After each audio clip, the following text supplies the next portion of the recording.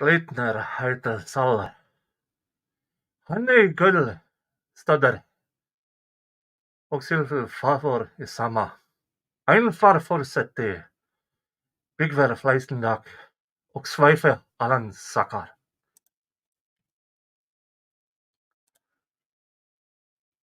Hello.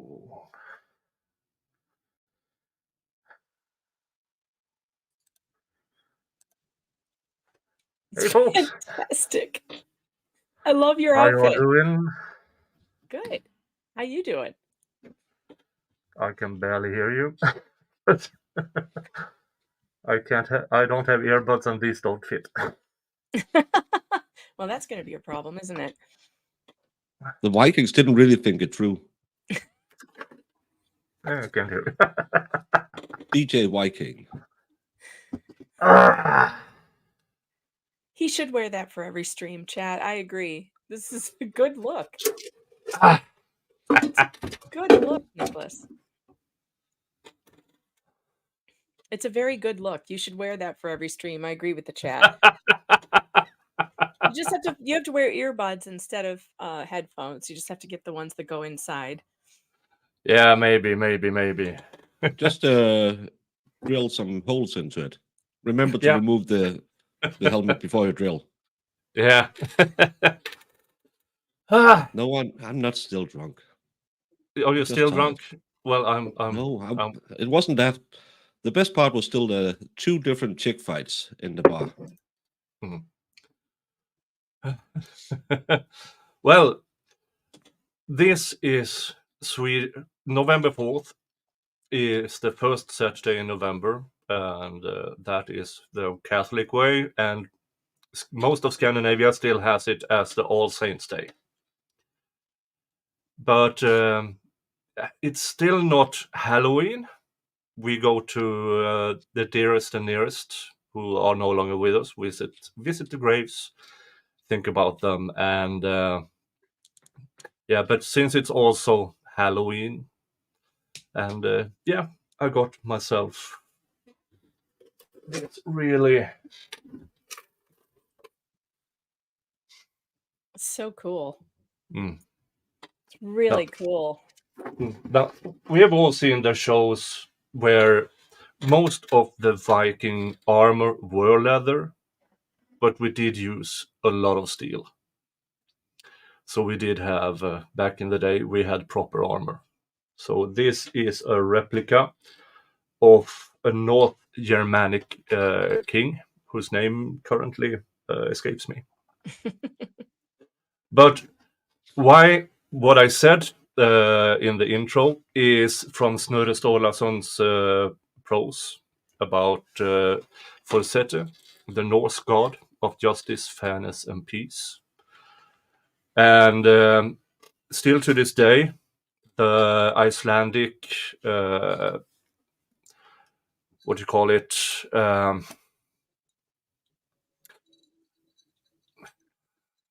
Well, judge, so to speak, because this Forseti or Forsyth, the pronunciation has been lost in time. He was the one god who survived the fall of Asgard and rebuilt the world. And he did it with, as we twist them all, when there was argument. He was the final person who made the decision who was right or who was wrong. And with golden axe. So if you didn't like it, if you you banged with this end, if you didn't like it, you turned it around. And I think somewhere, even in the United States, this bang the gavel is a remnants of what this Old Norse god Oh, that's did. interesting. Yeah. I always wondered about that, the banging of the gavel. It's such an Yeah. odd thing, right? Yeah. This is very interesting.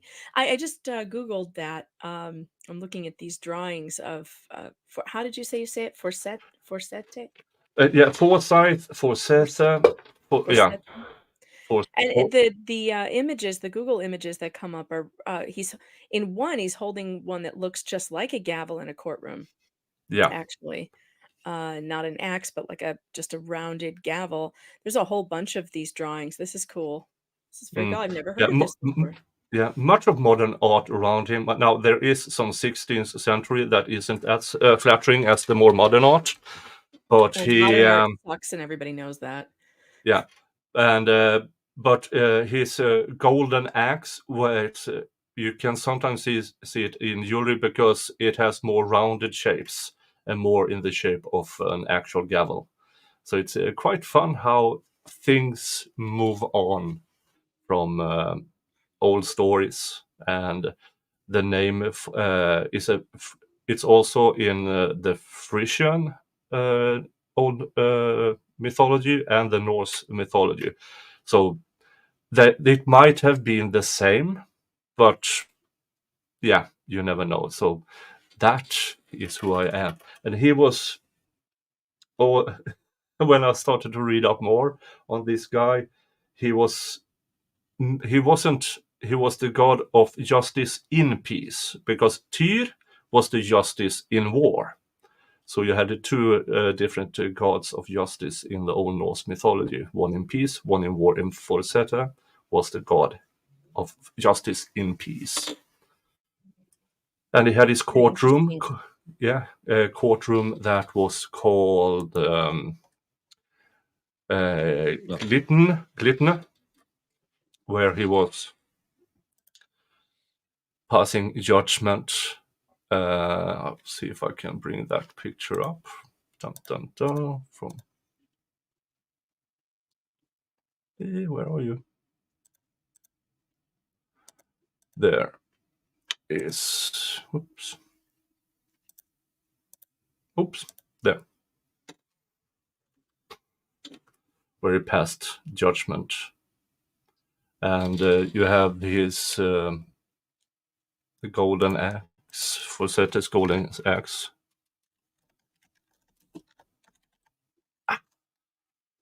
When you have all of this on, start to...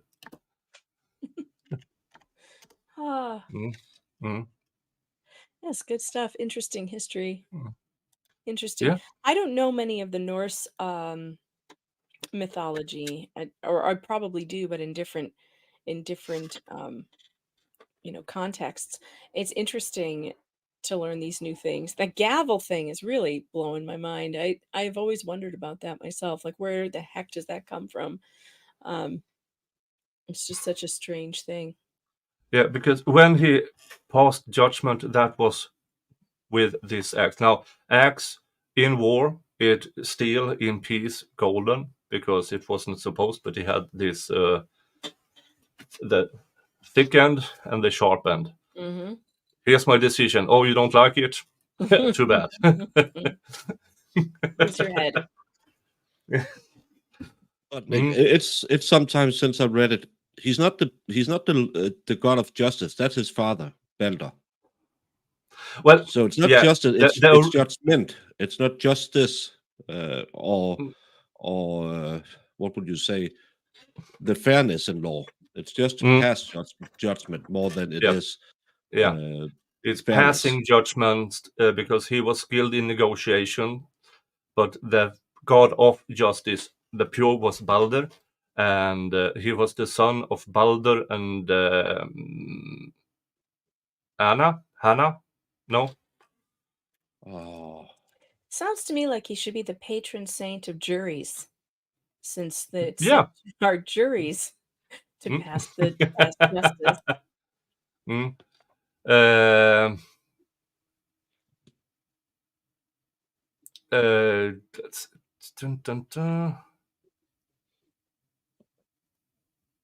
Nana. He was the son of Balder and Nana. Yeah. So, and Balder was the original god of pure justice. Then you had Tyr, justice at war, and Forseti, justice at peace. But that it's hard to translate, but as Baker says, he was passing judgment. So in that he was a justice, not of justice, more of grammatical, whatever. Yeah, so he'd probably be the god of lawyers, because he was like you said, he's the one who made sure deals were kept. Didn't you used to make the handshake over an axe as well? Yep. At the ting. Well, at the ting, you had it up until not long ago in the Icelandic ting, that handshake was above an axe, because if you didn't, chop. And so it has a long history, this guy. And also that after Asgard fell in the end of times, he was the one who helped rebuild. He was one of the few who survived. Him and Magne and Modi as well. Thor's son and Forseti, and I believe it was only those two who survives. Yeah. And they started to build up the society again, and you can't build a society without justice and somebody passing judgment. We're going to need that soon. Total rebuilding. Yeah.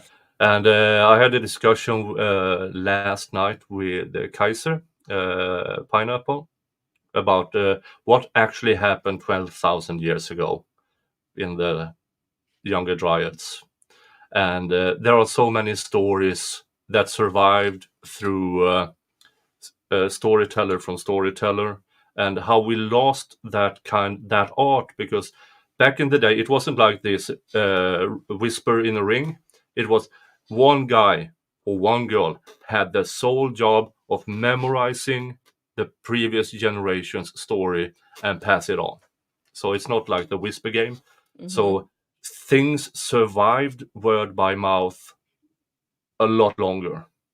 I mean, you have the Australian Aborigines. They have stories that are 3, 4, 5,000 years old, that they can relate to a specific geological event. Now, it doesn't explicitly say it, but it's really interesting. And yeah, the world being doomed in ice and fire. Yeah, you never know. Yeah, we have nothing like that anymore. If we lose Google, no one will have any memory of anything that goes back further than 10 years. Yeah, exactly. Because my generation, I mean, I went to school with the kids and grandkids of active Nazi during World War II. Yeah. So for me, it's not that long ago. But somebody born in 2002 who are now 21 and can drink. That's the difference. What do you mean Nazi? No, but I went to school with the kids of active World War II Nazis. That was really so. Those things are That had to very be real pretty to me. interesting. What was that like? That was interesting because I am somewhat intelligent and I didn't buy into their stuff, so I was bullied a lot, and then I grew. Bullied by the children of Nazis is an interesting and kind Yeah, of scary thing. yeah, and Not your average bullying, is it?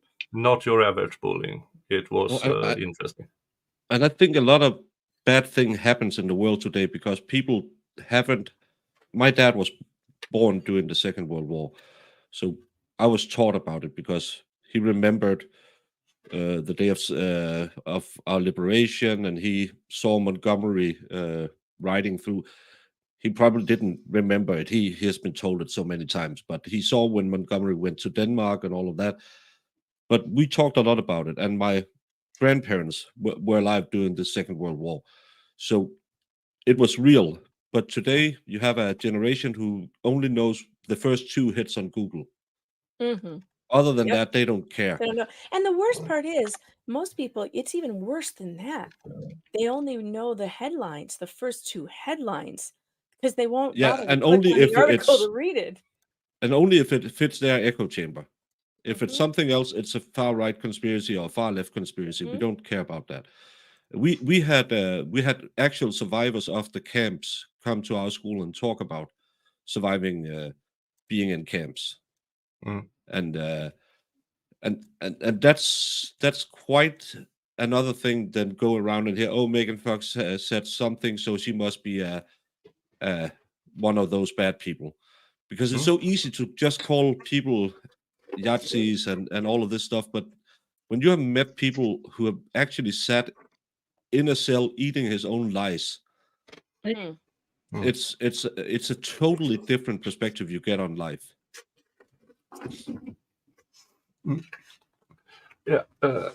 Everybody present yourself while I get this. Well, gets himself ready. Hello, Megan Fox. How are you? Hello, Hey. Shizzy. I'm good. How are you? And Doing Sal, Hey. saw you this Sal, morning with the Yes. bow in the deep end. I was watching you this morning. Yeah. Mo's great, man. I Oh, love she is her. amazing. Yes, he's so I fun. can't believe I didn't know her I know. before now. No, but when you have first, so much fun. I Yeah. know. I Yeah. can't believe I didn't know her before know. now. And now that you've introduced us, Nicholas, I feel that this may have been a grand mistake. Yeah. Yeah. Usually, I like people knowing of her, but I don't really want to share her because Yeah. she's so amazing. She's very undersubscribed for how hilarious she is. Yeah. Mo in the deep end, you guys, subscribe. Oh, yeah. She's funny. Oh, yeah. She's and funny. she's naturally funny. She's I was just not prepared for that. I didn't know No. her at all, but I knew she had CRPS and I wanted to talk to her. Yeah. And the second she opened her mouth, I was like, oh my God, this woman is a diamond. She's a Yeah. diamond. She's so Yeah. funny. Yeah, we need to be really friendly with her because when she's more widely known, her channel will just Yeah. skyrocket. Yep. Yep. Oh, I yeah. can't believe it. She's hilarious. Yeah. I can't believe I had not heard of her before now, but I'm so glad I do now because she is really funny with all those kids and the just Yeah. so funny. I love her. We So started funny. doing Yeah. a little week recap show on my channel 3-4 months ago. Me, Sal, and Mo, and another lady called Jamie. And in the beginning, I tried to keep it on script, and now we talk about this. We talk about. You can't do that with Mo because she is so amazingly funny. So now it's just 2 hours, kind of like you saw today, where it's just 2 hours where we just talk about. I might Google something funny before, but most of the time it's just we just You just gotta let Mo spitball. go. Just Yeah. let her go. just wind her up, and Wind her just up, watch let her. her Just go. the wheels start spinning and away she goes. No, I adore her. She's wonderful. She's great. Mm. So many good things to say. She has, and what a gift to have found someone like her who's so good at communication who also suffers from this very rare pain disorder that now is in the news because of the Kowalski trial that no one understands, not even the doctors. So what a gift to the world Mo can be by just sharing what she knows. Yeah. And she does it even though she knows it will come back and bite her. Because as she told you at your stream, that once she starts to think about it, her nerve endings do this remembering things. Oh, yeah, I'm supposed to hurt like hell now. Mm-hmm. Yeah. Yeah, and that's it's no good. Mm. It's no Now- good, but when you have entire media conglomerates smearing a victim of this pain disorder, smearing a child, because I'm sorry, 17 is still a child. I have one of my own who is 17. And if the media machine came after her, I would lose my shit. And watching the media machine go after this girl who, let's say you don't believe she has CRPS. Let's say you don't believe it. Fine. Do you still need media conglomerates? Do you still need to go after her, though? She's still a minor. She's still a minor. And you don't know whether she suffers from it or not. You should take caution and just give her the benefit of the doubt that she says she's in pain, so we will believe her, because the alternative is too monstrous to even consider that we would go after a 17-year-old and drag her for wearing a homecoming dress that we think is too short. Ridiculous, when we have an entire hospital medical system that was acting in illegal ways that we now know under federal investigation, and they hid it from the jury, and they lied to the judge, and they lied to the jury. And this is what court TV cares about: the short homecoming dress. Yeah. Now, Makes me wanna did spit nails the in her. lawyer? Yeah, the lawyer said she was feeling bad, so she couldn't attend court. Yeah, but that was days before. And even so, would you feel if what you just said about Mo is true, that when she starts thinking about it, that it gets worse? How is Maya supposed to be? How is she feeling sitting in court, watching her tormentors sit there and say to her face that she's a liar, and say to her face that she doesn't have any pain? What's the better? Which one is the better environment for her to be in? The trauma-inducing courtroom, or with her friends celebrating Halloween? Trying to be normal once in her life. But this is so stupid. I have 2 herniated discs with nerve damage, and I call it, you have a bank book, and you choose to withdraw on your bank book. Maybe you want to be with your family. Maybe I know I'm going to be hit tomorrow because I didn't sleep enough, and I just want to make a short appearance here at Nick's because I've blown him so many times. In a good way. Phrasing. But then I always said the interest comes the next day, and you have to pay it. Maybe I can go take care of my nephews or something like that for a couple of days, but then I'll take 2 days in bed. But no one can see it. I'm a big guy. I go to the gym. I try to put a smile on my face, but there's a lot of days where nobody can see it. Nobody can see chronic pain. Yeah, and a few days I have a normal, but some days I need this just to walk down to the mailbox, because my knees are gone. Yeah, and I don't have that. Well, you're going to use a cane, though. That's the right one. That one is really cool. Yeah, looks like there's like a sword inside it or something. It does. Twisted. It looks like it would be very illegal in Sweden to have a cane with a sword in it. So of course I wouldn't have one. Swedish government. Not. Never. Boy. Not you. Never. I mean, the ridiculousness of this is decoration. Unless I keep it in my car, then it's a weapon. Because the blade is too long. I can't have an axe in the boot of my car, because then I'm breaking the Swedish knife law about having a sharp object of a certain size in my car. Sweden sounds super gay. I don't like it. Agree. I totally agree. I've never heard a truer statement about Sweden. I've always thought so. Nice to meet you, Megan. And you are the most intelligent woman I've ever met. Yes. Probably the most not intelligent. medium intelligent. No, I'm only medium smart. So. Well, compared to Swedes, you're very smart. That's not saying a whole lot, Baker. If she's the most intelligent woman you've met. It's not saying a whole lot. Then you need to get the hell out of Denmark. Because I've been deemed by the internet as being only medium smart. So I don't know what he's doing in Denmark. He's Swedish. The bar is kind of like low. Yeah. Well, technically, I'm living on occupied territory, according to the Danes. Aren't we all? Yeah, we're coming together. We haven't been fighting for the last 600 years. We should start doing it again. Yeah, I mean, the last couple of wars we were on the same side, and we did well until we didn't. Well, yeah, and as Mads rightly points out, we shouldn't mention that our knife laws are even worse. In the beginning, you had a 7-day automatic prison time if you were caught with a knife. What? And they didn't really specify, so the judges wait, are you allowed to have them in your kitchen? Yeah, but you can't, without having a purpose, you can't have a knife on you or in your car. So if you go, let's say, God, all these places you're a contractor. You're a contractor. You use a knife to saw insulation material. That's a pretty long knife.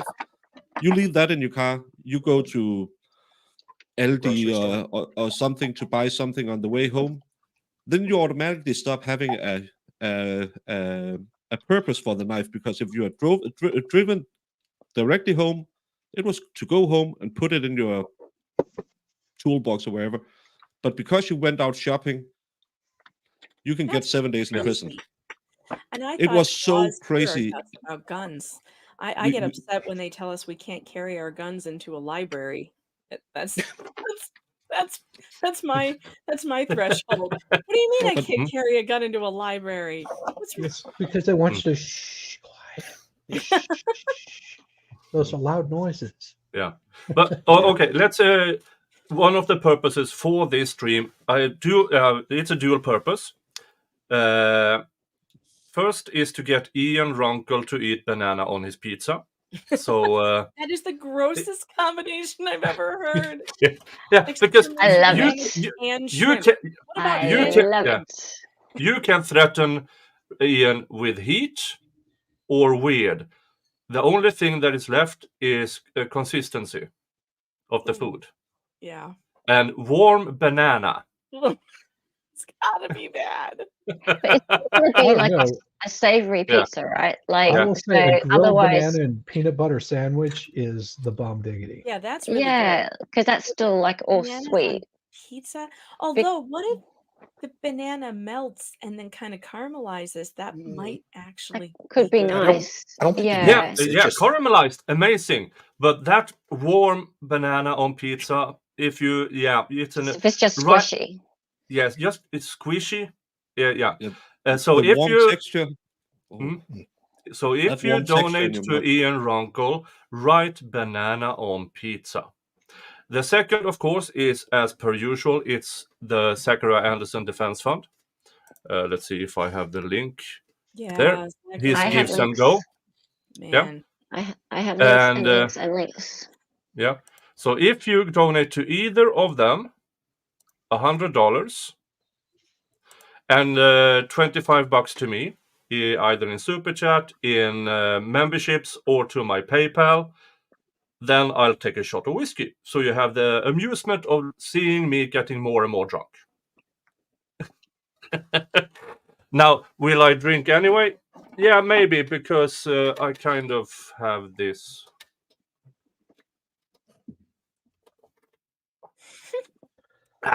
Cheers. I almost got one of those How today. do you put that down? Do you have like a holder for it, or does it just spill all over your desk? The horn stand. I see. I see. I need one of those. I just usually drink out of my bottle. It's just right here. Classy. Yeah. Well, I have a belt holder, so I can walk around with it and drink from it. Nice. So that is today's goal is to make Ian Runkle eat banana on his pizza to get another piece of funding to Zachariah Anderson's Defence Fund. And for you who doesn't already know it, they have hired the team of Natalie Wisco for his appeal. That's amazing. Yeah. Yes. Really? Yeah. Yeah. I did So not know that. Yeah, That's it went official a couple of weeks ago. Well, not official, but they were signing contracts and stuff like that. So we no Well- longer can use Natalie Wisco as a source towards get wrecked. Bravely. I Yeah. personally feel like that appeal should have legs Yeah. after what the prosecution did. Yeah. The prosecution becoming a witness in the case, and that Yep. guy got 3 to stay times. on. Got to stay on. That's outrageous to me. It's outrageous. I don't know what the hell the judge was thinking, and I don't think he should have been called out of retirement to have He wasn't thinking at all. No. No. But one of the by the way, things. I feel like we've been on a stream together before, but I don't. You look so familiar. Myself. Oh, we have. We were on memes a few weeks ago. That's right. That's Yeah. what it was. Yeah. That's We were playing that game. Yes, I know. And you That were like, I horrible don't game. know how to do this. I don't want to do this. That awful game. I know, For right? shame, for shame. I still don't know. I still don't understand it at all. Oh my God, those games are so Oh hard. my. I know, right? That's And an pornographic. easy. You did okay. You did pretty good. You won one of them. I did not win any of them. I won none. Yeah, and one of the reasons why I keep nagging all you about the Zachariah Anderson case is he grew up in a town, rural town, 45 minutes from civilization, in the rural parts of buttfuck Wisconsin. And that describes so many places in Wisconsin. yeah, and I grew up in rural Sweden, 45 minutes from the main city in buttfuck Sweden, and I met so many people like the Andersons, who are who managed to get kids with the wrong kind of woman, who got wrecked in when they tried to get custody. That's I mean, why we I've have met a so saying, many people. Don't Yeah, stick your dick in crazy. This is yeah, Absolutely. yeah. all men need to And, learn. You cannot fix That's it. my rule. Pretty difficult. Yeah. Yeah, and then a couple of months ago, Zach took his time to record a message to me. Okay. Aw. Let me see. But let me at least say, because I know Nicholas, there might be some lag to this. I see you're kind of skipping around, but Nicholas in particular has been part of the group for a long time. Early in, recognized that it was bogus early in, and I appreciate all the help. And he's still here, and it's super cool, and I really appreciate that kind of stuff. And I know anybody that actually bothers to look is going to know how bogus this is, and it's really hard to get people to take notice in the first place. But I know he's been out there, and I know he's been doing things, and I know he's been connected, and I want to go visit the guy, and be on the show and go visit the guy and all sorts of stuff. I mean, I just think it's super cool. All the help, thank you. Super cool, and I appreciate it. And everybody else too, but yeah, he's in particular, I don't know, he jumps smart. When people talk about like other people's shows, I don't really know other people's shows, but I know his, because his was like one of the first ones that got mentioned. And I'm like, really? Somebody's actually doing something about the case? I'm like, oh, that's cool. So anyway, I don't know. Don't know the guy, but really appreciate it. Aw, that's so sweet. God, poor Zachariah. My God, the case was such a travesty of justice. And it's awful. Just the fact that Gutierrez Jr. was so connected, because he was he worked within the Kenosha County court system. So or was it that he knew someone who did? But either way, and his mother works in the neighboring county court system. I mean, those are so connected. So there were only 2 judges who could possibly take on this case. The other one was booked years in advance. So all they had was Judge Schroeder. And was doing to call him out of retirement. No, call him out of retirement. And no, he was doing civil at the time. Yeah, he was doing civil. He not transferred from criminal because of the head injury. Yeah. So he had and he has since retired. But he had a head injury. which we could all see had taken a toll, because the difference between Judge Schrader at the Rittenhouse trial and Judge Schrader at the Anderson trial was night and day. I couldn't even recognize this man, the way he acted, and the way his mind had slowed down so dramatically. Yeah, and they tried to get the trial moved, and it was denied. So that is one of the pieces of the puzzle to get the appeal done. Yeah. Hey, Kaiser. Hey. Hi, everybody. Hello. Oh, your voice, man. Actually, it's sounding a whole lot better. So yeah. Oh, it does. Oh, okay. But a little bit croaky though. The whole thing with Schroeder, he was a talker in the Rittenhouse case as well, but this time it was just rambling, and his going back to talking about when he dated Methuselah and how she was at the prom, and he always turned it in, and then he stops in the middle of a sentence and just well let's get on. It was so, and the way he didn't allow impact statements from the family. It was they were written. He didn't allow them to be read. He asked for them too. He said, "Right, letters."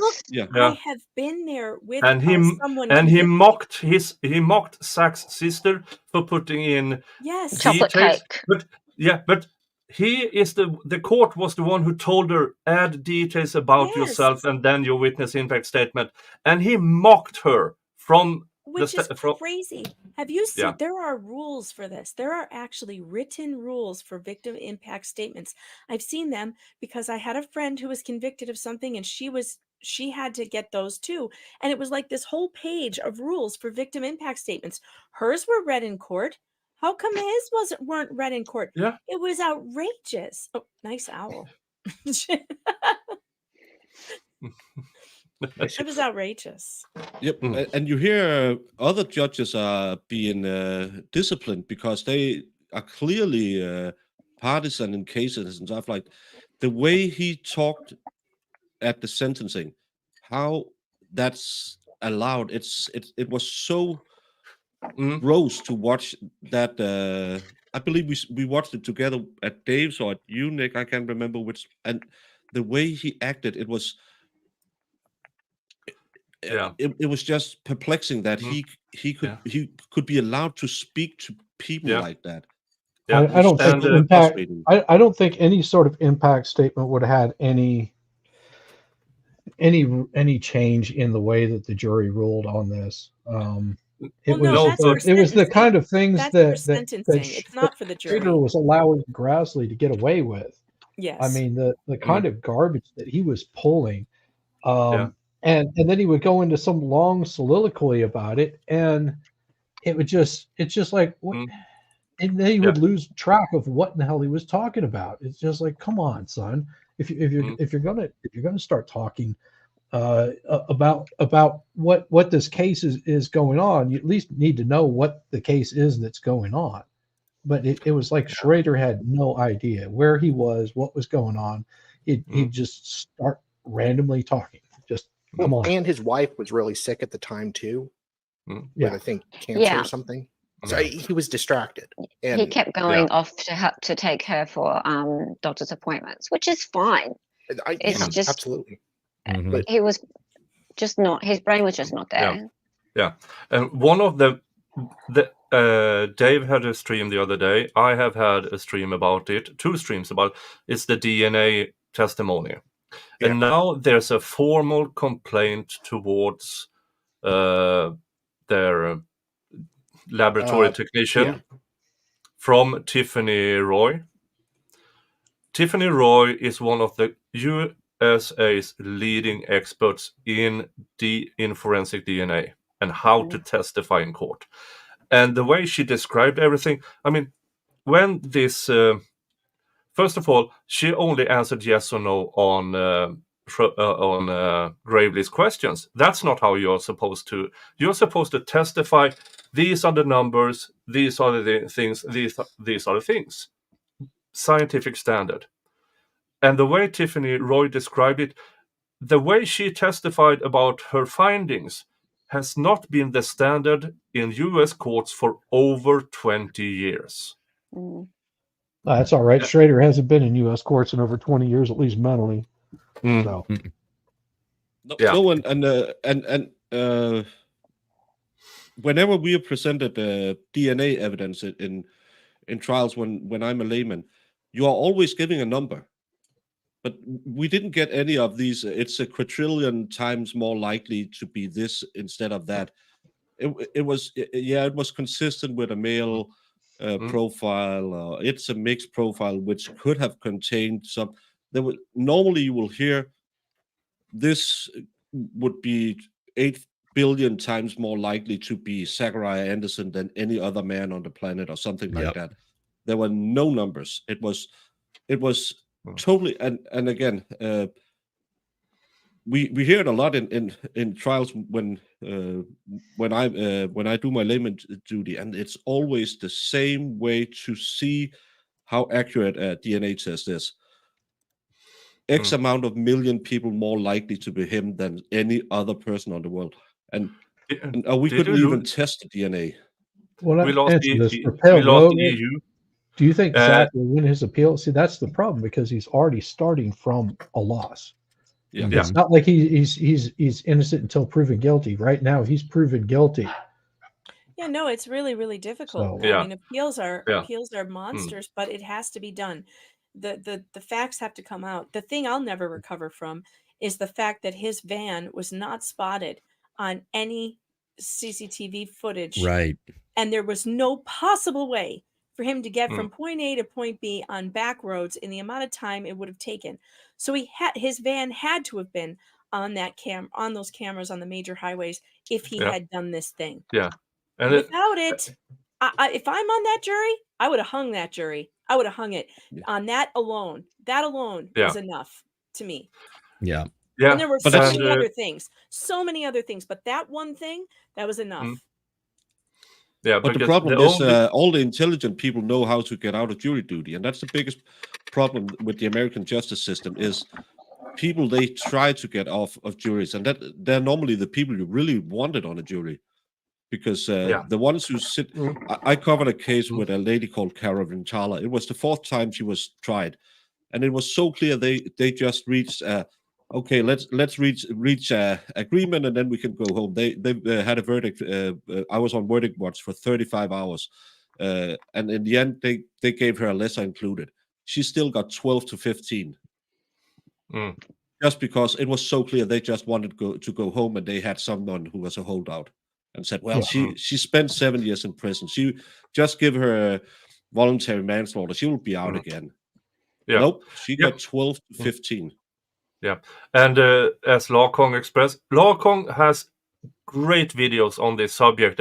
He has he has a point of view that I haven't thought about when he describes how his elderly relative fell and broke something, and he wasn't able to pick him up. Now, his elderly relative was a small, tiny guy. It took 2 or 3 of the biggest firemen to get that man off the ground and carry him away. Rosalio Gutierrez was 270 pounds in a rolled up, blood-soaked carpet. And they claimed that Sakariah Anderson, at 6 foot and 210, would have been carrying him out without triplets, without drag marks, without nothing, to his family van, and managed to have this rolled up carpet stuffed into the back of his family van in a 3x4 foot area without leaving any other trace than a pin-sized dot of not to mention Zach's chronic back problems. Oh, right. Yeah. Right, which were undisputed. The other thing, I think it was the friend of Rosalio's. I think it was the friend who Mike. Yeah. Here's the thing. I doubt that he's even dead. Do you really? You think he's not dead? Yeah. I don't know. How could he hide at this point? Because his father does. His father has been missing for decades. I mean, he's national Mexican. He can take his ass right back to Mexico and just disappear. Yeah. Is he a Mexican citizen? I think his dad and a cousin in the Guterres family has disappeared from the face of the earth. He's just getting He's cigarettes. the third one in that family who has disappeared from the face of the earth. That's so weird. They're not weird. One's a coincidence. One's weird. Two's a coincidence. Three's a pattern. Three's a pattern. Yeah, and you had all of those friends who were really, really good at that. They all worked with drugs, and of course, legal drugs, medicine. But I'm thinking there's some angle to all of this with the two guys who was really eager to go over to Zach's house and threaten him after Sadie, or what her name is, said, "Oh, he did it," and they were there within seconds to threaten him. Yeah, it seems like an environment where people might be pharmaceutical experts without a license. Yeah, there's so many things. Lorcon was the one who pointed out that Guterres' apartment, ground floor, was side by side with all the apartments' mailboxes. And according to the state, this happened on the 17th. He was found on the 19th. So according to the state, the blood on the door has been on that door for several days. Inches from the mailboxes, and nobody noticed. This was 2020. Yeah. This was when everything closed down, and everybody got things through them. Everyone was at home. Everyone ordered food home. And everybody ordered their stuff through the internet. Not one witness there would have been saw traffic. Bloody carpet dragged out of a house. No, this is so ridiculous. The whole thing is ridiculous. I want to know about that jury. I want to talk to those jury members. Like, what were you actually thinking? Where is it that the jury is not? Is it that they're not trained properly into what innocent unless proven guilty means? What's your theory, Hella? I want to know. My theory is they were tired. They were there for an extra week. So that this all got dragged out for an extra week because of all of the arguments that went on and on and on. Schrader let the lawyers argue, and he argued with them. And I'm not going to blame anyone on the defense side of this, because Gravely just kept going and going and going and going. Schrader let him keep going and going and going and going. And so basically what happened was the jury was in the back room for about, I would say, about 40 to 60% of the time. You guys correct me if you think I'm wrong. But I think they were out about 40 to 60% of the time for 2 weeks. No. Oh, yeah. Oh, yeah. See, I didn't get to watch the entire trial. I watched a lot of it, but not the entire thing. So not every second like I normally do. So I missed a lot of that. But I mean, that kind of, so the judge in the Maya Kowalski case is really sensitive to the jury and how long they've been out of the courtroom. And he says over and over again, we are not going to let that jury sit. So you're going to finish up what you're doing. And you're going to finish up now. We're not going to sit here for another hour. Jury's here. So wrap it up, boys, Yes. And that's what should be done, because you don't want to exhaust your jury. You want to respect these people who have given up a month of their lives, 2 months of their lives. How long was the Anderson trial? It was 3 weeks in the end, but it should have been 2. Yeah, it was scheduled for 2 weeks. It went on for an extra week. And every piece of bumble mumble that George Schroeder did, well, that's in the transcripts. And Zach has to pay for the entire transcript before he can appeal. Certified. They convicted him in, 3 hours? How long was it? 10. Nothing. 10 hours. 10 hours. 10 hours. It was pretty quick. I just it was very quick. Yeah, but it was super quick. But it was quick. But again, it was the entire trial that was there was just Schroeder lost control. As you put in earlier, Megan, don't be brazen with me. At least back then, he reined in the state. He did. Yeah, but this he wasn't time as hard on them as we wanted him to be. No. But he at least called it out. Yeah. He didn't do shit. No, and during they the lied. Anderson trial. They lied so he let them. bad. Straight up. When he found out that Grassley became a witness in the case, he should have lost his shit from the bench. He should have kicked him out of the courtroom immediately. He should have replaced him. He should have made whoever was second chair become first chair and throw him right out of there. But he didn't he didn't even yell at him. I was shocked. Yeah, and especially because Gravely, it was so. Grassley. I can't remember his name. Gravy. Gravely. Let's. I don't know, but the entire trial, he was playing dirty, and I don't like it because the state have all the money, they have all the power. Yes. And that's especially from, as you might can tell, me and Nick have a slightly similar accent because he lives close to a superior country, and watching from afar how these cases have run, you're sitting here and thinking those dang DAs are really getting people in prison that might not have done anything. Because knowingly, because there's no way for me that Gravely thought that Sakariah was guilty. They just wanted to win. He wants the conviction. He wants it for his re-election campaign. That's the only thing he wants. This is why I don't think prosecutors should ever be in positions to be elected.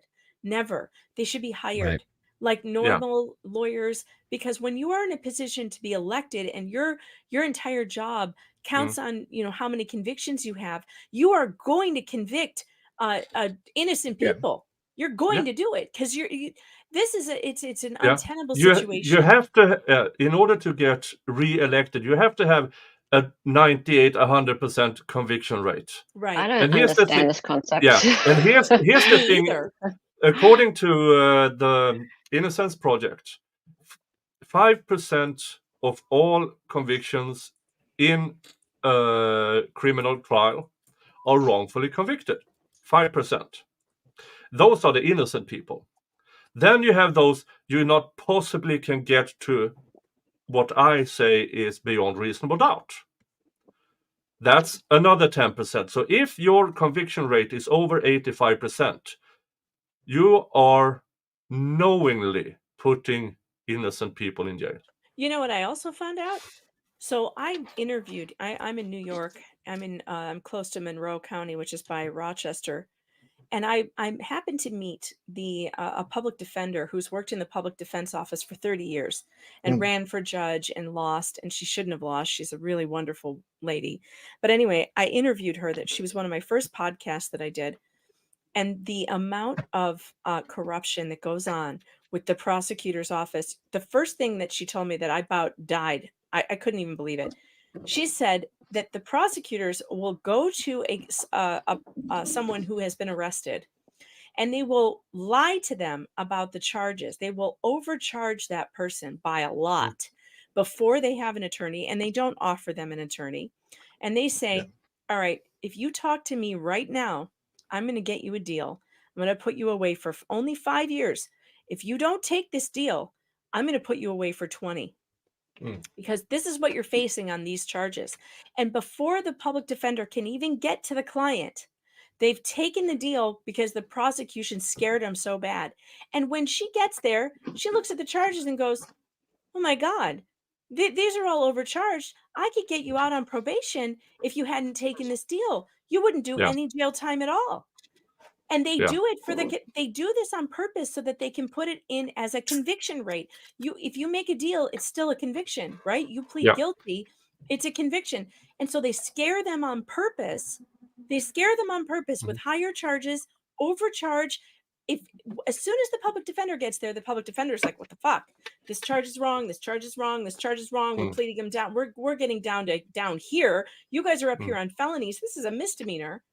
And but if you don't know, and you don't ask for your lawyer, you don't ask for the public defender, you're screwed. It was that interview that made me look at all prosecutors and go, you're all a You bunch also of have to weasels. understand that most prisons are private prisons. They're not state-run prisons, although they may say state on there, but they're still privately run.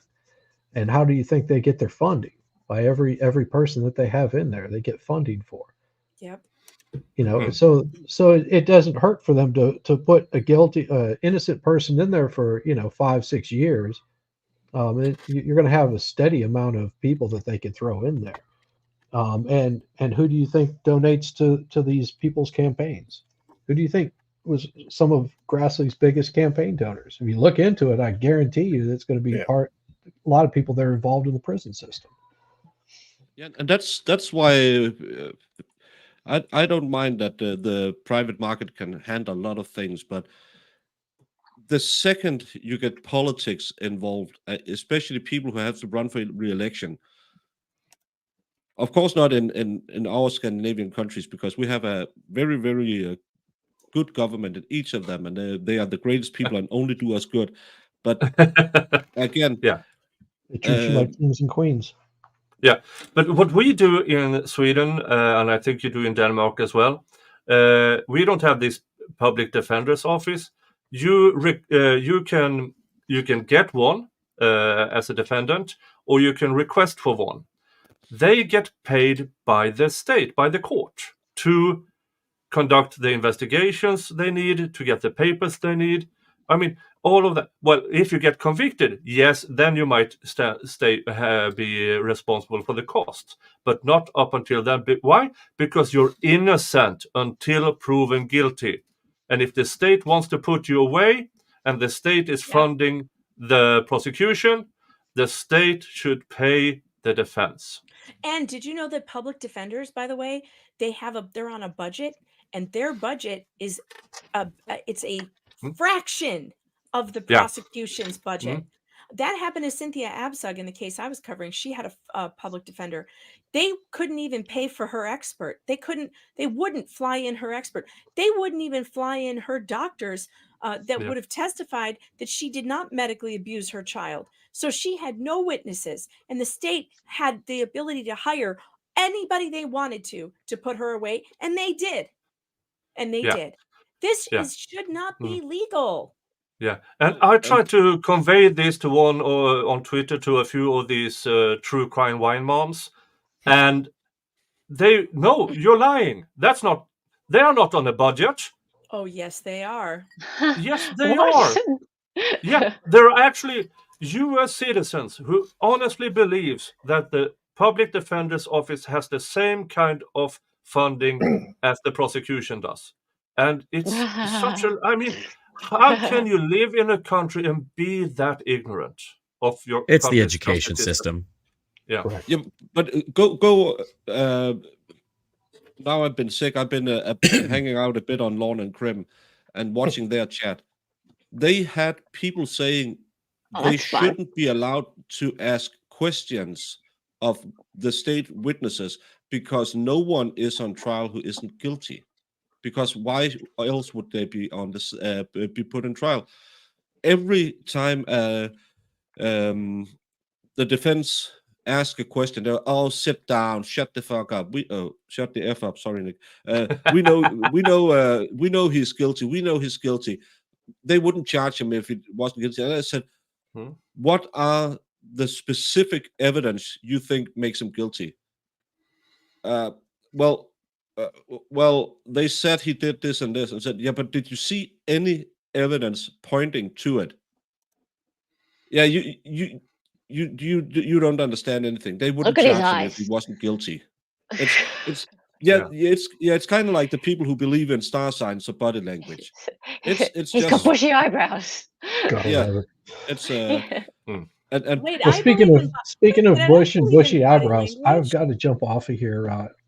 Thank you for having me for a short bit, and good to see you, Broken Baker. Get to feeling better, sir. We're looking forward. I need to hit the bed as well because I only slept 4 hours last night. I shouldn't be drinking all that Christmas beer. No, but it's okay to use body language.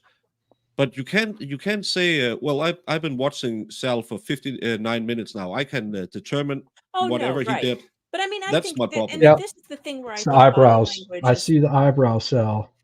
Damn, guilty eyebrows. Every time. Guilty eyebrows.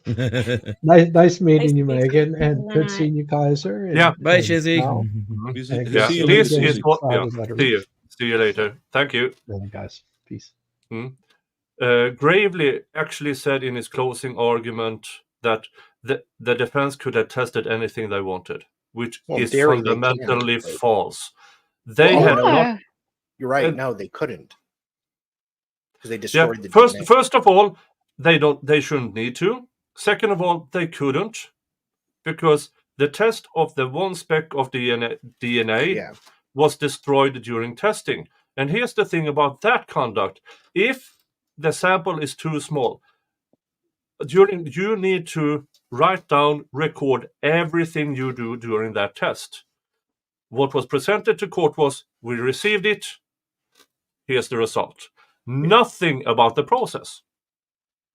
So we actually don't know if this woman went on the stand with absolute jack shit to just the result. Yeah, but what was the process? Against who did you? Because it's so. But the first appeal now is not about the evidence; it's about the court's conduct. Yeah, what they did wrong. Oh, and they did a lot wrong. So much. Yeah, so it's much. Like, we were talking the other day about what do you choose? Like, what do you focus on? There's so many appellate issues there. I had a meltdown watching it. I was like swearing and screaming at the screen at some of the things. It was like, why did they want to railroad this man so badly? What was so important?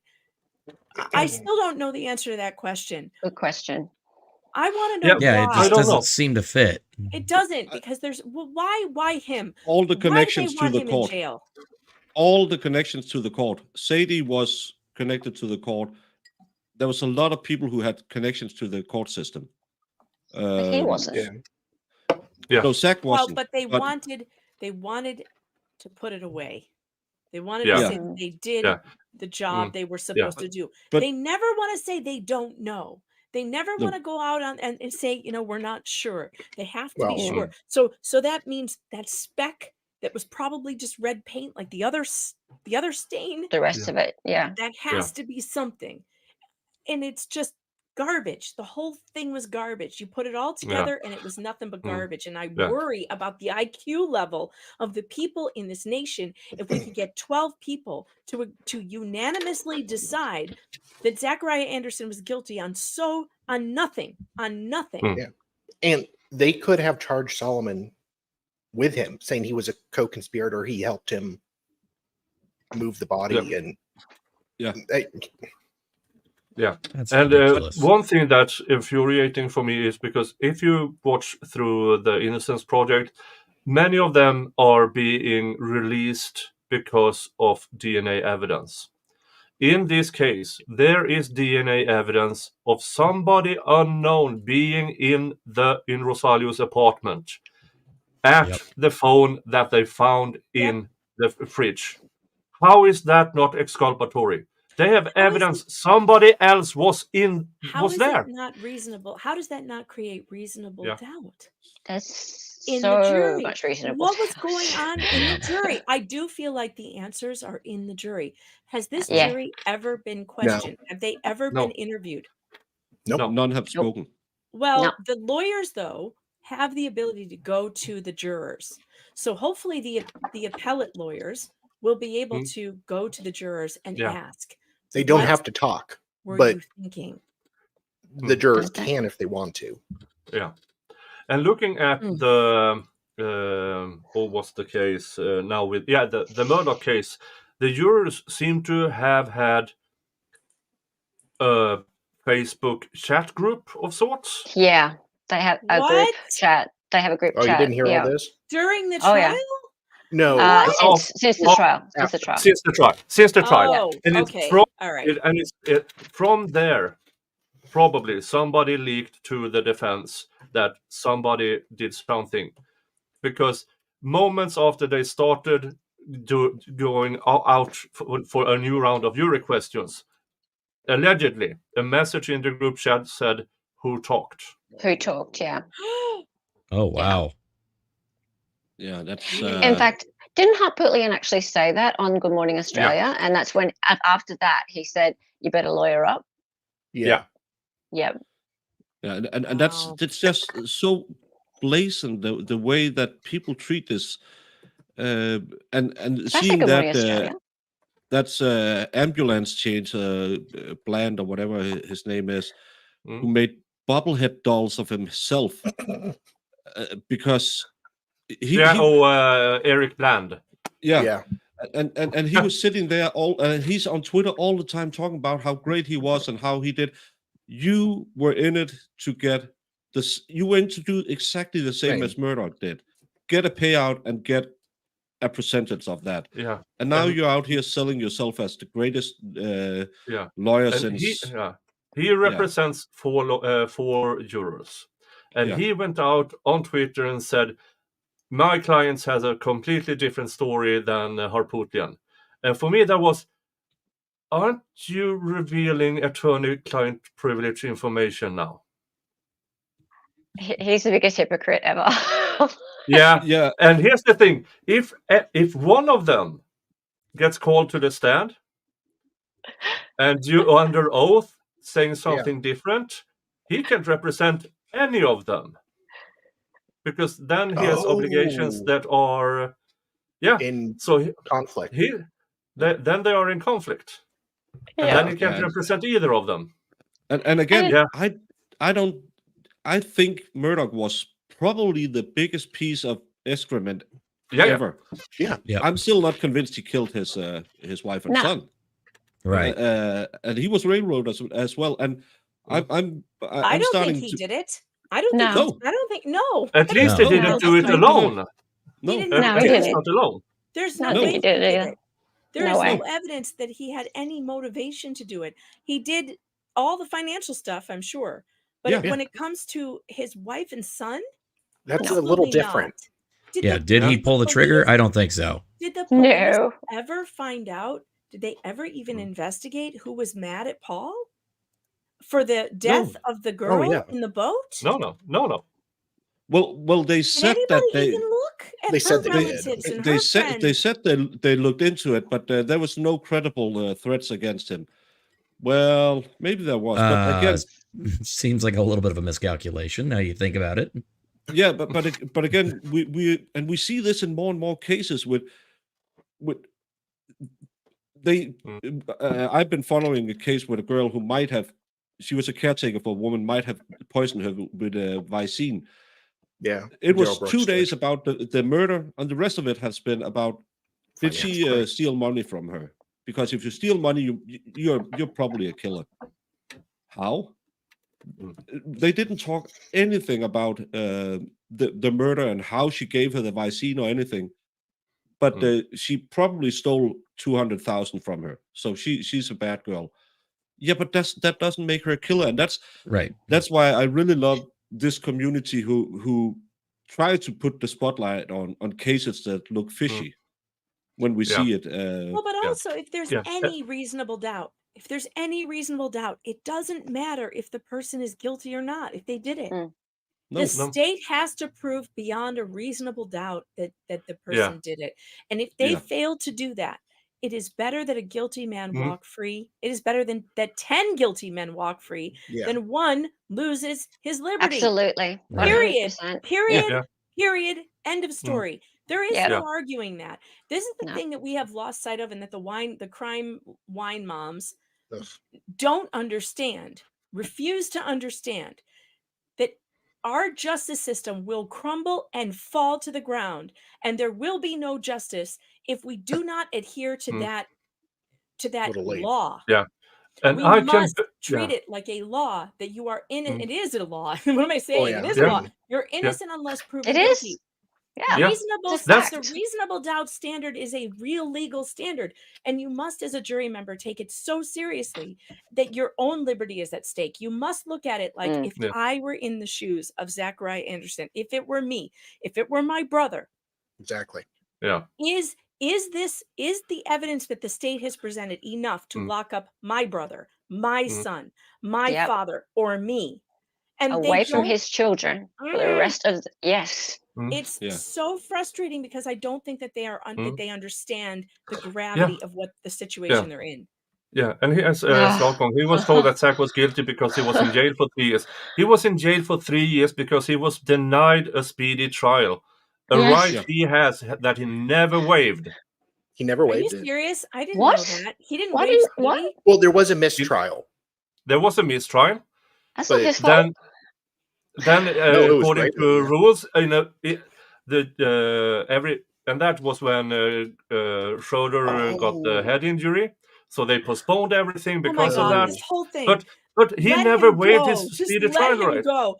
This is crazy. I have seen people get off on way less than this. Yeah. And Zachariah Anderson is every single element lines up to this guy didn't do it, and if he did, you didn't prove it. So he should have walked. Yeah, and the mistrial was Gravely's fault because that was the one of Rosalio's side chicks who drove to Rosalio's apartment the night of the alleged murder took place, and her first statement, she was that's outside. when he made him a witness. Yeah, first statement she made was she was outside his apartment, looking in through the glass door, seeing people go in and out, but Rosalio never got out, so she went home. Yeah, then and she saw a woman and a large black man leaving the apartment, and she changed that statement as well. The apartment complex. Yeah, changed the statement. And then Gravely. Without recording it, of course, as in Gravely never records his interviews with witnesses, by the way, which is why would you? Yeah, that should be criminalized. But he told this witness, well, come out to this apartment complex, and she drove to the wrong spot because she changed her phone. So her previous phone, that map took her to one place, and her new phone's map took her to the parking lot beside it or something. So Gravely then, well, you are at the wrong spot. You need to get over here. And by that, he made himself a witness. Yep. Yeah. And that he never told the defense he did. And that was the first mistrial. It's so crazy. But Nick, and every time every time Gravely has an unrecorded. It's your channel, so I liked it better the first time. Yeah. I liked it every better time Gravely does an unrecorded interview with a witness, the witness statements change, and it's unrecorded. Yeah, but Nick, I have to go get some sleep because I might be burning my candle a little bit in both ends. Megan, so nice to meet you. You too. Kaiser, we have met before on stream. Yep, we have. Yeah. I think we've met before, all the people. What's your name? Dalital? Sal. Yeah. Dalital. Yeah. I'll remember you. See you hopefully somewhere down the line. And EU, good to see you again. And of course, Nick, thank you for keep putting awareness on this because there are too many innocent people being railroaded by the system right now. Thank you, Emily Gale. Let's keep the donations coming. Thanks, Nick, for using your platform for fundraising. Yay! And have a great night, all. Night, Baker. And get those hot bananas. And, okay, anonymous donor, $100. So now I only need $15 more dollars in super chats, and I will take a shot of whiskey. Yay! Thank you, Emily Gale. Thank you so much. Yeah, and here's the thing. Even appellate courts are sensitive for the public awareness. That is why, at least I keep doing this. That is what Dave, Jeff, and other law tubers keep bringing Sakariah Anderson.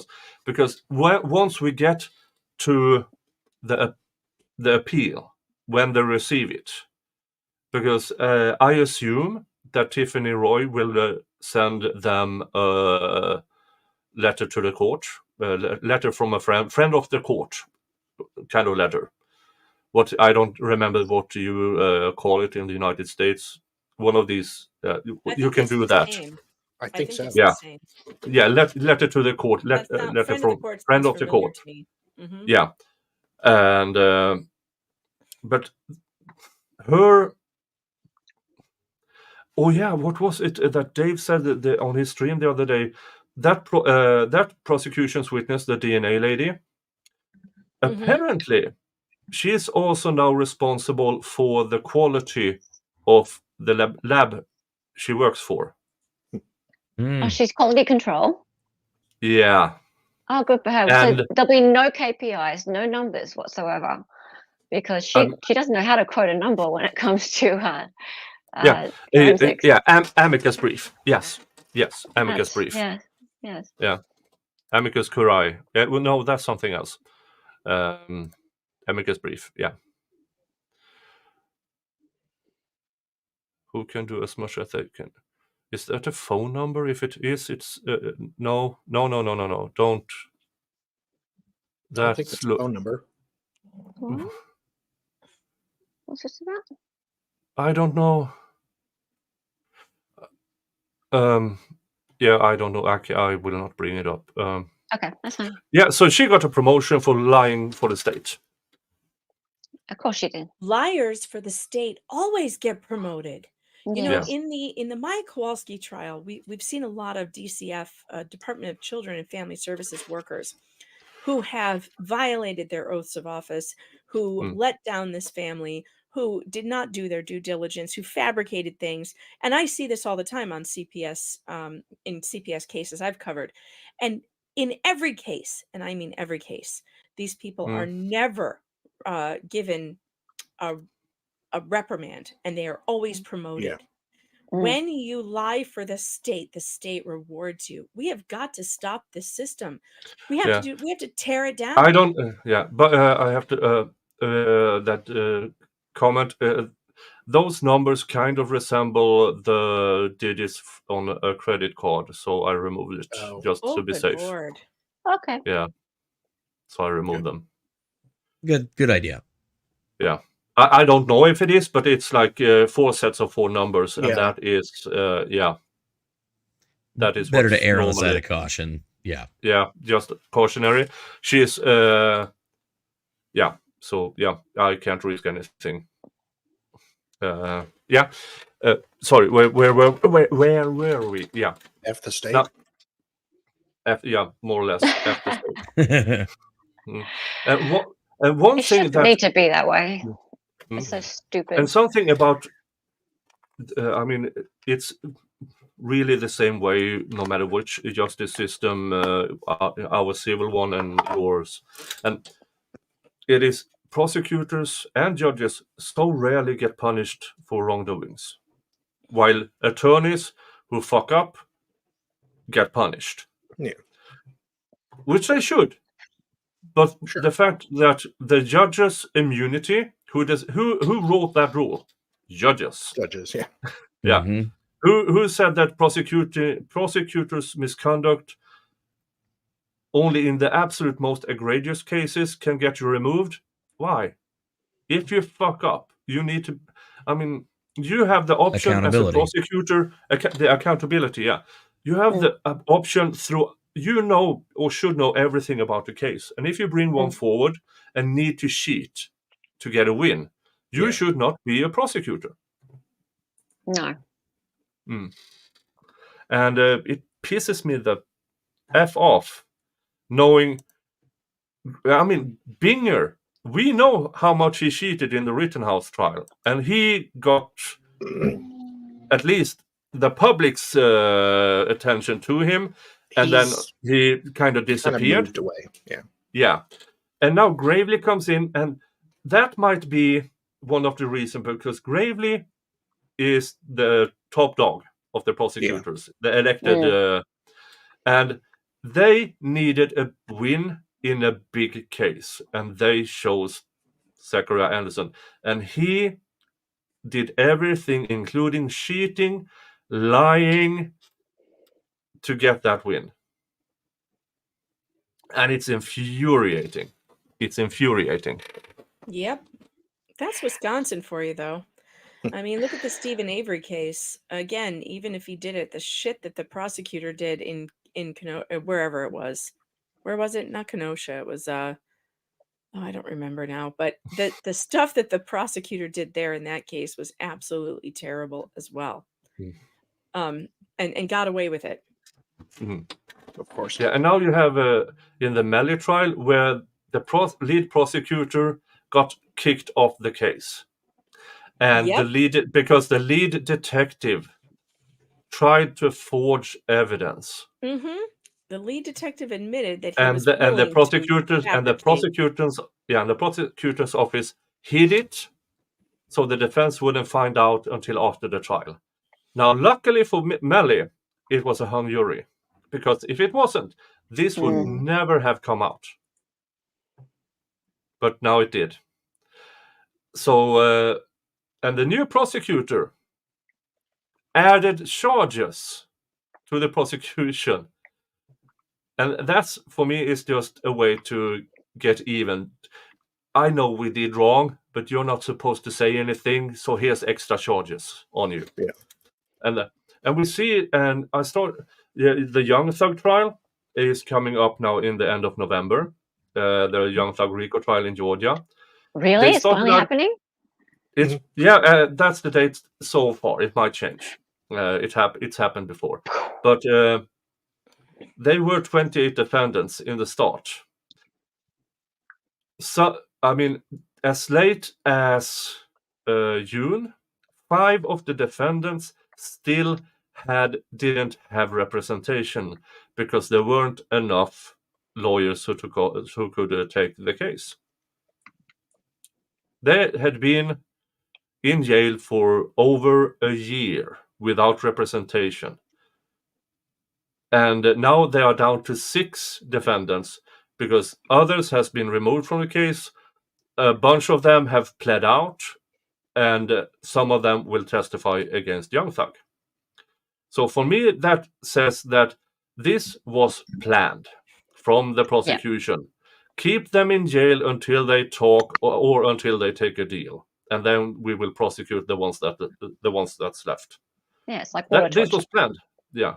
Yeah. This is Georgia, and the same prosecutor who does the RICO trial against Trump. There's so much garbage going on with prosecutors. Yeah. In the Stephen Avery guy, Ken Kratz, I don't know if you remember him, but he actually was caught. He had to resign because he was sexting a domestic abuse client and trying to have an affair with her. Jesus. And while he was representing her. I mean, these people are not good people. And we've got the New York prosecutor, the one that went after Trump, who's a total, political dirtbag. And nobody's doing anything about it. No one. That judge, by the way, has the most annoying vocal fry. She sounds like a valley girl. Have you heard this woman? No. Like, no. All right. I'm gonna call the court to order. And like I'm so frustrated by it. I couldn't even listen. I was watching Joe Neerman, who was covering this, and I heard the judge's voice, and I'm like, what is this, a sorority girl? Which trial is this one? Because Trump is so many. Trump's really? It's so bad. Go watch Good Logic's coverage, and you will not believe this judge in her voice. You will not believe it. No way. Yeah, vocal fry is the worst. It's like, come to order. That's kind of ironic. Yeah, that's kind of ironic that like a chick that sounds like that is the judge in is it a Trump hearing, is it? Yeah. Yeah. All right. Wow. All right, guys, I gotta run because my computer is freezing on me. And anyway, I have to go to I've got to go to a meat raffle. Do you know about meat raffle? A meat raffle. Sounds like a good time on a Saturday night to me. Oh my God, it's the best time. So we have them here. That's fun. This is what Catholics do for fun. We buy. Oh, it's a church function even. It's a church function at the parish. which is where all the good beer is. It's where all the good liquor is. So we get together in the church basement with a bunch of liquor, and we bet on who's going to win rump roasts from the local grocery and eggs and bacon and stuff. It's hilarious, and people start screaming, and it's going to be so much fun. This is the first one that we have had since COVID, and I'm so excited because they finally brought it back. What year is this? It's 2023. 3 years after the pandemic, we finally get our meat raffle back. You can't rush these things. So I'm so excited that I get to go and do that tonight. So wish me luck. I want to go. Happy All Saints Day. And have a good All day. Saints Day to all of you. Good night, everybody. Nice to see you. Good to meet you, Megan. Good to meet you. Thanks for inviting me, Nicholas. Bye, Megan. Anytime. Catch you around. Yeah, and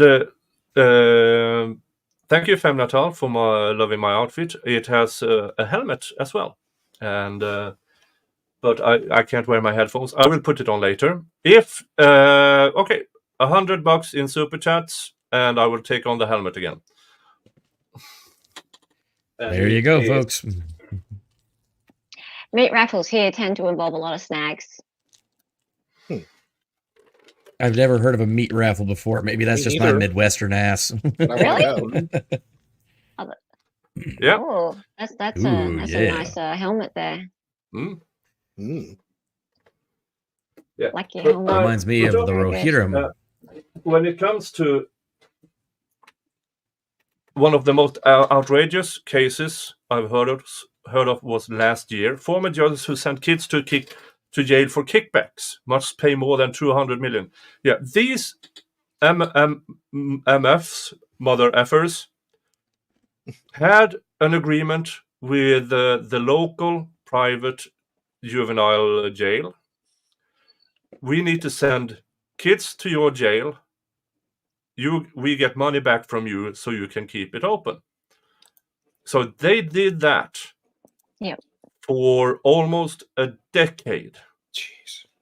Wow. Sending kids, and this was kids who jaywalked, who was found out in the streets after a curfew, who allegedly had smoked a joint, and extremely banal things. And these kids in that jail, they were raped, assaulted. Oh my God. Physically, mentally, for almost a decade before anyone spoke out about it. And that includes prosecutors and lawyers. Sometimes they were denied lawyers and just sent off. Jeez. And nobody spoke out because everybody was scared of the judges. Because if they spoke out, they were scared their kids would end up in that jail too. And let's see here. 2 former Pennsylvania judges who orchestrated a scheme to send children to for-profit jails in exchange for kickbacks were ordered to pay more than 200 million to hundreds of people they victimized in one of the worst judicial scandals in U.S. history. U.S. District Judge Christopher Connor awarded 106 million in compensatory damages and 100 million in punitive damages to nearly 300 people in a long-running civil suit against the judges, writing the plaintiffs are the tragic human casualties of a scandal of epic proportions. Out of these close to 300 victims, when you read the lines of name, amount, and then on multiple occasions you see the relatives off because that person is no longer with us.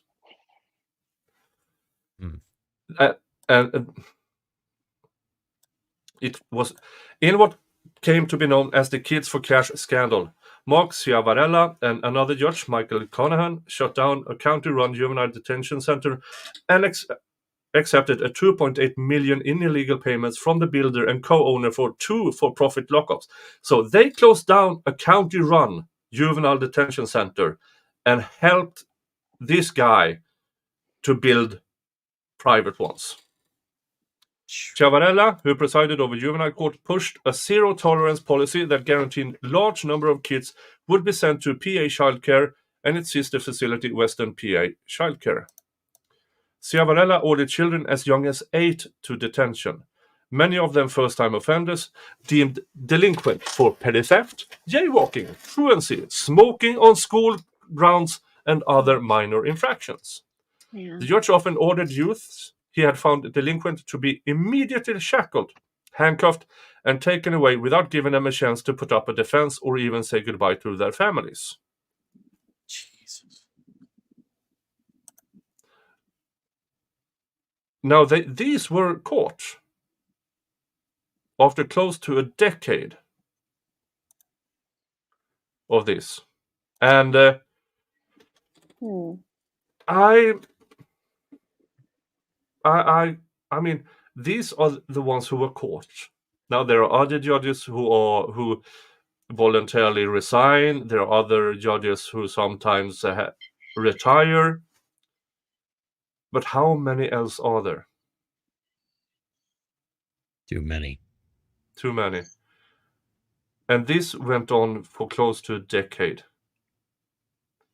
of children being sent to jail in handcuffs and shackles for smoking on school grounds. Name one kid that has not screwed up at one point or another. Yeah. Yeah. Just ridiculous. Okay. Yeah. Yeah, I mean, it's... yeah. And when these are the... and then you still have people like... I almost said Greiger, what's his face? Prosecutor Gravely, who still walks, probably goes to church on Sundays, getting taps on the shoulder. That man is evil. Pure evil. Knowingly, or not, absolutely not caring, but I assume he knows it because he knows he cheats. And I think Gravely even teaches at the local university. And I mean, yeah, we found this out the other day. Yeah. He does like Introduction to Criminal Law 101 or something like that. Yeah, and so he is out there teaching the next generation of prosecutors. Yeah, I shouldn't be laughing at that. It's not funny. Yeah, it's a defense mechanism, really, isn't it? Yeah. It is. Yeah, it is. Wow. Yeah. It's just ridiculous. And then when you go back to the Sakariah Anderson case, the amount of pure garbage. I mean, in this, the cops were rewarded for not checking stuff out. For me, if a cop doesn't have for instance, the city dump, why didn't you search? You had it in your grasp. You were there. You knew where the garbage from that apartment complex, where it was emptied. And you chose not to because somebody called and said, we have Zach's car. So fucking what? Why so did you you go leave in it? there and you find the body? That's what you're supposed to do. Yeah. And you know, okay, we know. He might be in that city dump. There might be evidence still to this day on his body. But nobody is interested in checking it. They, to this day, know where that is. Now, it's buried in more crap. But the location is still known, to my knowledge. And it's infuriating, because for me, if a cop says, I didn't think it was needed, that shouldn't be rewarded. That should be held against the prosecution and the officer and the investigator, and add on to reasonable doubt. Especially, you didn't check that, but you checked everything. Zach's dad's tree farm, everything around it. You checked a chainsaw. No traces of anything, but you still put it in the jury's mind that you checked. There's no blood spatter to do with a chainsaw. That's the other thing. They talked about this chainsaw, right? Yeah. Yet the pools of blood, the amazing amounts of blood that they kept talking about, which there wasn't, by the way. No, not at all. If there was any chainsaw involved in this incident, it would have been very obvious from the blood spatter. Look, they would have repainted his entire apartment. It would have been. Put it that way. He'd be everywhere. I mean, come on now. Even the forensic pathologists and the crime scene people, there was no one who said anything even remotely related to chainsaw related death injuries. So I mean, come on. Why bring up a chainsaw, and why have it be spoken about to the jury at length? Yeah, and they showed pictures of Zach's hands. Now, according to the state, he bludgeoned and knifed this guy to death, and there's no traces of anything in the car. I mean, if he did that, how was he dressed, and how did he in that time manage to get rid of all the spatter around him? Yeah. Why didn't they found? Because his car wasn't cleaned at all. There was crap everywhere. No, but they tried to hang him completely on the fact that he had a missing section of carpet. Which a state witness said, no, I saw that he removed that carpet before. But the jury ignored it. I mean, completely that person had nothing to gain by saying that. It doesn't make any sense. You're right, Mrs. K. Griff. Yeah. I honestly, the part that to me I find the most galling is the jailhouse snitch. And, Munch. Yeah. And you know how he sits there and tells this whole story about how, allegedly, he got the guy to allegedly got Zach to confess that he stabbed the guy to death. When you actually see the evidence inside the apartment that he was clearly bludgeoned because there's spatter everywhere. Yeah. And it's like, wait, with Zach's chronic back problems, you really think, I don't care how light of an object it is, you think he's going to be swinging something around, beating a guy to death? I don't think so. And first bludgeoned and then knifing? I mean, that is so stupid. Based on... And I saw this earlier about finding on his USB stick, they found some of Zach's paperwork. The discovery was found on Munch's USB stick. Oh, right. Yeah, that's a little odd, don't you think? Yeah, and then you had the other prison snitch who said, this is what he does all the time.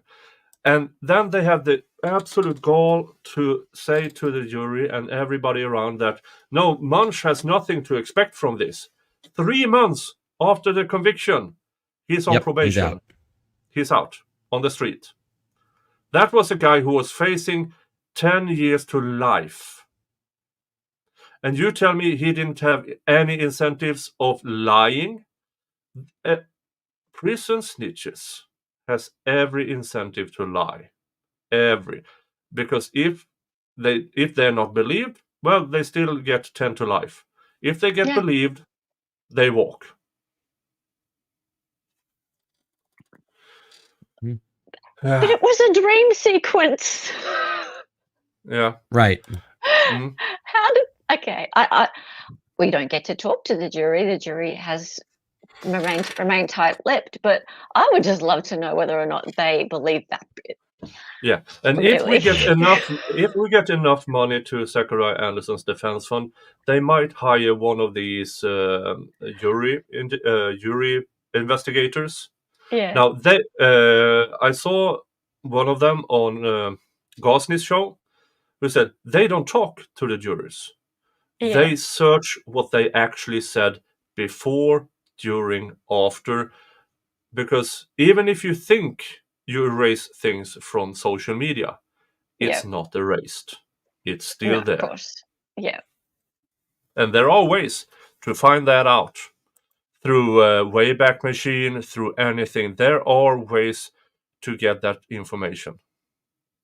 And I could almost bet money that somebody or some ones in that jury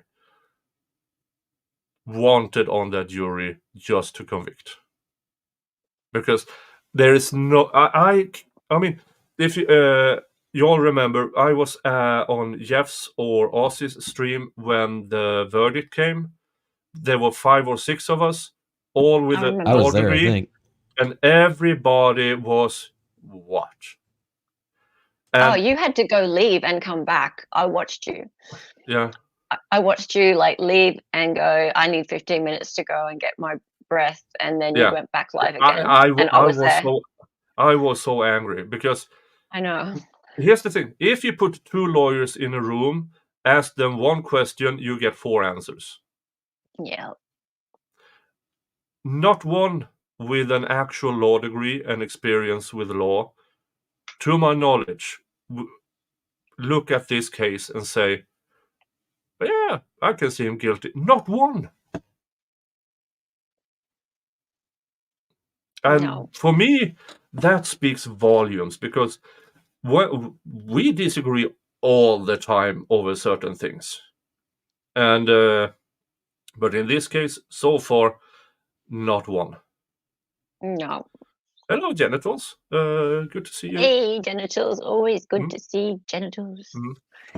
Yeah. Phrasing? And phrasing. No, I said what I said. Yeah. And by the way,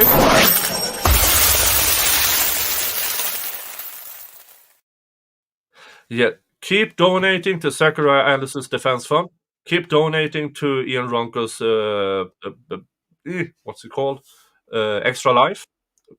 For every $100 to one of these, plus $25 to me, and I will take a shot of whiskey. Now, you don't have to, but otherwise I will just be drinking beer. So, so far, $100 have been gifted to Zachariah Andersons Defence Fund, and $10 to me. You can choose to do it via PayPal, and where do I have that? PayPal? I can find that. Yeah, I have it here somewhere. Dun, dun, dun.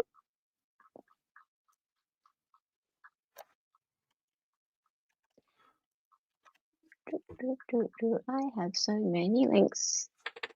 Or via gifted memberships and stuff like that. I don't really care, and I will read all your super chats. Yeah. Oh, you've done it. Can I also just say that Zach's brother and sister-in-law have put together a fantastic new merch shop, and with all of the new branding on it. And I'll just paste that in. Hang on a minute. And it's a really great time now to get onto the merch store and to purchase things in time for the holidays. So if you want to go onto there, you can buy all of the new stuff. There it is, free Zachariah Anderson with the new logo. All of that new stuff is there, and it's all customizable as well. So you can actually get on there and put your name next to things, and in the font that you want and things like that. Check it all out. It's all looking really new and spiffy. So even if you have bought t-shirts and things before, look at all the stuff. There's aprons and tote bags, stickers. Those are the kind of stickers that you can put on your laptop. Yeah. Yeah, I think I need an apron like that's got that on there for the kitchen. Yeah. So that's the new little Z. Little I love you with little Z in it, and the little shape that is coming out of the bottom of the Z is Zach's path to freedom. So yeah, have a little look through there, and it's just another way for all the proceeds obviously go to Zach's appeal. So yeah, if you've bought t-shirts before, now's an opportunity to buy them again. Yay! Buy more. Yeah, I bought the old t-shirt, but my girlfriend stole it, and because she used it as a nightie. Yeah, okay. All right. Lots of cool stuff there.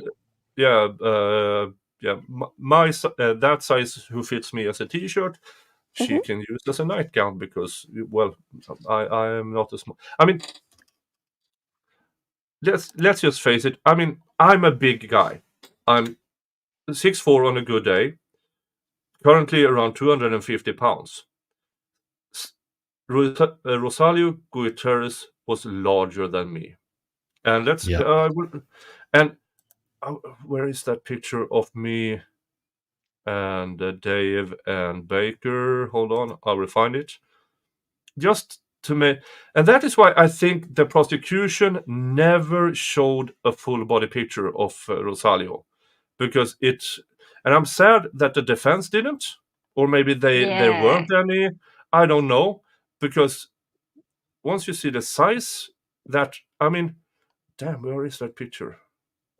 You could just show it like a. Yeah, I need to find it first. Even just a model of a person and a person next to one another. Right. Let's see here.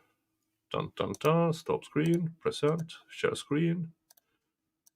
A demonstrative.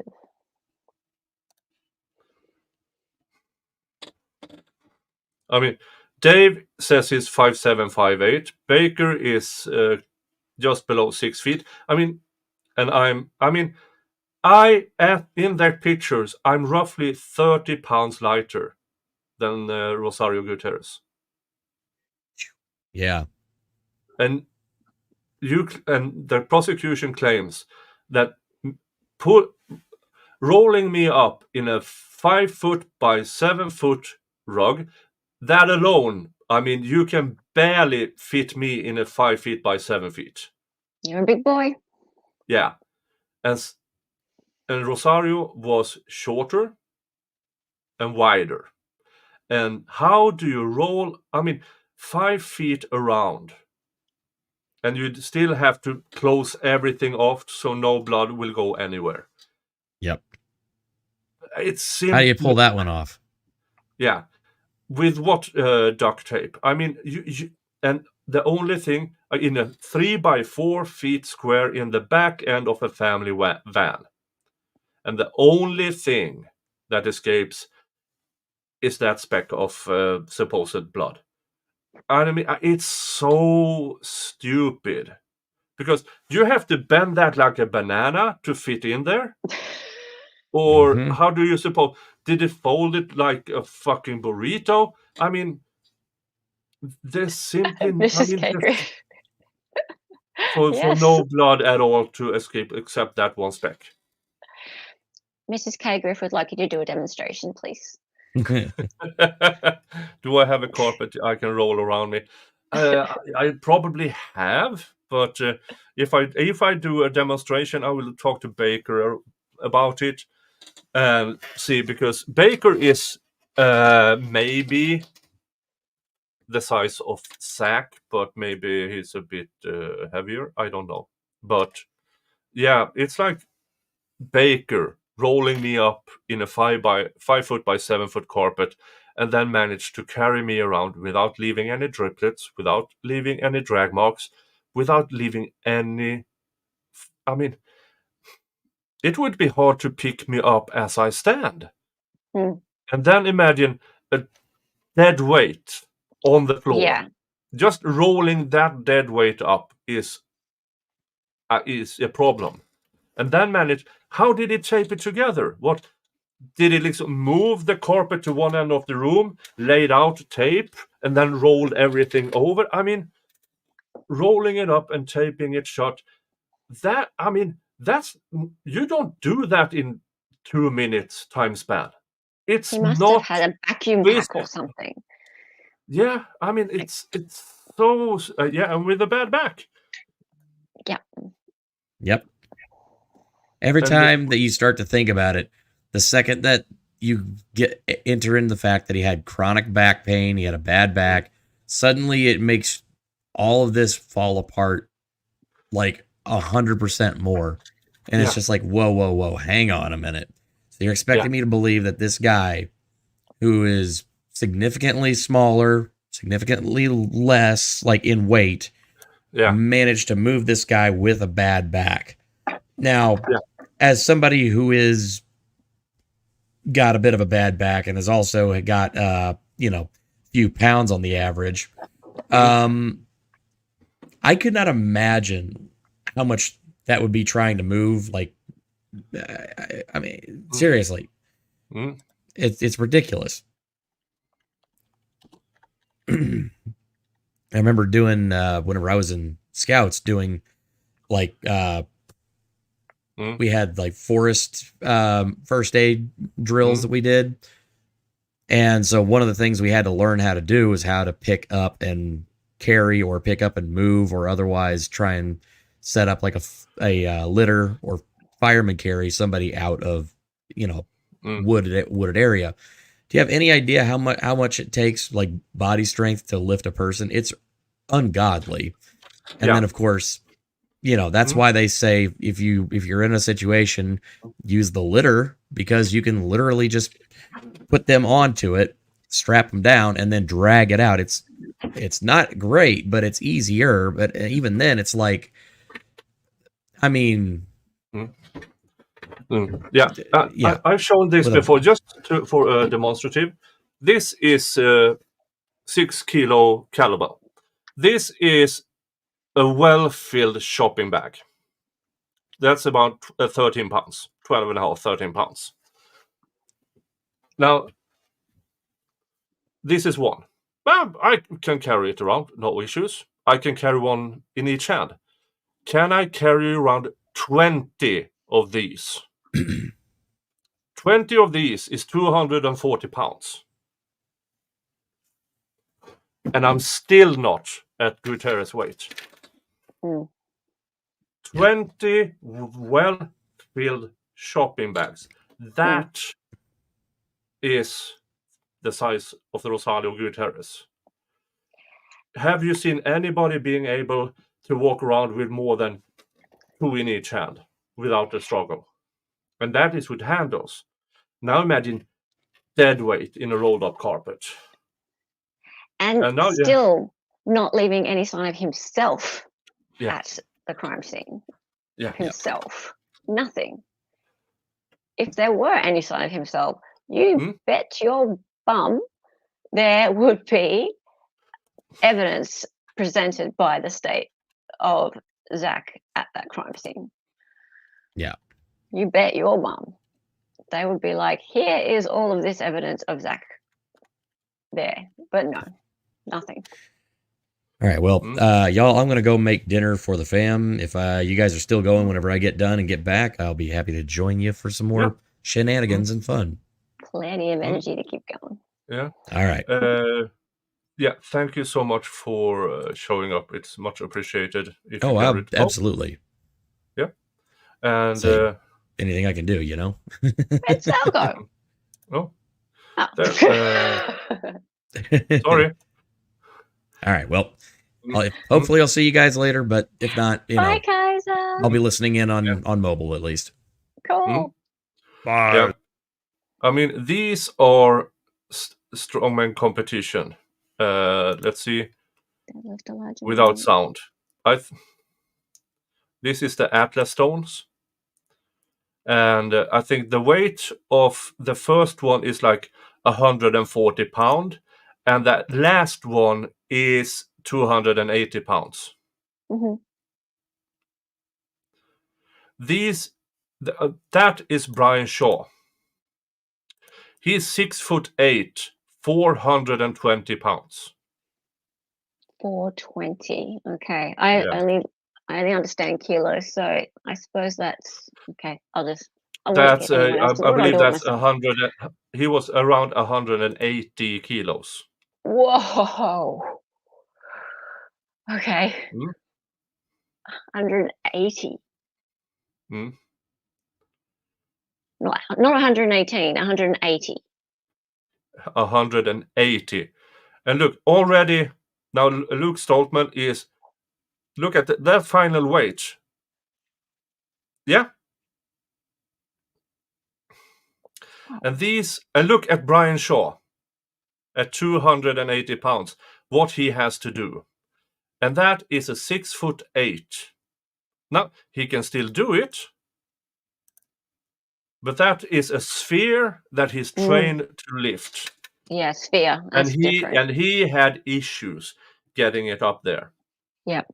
A 6'8", 420-pound guy has problems lifting up that stone to that height. Mm. And you tell me that Zachariah Anderson, without leaving any trace, could lift up a meat sack and running blood without leaving trace. And now carry that downhill to the van, through doors, without leaving traces. Maybe he brought a forklift. Yeah, I mean, it's so amazingly stupid when you start to compare it with everything else. Yeah. When you actually go and look at what is 280 pounds and what does it take to lift 280 pounds of dead weight.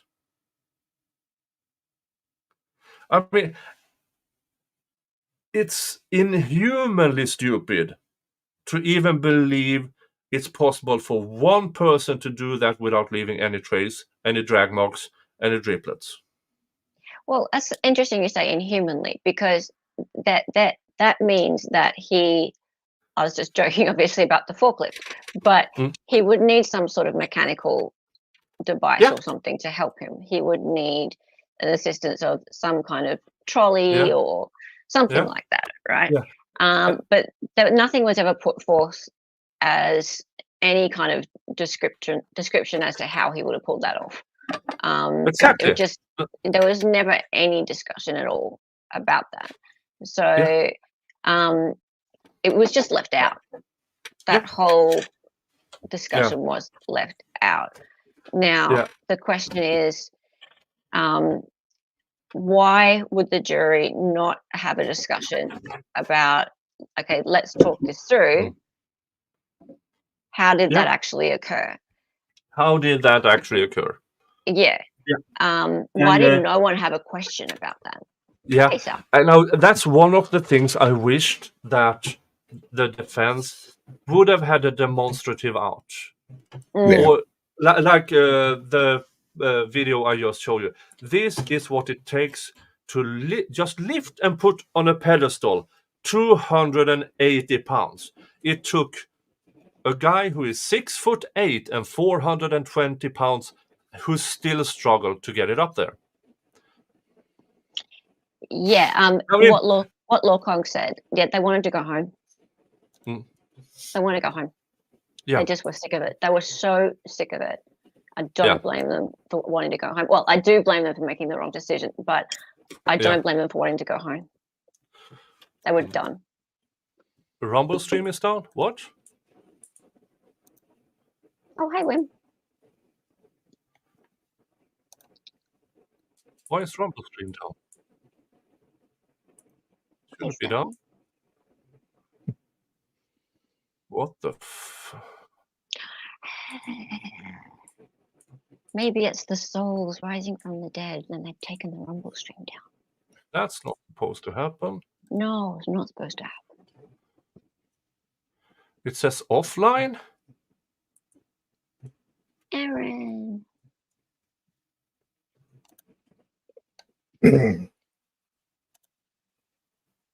Like 9 months ago, my dad's 85-pound German Shepherd passed.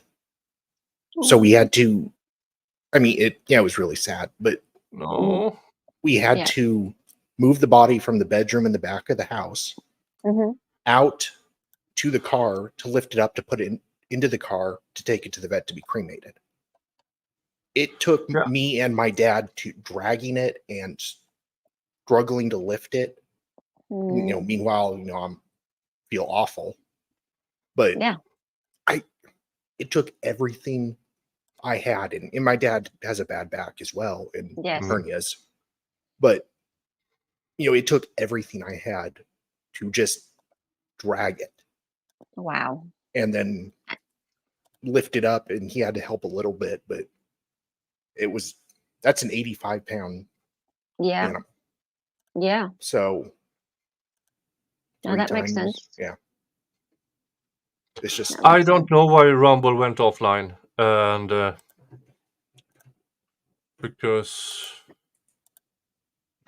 everything is as it's supposed to be. I don't know why it went offline. I'm sorry, and I don't know how to fix it. Well, everyone needs to come back over to here. Yeah. Oh. Yeah, sorry, I can't do anything about it. Am I live? Yeah, I'm live on YouTube's. yeah, you are. Trying to see if anybody has donated with banana donations. Oh, banana donations. Dun, dun, dun. No banana donations there. We need still, banana donations. Let's see. Sax Gives and Go has another $45. Thank you so much. So $145 to Zachariah Andersons Defence Fund. Still $10 to me, so I'm not at shot level yet. Another $15, which is, I think, if somebody donates 10 memberships, that takes care of it, I think. Oh, let's just say 10 gifted memberships, and I will fix that. Otherwise, yeah, it's beer. And if we get to $100 throughout my stream, I put the helmet back on.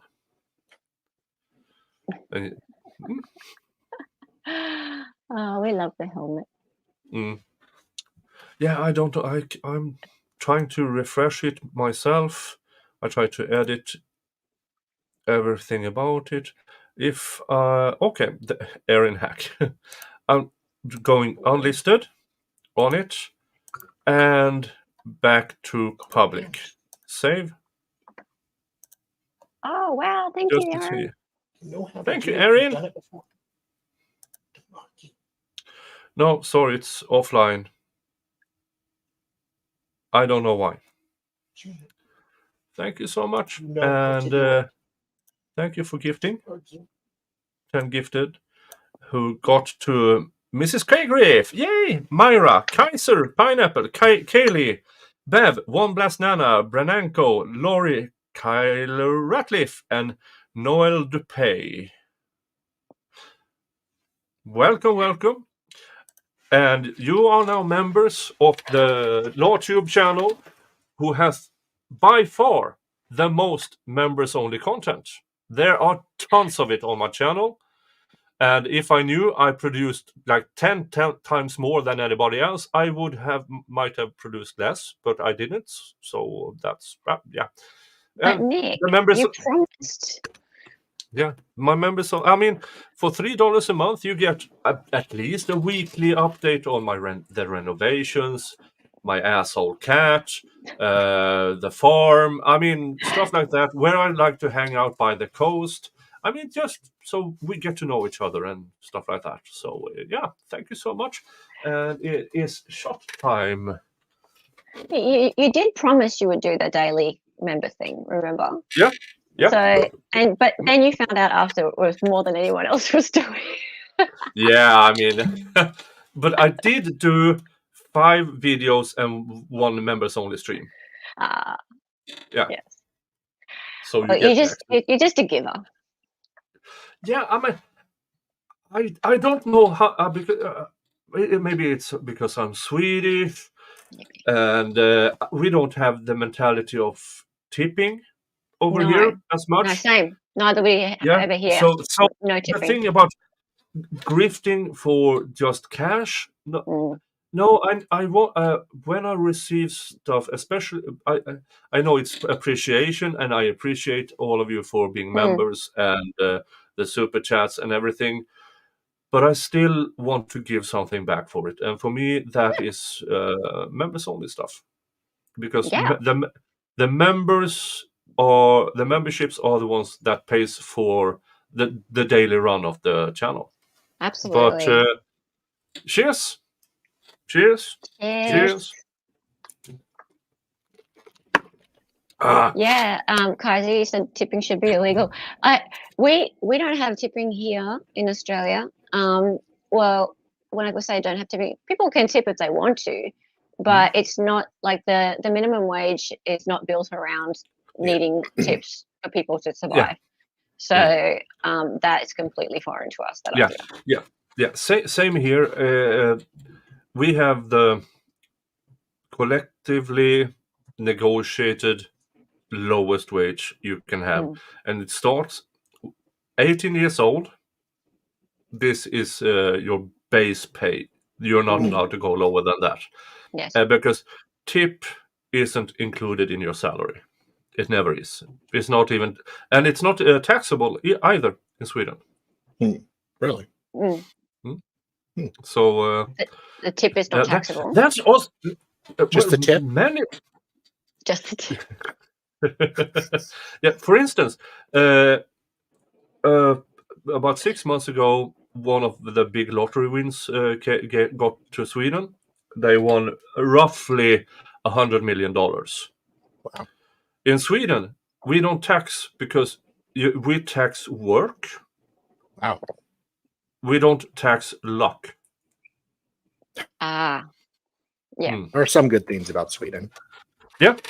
So I remember because there was, the big lottery in the United States.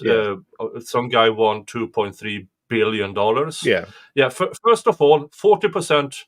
If you want it in a clump sum, 40% is gone. Yeah. Then that is taxed, state tax or federal tax. It's basically like half of it. Yeah, half of it is gone already. And then you will be taxated on it every year because for some odd reason, if you don't put it into businesses and stocks and stuff like that, it's a fortune and fortunes gets taxed. Oh, really? Yeah. It's kind of the same here. Our lotteries, if they're tax-free, but if you earn interest on them later, that's taxable. So, but only the interest. Only the interest. Yeah. Same here. I mean, we have a speciality.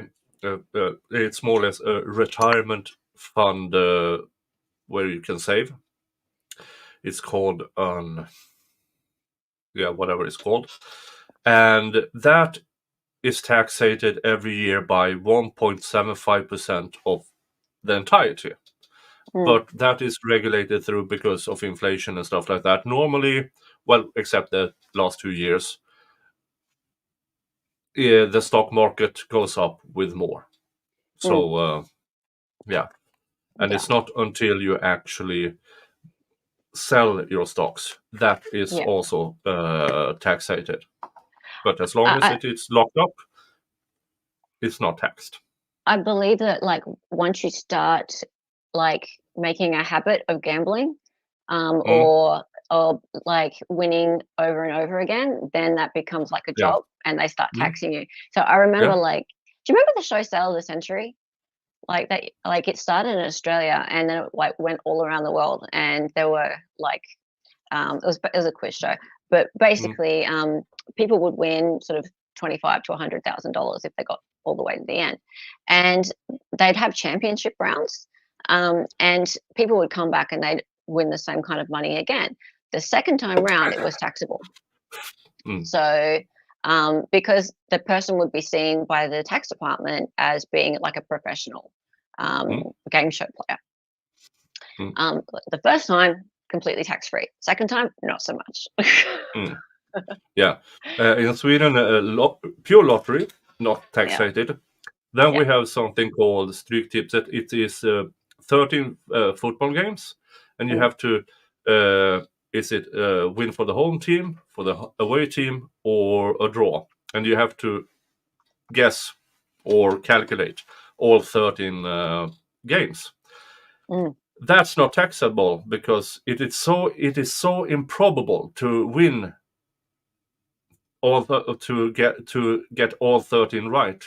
Yes. So it is more luck than skill. Same with horse racing. Poker is taxable because absolutely you can get very good at it. Yeah, it's like a sport. Yeah, so there are differences. I mean, you can't get taxed for slot machine. You can't get taxed for roulette or dice, but poker you can. So, anyone remember Sale of the Century? Oh, that was you. Oh, sorry. That was me. I was like, come on, I can't be the only one. Really? Because it legit went all over the world. I'm sure there was a Swedish one. There was definitely a US one. Sale of the Century, American television game show, debuted in 1969, purchased in 1980 by Australian blah, blah, blah. Oh, really? I thought it started here.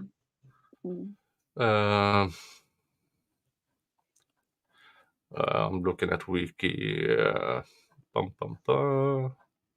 So it does exist. Well, it did exist. Okay. Australia was. Brazil had not anymore. France, only a pilot. Greece, not anymore. Germany, not anymore. Hong Kong, not anymore. India, not anymore. How can something be popular all over the world and then just suddenly not be? Yeah, the final I see here who stayed on the longest was Australia. Finale was 2009, and that was the last stock market plummet. So everybody went forward. Well, that's what I remember, and other people don't. Okay, because it was there like through my childhood, like and like it was one of those ones where the models would get up and show the car and be like, "It's a new car," like that. Like, wow. It's the cheapest one you can find. Great.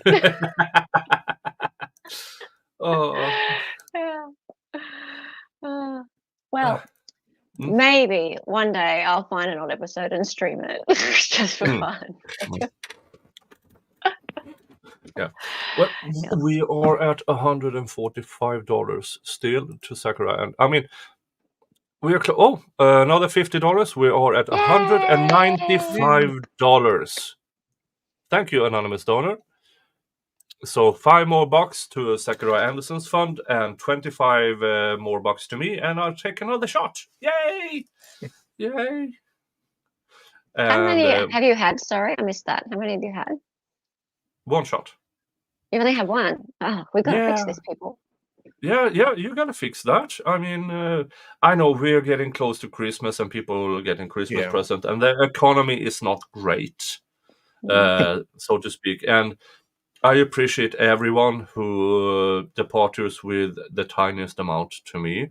I will actually, because I've talked to some of my members already, if I should have ads on my stream, like this stream, because you can always, but only those skippable. So I actually will do skippable ads on streams like this, because you can always go back 10 seconds and watch the rest of it, because it brings in maybe, I mean, I think the best month in ads revenue was like $30. So it's not that it breaks the bank and you watch 10 seconds of an ad, but it does give something to the channel. And I think going forward, if the economy keeps plummeting, I think ads, it gives me something together with the memberships. Yeah, as Mrs. K. Griff says, you might as well. Streaming isn't free. Yeah, because the big tech channel who streams, I remember, who was it? Mr. Beast.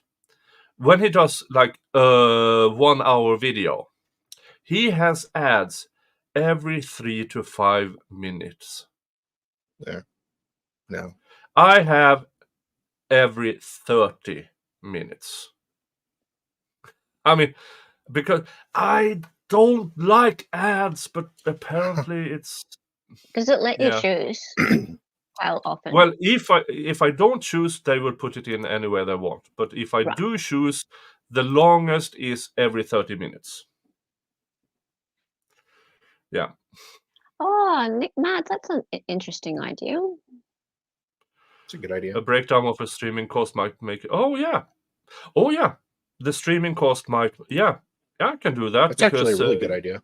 Yeah, that's I can do that as a members only video, so everybody will know the costs involved. Because just keeping the channel afloat, I need $350 a month, just to keep it everything afloat.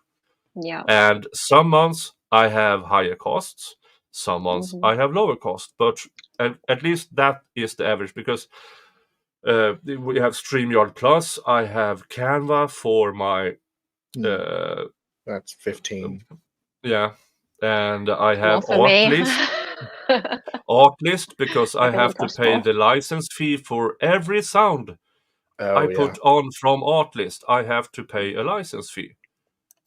And luckily, Artlist has a baseline, but the more I use, the more they want me to go up a step. And so costs will probably increase Plus the larger internet. my channel gets. Then I have my internet.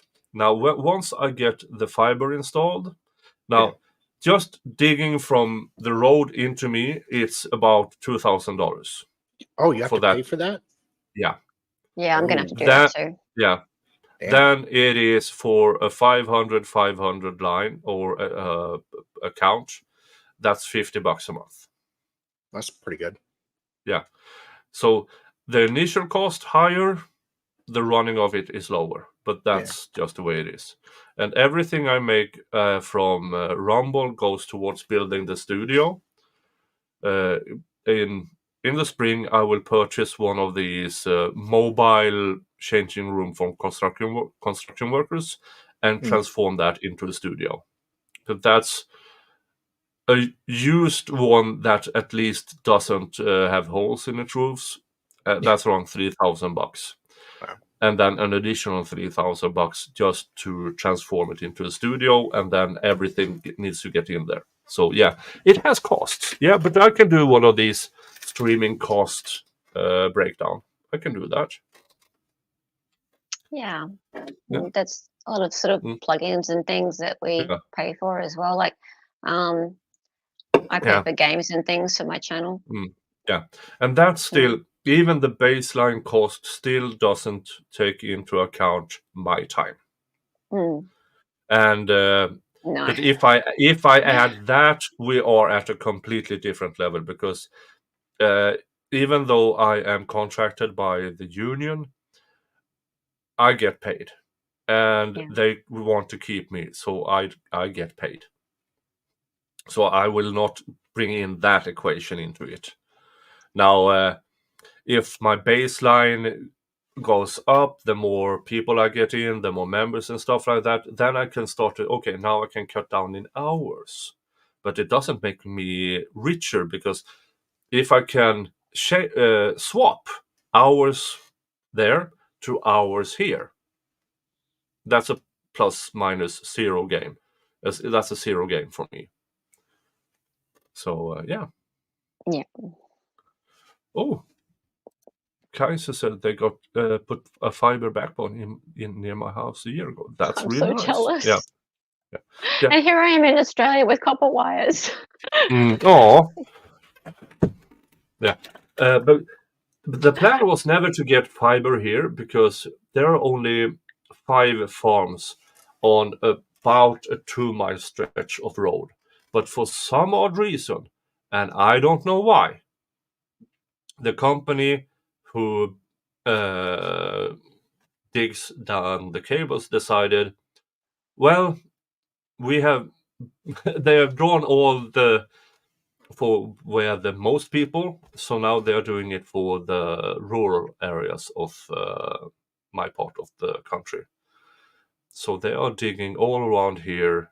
So because if I had to pay for where the fiber actually is, That's about a mile down the road.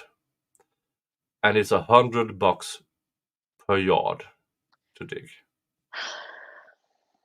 Yeah, I'm not going to cough up that kind of money for fiber broadband. But for some odd reason, I don't care. But damn, yeah, if you... Because, I mean, I have 20 yards to dig from the road in here. Yeah, I can pay for that. Yeah. But that's still $100 per yard. Yeah, that's worth it. Yeah. I think the baseline for the actual dish, I don't know what the cost of the dish is. But I mean, all we need is a medium-sized solar storm, and they are all gone. I mean, yeah. It's very good for boats, for ships, for poor areas and stuff like that. But for me, no, it's not worth it. Unless I get huge enough to get myself a yacht. But I doubt that will happen. I mean, and even if I made it, even if I got to Nick Rekieta EDB level, I still wouldn't buy a yacht. Maybe. Maybe you would. Maybe I would. Maybe No, I would. would. Maybe I would. I don't know. It would be fun. That'll be next year for you, Nicholas.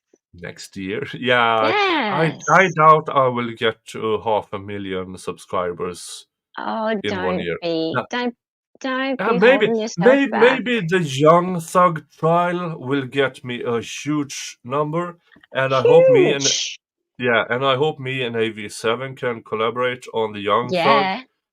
Yeah. And and then Tupac's gonna happen, and AV7 and me. AV7, yep. All of us, we're all just gonna be millionaires. Now, speaking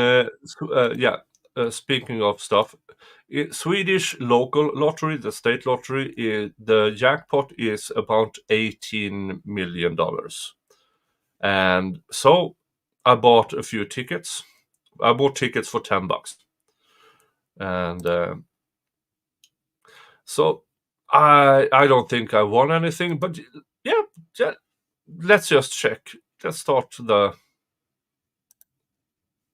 see what happens.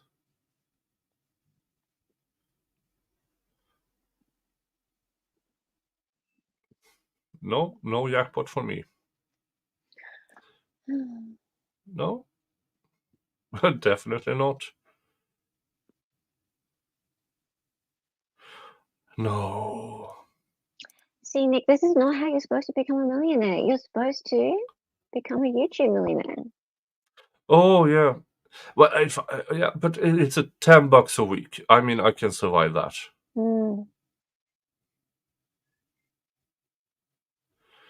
Oh, not the jackpot. Oh.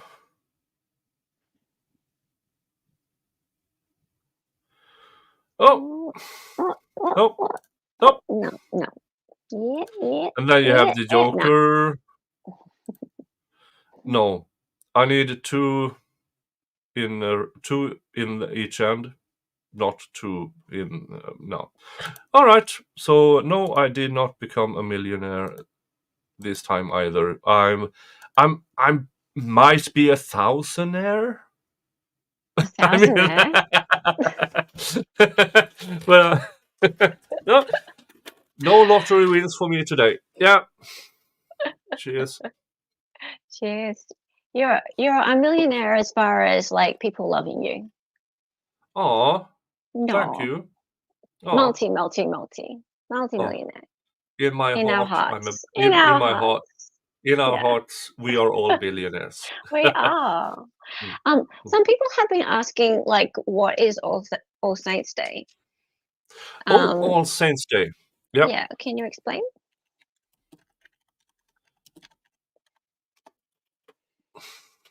Let's bring out.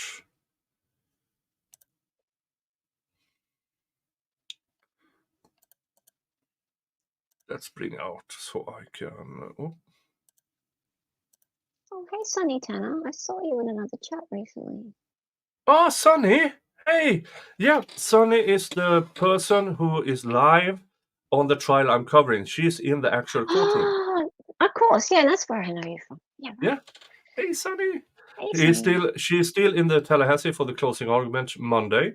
Yeah. Oh, fantastic. I can't stream Monday because I am in negotiations. Oh no. So I will do a recap afterwards. But I will probably not be home until maybe 9 or 10 in the evening because this is a big one. I am booked more or less 24 hours Monday, Tuesday, Wednesday for this one. So I can't do it live. So it's just verdict watch, isn't it? Sorry? No, it's closing arguments from state and defense, and then it is verdict watch. Hella, I could probably do it. Oh, you can. That would be amazing. So it's just closing arguments. That's all. So it's only a couple of hours. Well, we don't know. Yeah. But if you could, I would be eternally grateful. Then I can I can refer people to your channel. And Sonny to your channel, so you can send in an invite to her because a few of the times she went on during lunch to speak about her experience. During lunch. Oh, Sonny. Yeah, absolutely. Yeah, Sonny. Yeah. Yep. So I will connect the two of you. Absolutely. No worries. And then I will do a recap. And then I will do a recap as soon as I get home. That'll be Tuesday night, my time. I can stay up Tuesday night. Monday day is your Monday day. Tuesday night. Yeah, your Tuesday. Yeah, Monday through Tuesday night. Yeah. Yeah, correct. Yep. That would be amazing. Thank you so much. I can do that. Awesome. It's awesome. Yeah, but All Saints Day in Sweden. Let's see. Cemeteries are aglow as candles are lit for lost loved ones. Yeah. So I've been down to the local cemetery where my mother, my aunt, and sadly, my godson's first child sadly passed just after a few weeks. So he is also there. And so I went down there and lit some candles because, we only got a few weeks with him. He was born 10 weeks premature. And we got a few weeks with him. But we like to think that my mother and aunt are taking care of him. So, that's what we'll say, and that is what we will keep saying. The countless points of light from the candles and lanterns placed on graves form beautiful patterns in the snow and lend a special feel to the landscape. People also lay flowers and wreaths on graves on All Saints Day. A jar of flowering heather stands up well to the cold. Since 1953, people in Sweden observe All Saints Day on the Saturday between 31st of October and 6th of November. It's a public holiday, and most shops tend to have Sunday opening hours. So Sunday opening hours for us are 10 to 4. 10 a.m. to 4 p.m. Yeah. To many, this day remains a day to visit a cemetery to light candles and lay flowers on a grave or by a memorial grove.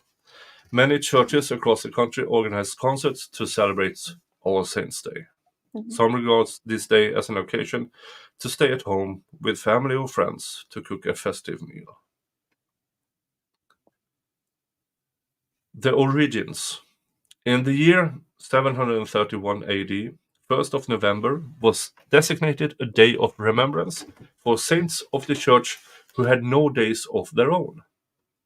From the 11th century, 2nd of November was dedicated to all the dead, of whatever standing, and was called All Souls Day. It was widely observed by the populace with the requiems and bell ringing, but was abolished with the arrival of the Reformation. In 1772, All Saints Day in Sweden was moved to the first Sunday in November, and in 1953 to the Saturday between October 31st and November 6th. During the 1900s, people in Sweden began putting lighted candles on graves of the departed on All Saints Day. This custom originated with wealthy families in towns and cities, but spread throughout the country after World War II.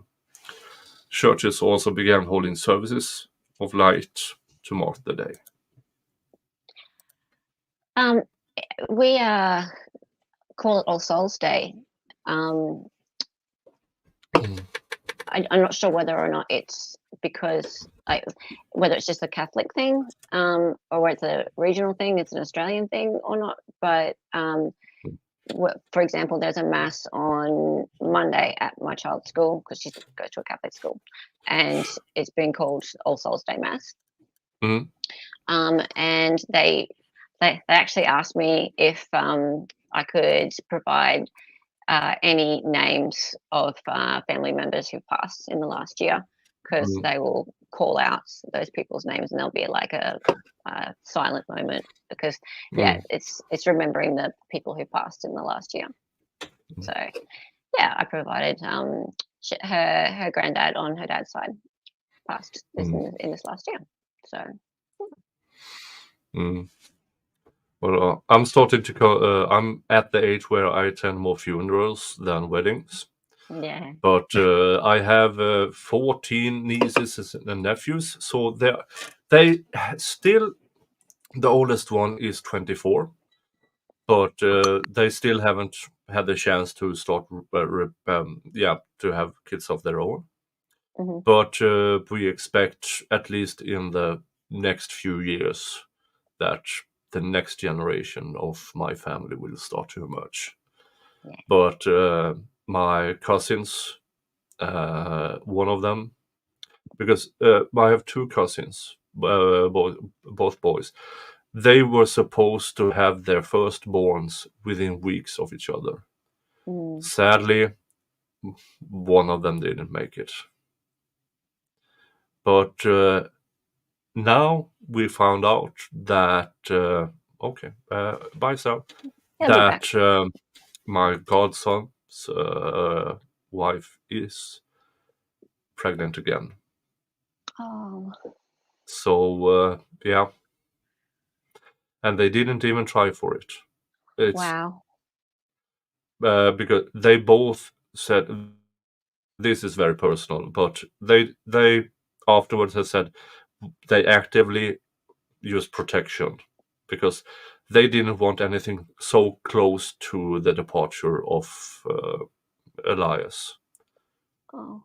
But now she's pregnant. Oh, this is meant to be. Even though, this is meant to be. This was, yeah. And I know. Sorry. Yeah. And I know they will be amazing parents. Both of them. Wow. Oh, look. I have no doubt this is meant to be. Yeah. Wow. Yeah. Because I want to be what do you call it? Because I am a godfather.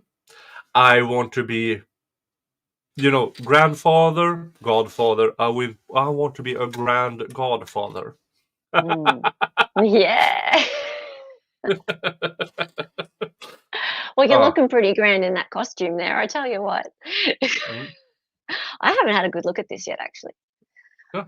Now, I did have shoulder pads for it as well, but the straps, So they were hanging by a so thread, I'm going to return those and say, right, for that price, the leather straps should not break.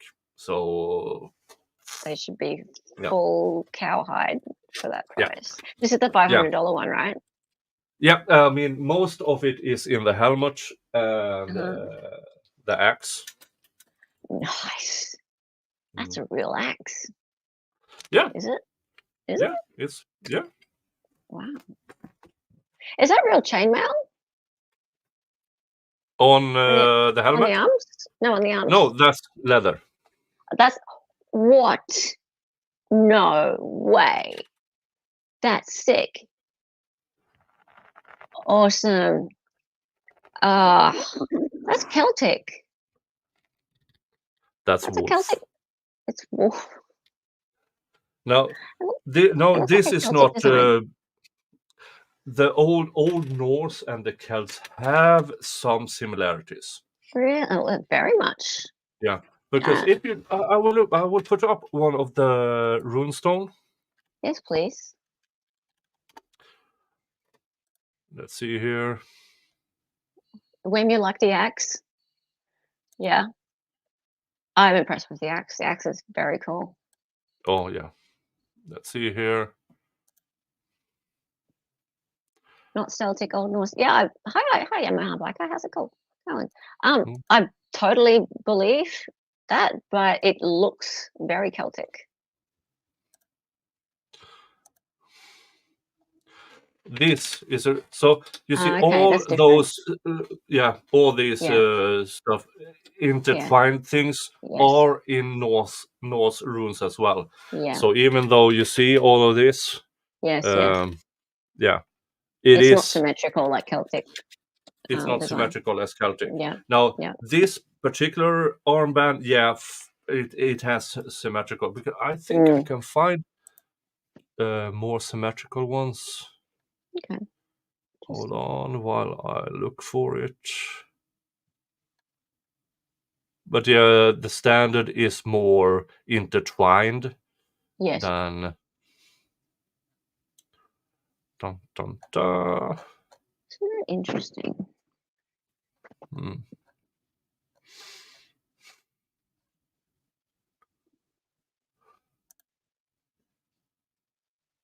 No, not that one. Yeah, but right, Danny. This Who is wouldn't cool. want Nick as a godfather? Nick could be a mad godfather. Like, the godfather. I mean, imagine growing up as like a 2-year-old and looking up to Nick. This runestone, I mean, look at this from 980 BC. I mean, 980 BC. And this was the stone carvings. I mean, that's wild. Yeah. Now this they have colored, but this is probably how they looked back then, because just carving, that's one thing, but they found traces of paint in the carves, so they recreated that. They restored it, yeah. What's really cool about that is, like, that's well past any like copyright restriction. I could totally use that. Yeah, you can. Now, in Constantinople, there is some runes carved into the Hagia Sophia that few could interpret. And let's see if I can find it, because that is so funny. Yamaha, no, this is his $500 costume.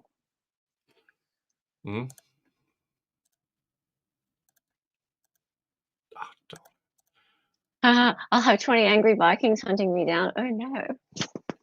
What are they going to do? Claiming royalty. Share screen. This was carved into the Hagia Sophia. There. About 1,000 years ago.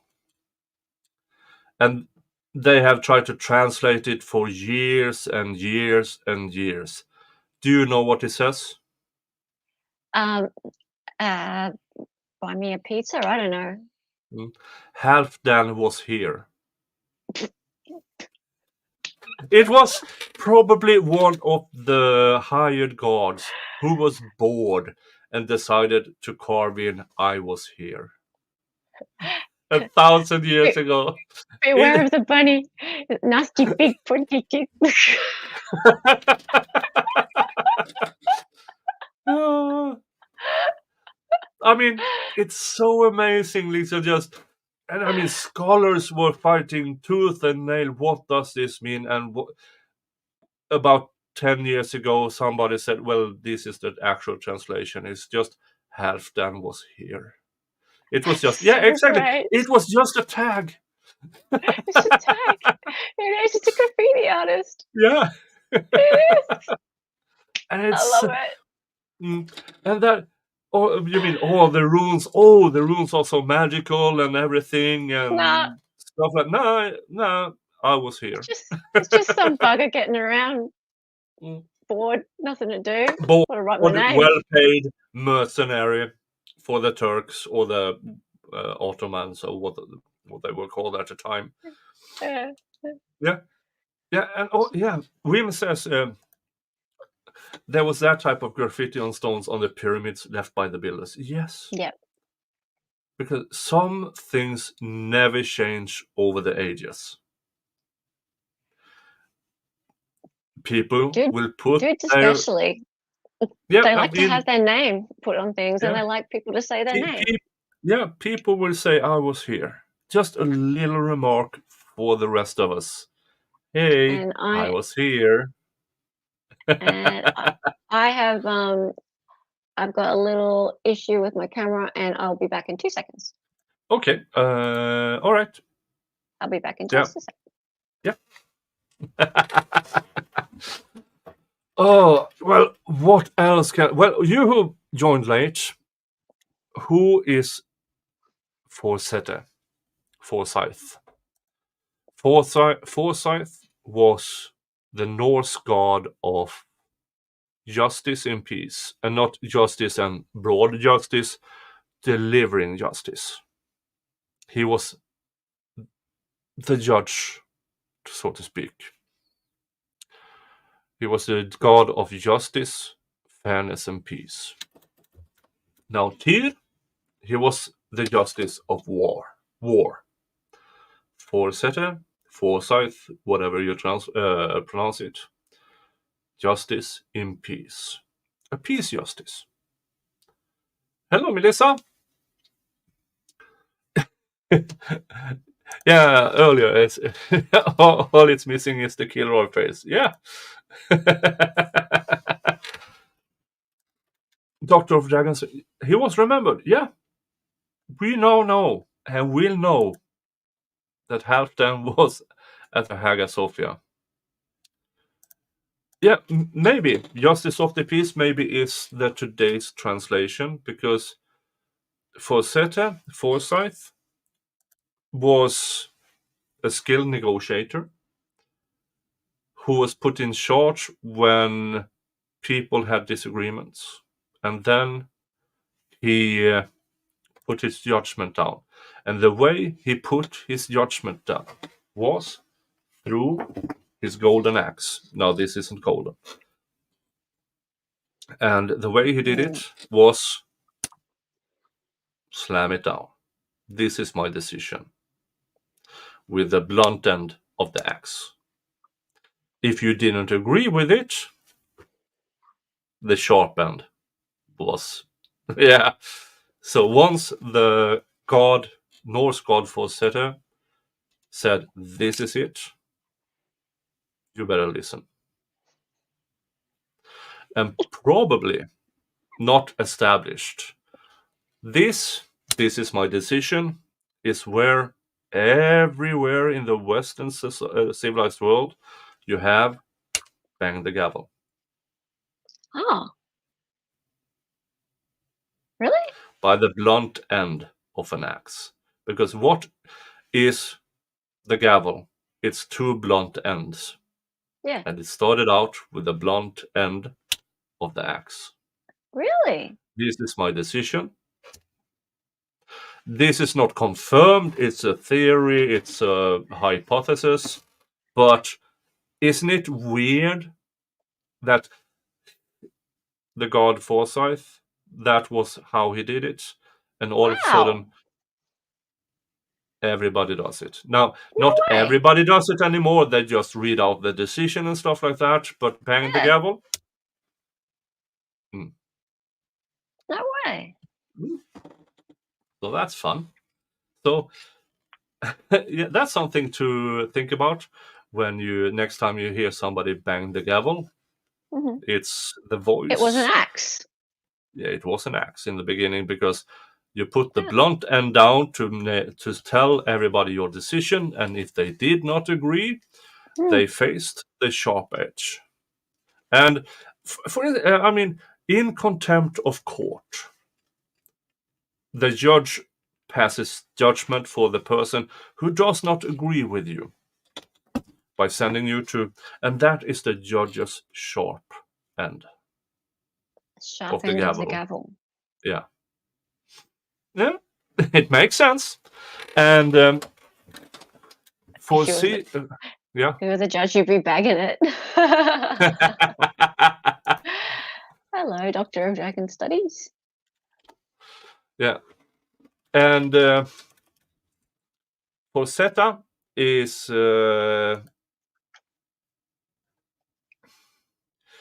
also what they call the president of Iceland is called Foresight. That is what they call the Icelandic president. So he is Nufrandi Forseti Íslands, the current president of Iceland. So when say Biden visits Iceland, or say Trump visits Iceland, he is called Fyrrverandi Forseti Bandaríkjanna, which is the former president. He's been called worse. Yeah. You should be pretty happy with that. Yeah. I bought this axe from I will try because it has a leather strap, so I can actually carry it around. So it has a belt strap, and this is handmade. Okay, you've done pretty well for $500. I gotta say, when you said $500, I was like, you've been ripped off, dude. But actually, actually, like you've got like full. Oh, what? What? You didn't show me that before. Now that's impressive. Yeah. Look at that. Okay. Yeah. Look, I think even just the axe is worth $500.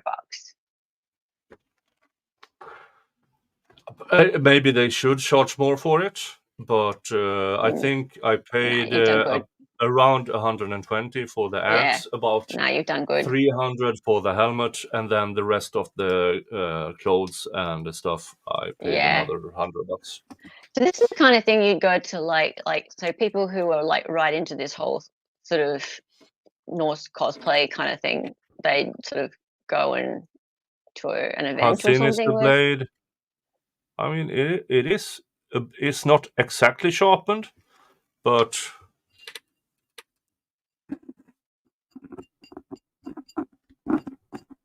so yeah, it has an edge. So it's for decoration, but you can sharpen it. And I think the metal is it's you can use it. Maybe not cutting down trees, but come at me. It's not really what you want to use as a murder weapon. It's fairly distinctive. Yeah, I mean, if this is in the head of somebody I don't like, they might come to me first. Yeah, maybe. Just maybe. No, Trump didn't try to buy Iceland. He tried to buy Greenland, or he suggested that Greenland. You would buy Greenland. Yeah. Now, hello, Jingles.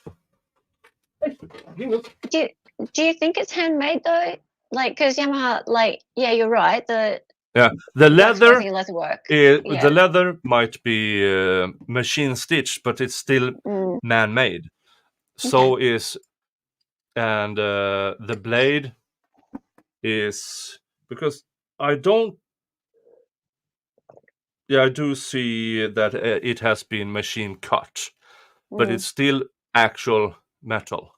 So stuff like that. What about the engraving? The engraving is etching, so it's with acid. So they put down what you want to shape, and the rest of it is etched. Yeah, gotcha. Hey, hello, Jingles. Hello. Kitty cat. Yeah, so like, okay, I don't know much about costumes. So tell me, like, if you like people who generally buy costumes of that kind of level of detail, what are they for? Do people go to like events and hang out with other people who? I don't know if it's carbon steel, but I feel a difference between this and, say, an ordinary pocket knife. I feel the difference in the actual metal. So I would assume it's actually usable metal. Yeah, is there like a community of people who wear these costumes together? Yeah. So it is cosplay stuff. Right. So it's yeah. Okay, and they would take it seriously, how like the quality of the costume. I would expect. Hello, Jonas. Hello. Oh wow. Oh. Murder mittens out. We get so used to, I suppose, there being cheap versions of everything. Yeah. Oh yeah, I got a little bottle of oil to protect it with the purchase. Yeah, some people do LARP. What's LARP? Oh, it is. I don't know what LARP is.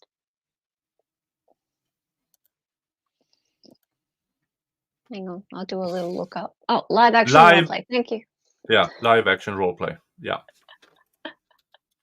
No, I bought it from a Swedish based company, so it's not. Yeah. Yeah. Yeah. Thanks, guys. I had no idea what that was. Yeah. See. Yeah, I it dance. goes up. That's all I do. Yeah. I do graphic design. I dance. I DJ. That's my thing. Yeah, exactly. And China. I mean, if you go to masquerade shop or something like that, you find the same things for $20 or something. I kind of. I'm not. This is a one-time purchase, and I don't really want to throw it away. I like that helmet. I mean, did the helmet come with it? I bought this separate. All right. I was gonna say that's like a whole nother level for $500. Yeah, but it is like leather inlay and everything. Wow. So also with some kind of carving. Nice.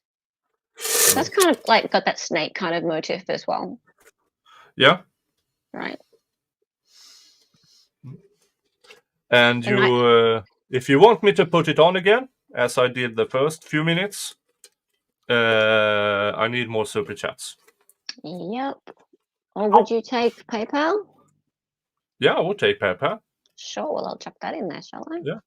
I'll see if anything happened in my PayPal. This reminds me of the Knights of Nick. The knights who say Nick, Nick, Nick, Nick. No PayPal so far. Yeah, another $75 to wear the helmet. Ow. Yep. And here's the issue with the chainmail in the neck and my hair. Yeah.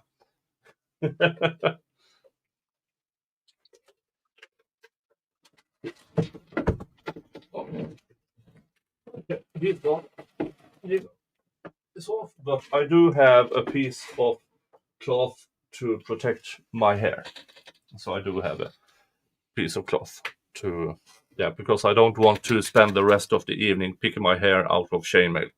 Ow! No.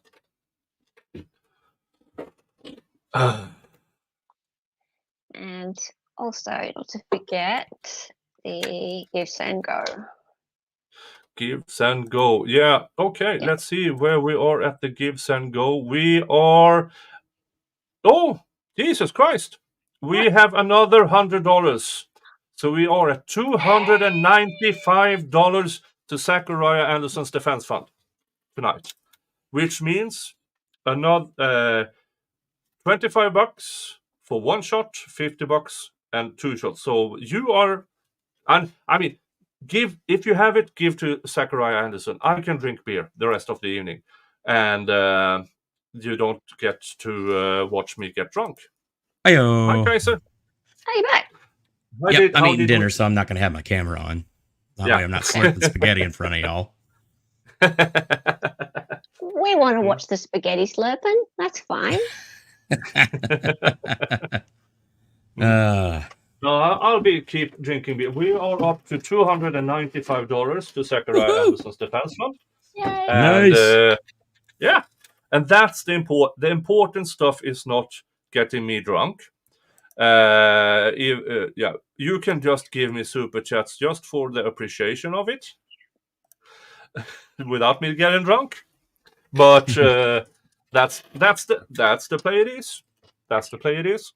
But yes, I prefer if you just gave to Zachariah Anderson's Defence Fund and bought a membership. It's $3 a month.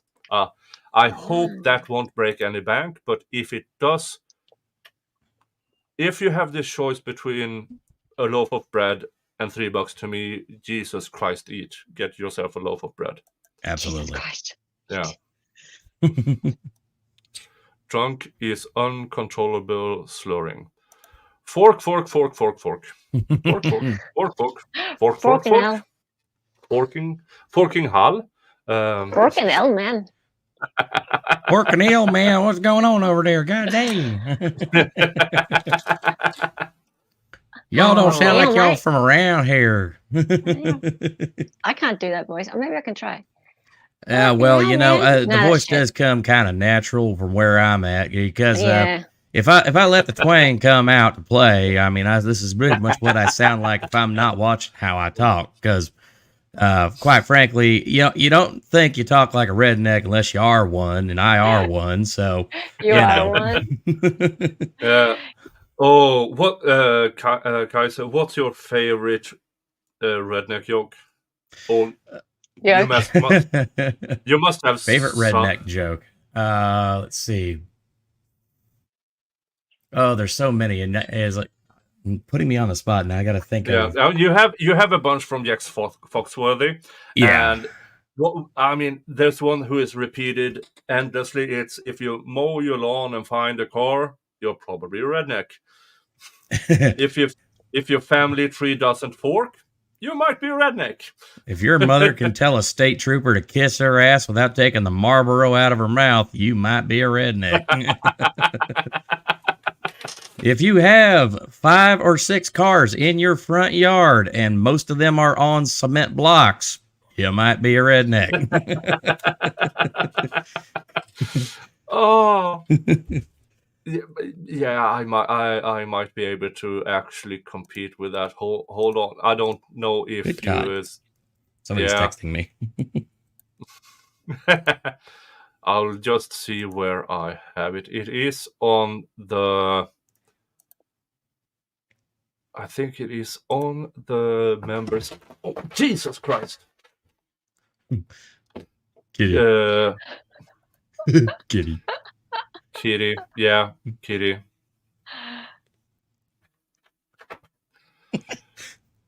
Yeah. Oh, there it is. Hold on. Almost full Beavis. My cat has learned to climb. Stop slapping me in the face with your tail.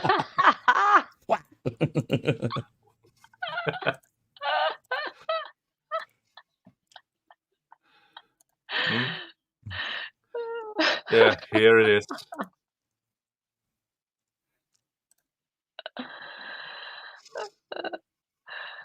This is on the other side of the barn.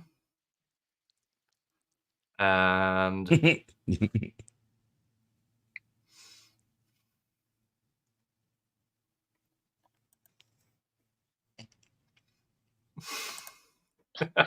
yeah, yep. Spare parts. Yep, spare parts. It's not junk, it's spare parts.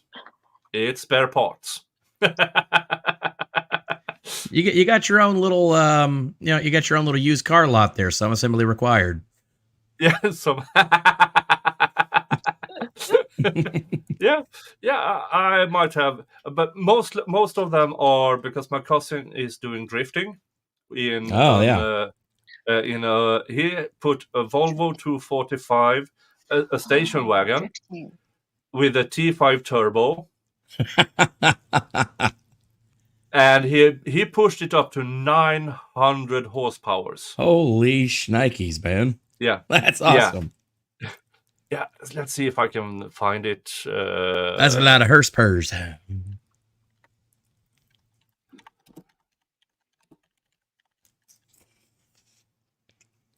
Let's see if I can. Yeah. Oh, he changed to a normal one.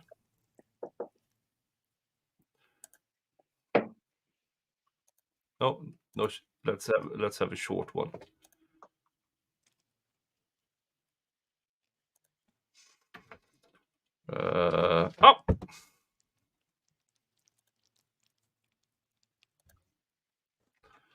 Dun dun dun. There he is.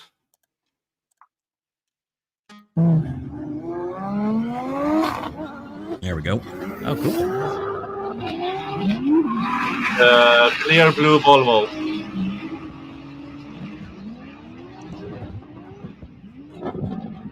We don't have NASCAR, we have drifting.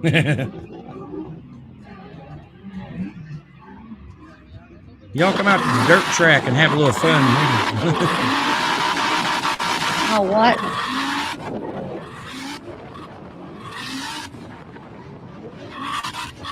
You start to understand why they have those 360-degree cameras on the top of those things, because the car's changing direction so much.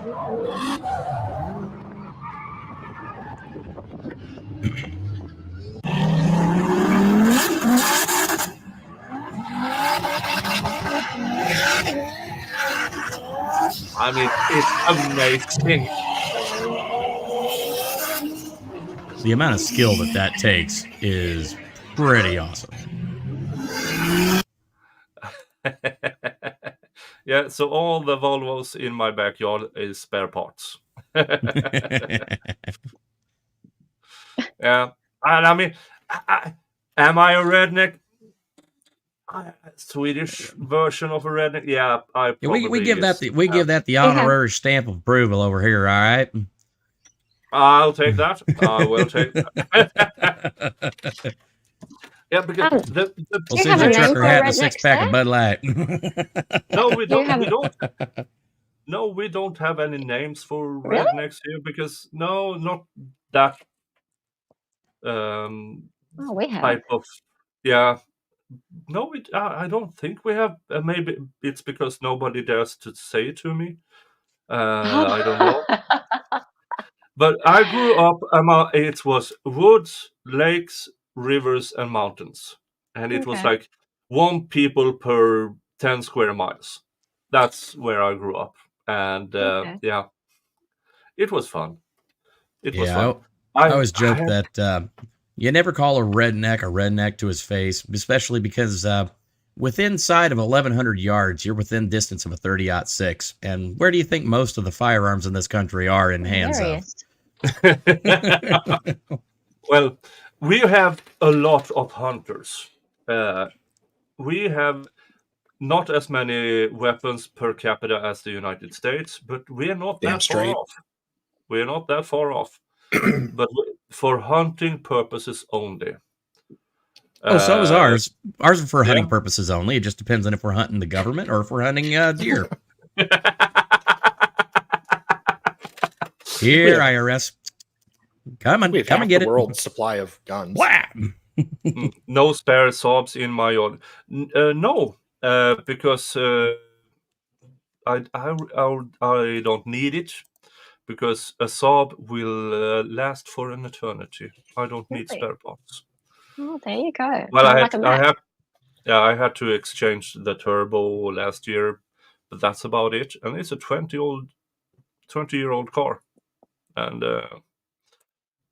here's the thing with Saab is that the Saab factory, before it was sold to GM, produced a crap ton of spare parts. And there are still original parts out there. So old Saabs doesn't really go up in price until it's 30 years old. Those are starting now to go up in price because not until now spare parts are getting scarce. But for my 20-year-old, I can more or less exchange anything on that car by just a few clicks on the computer and order spare parts. There you go. Yeah, I'm so sad that GM made them bankrupt. And yeah, word of advice: never trust GM for anything.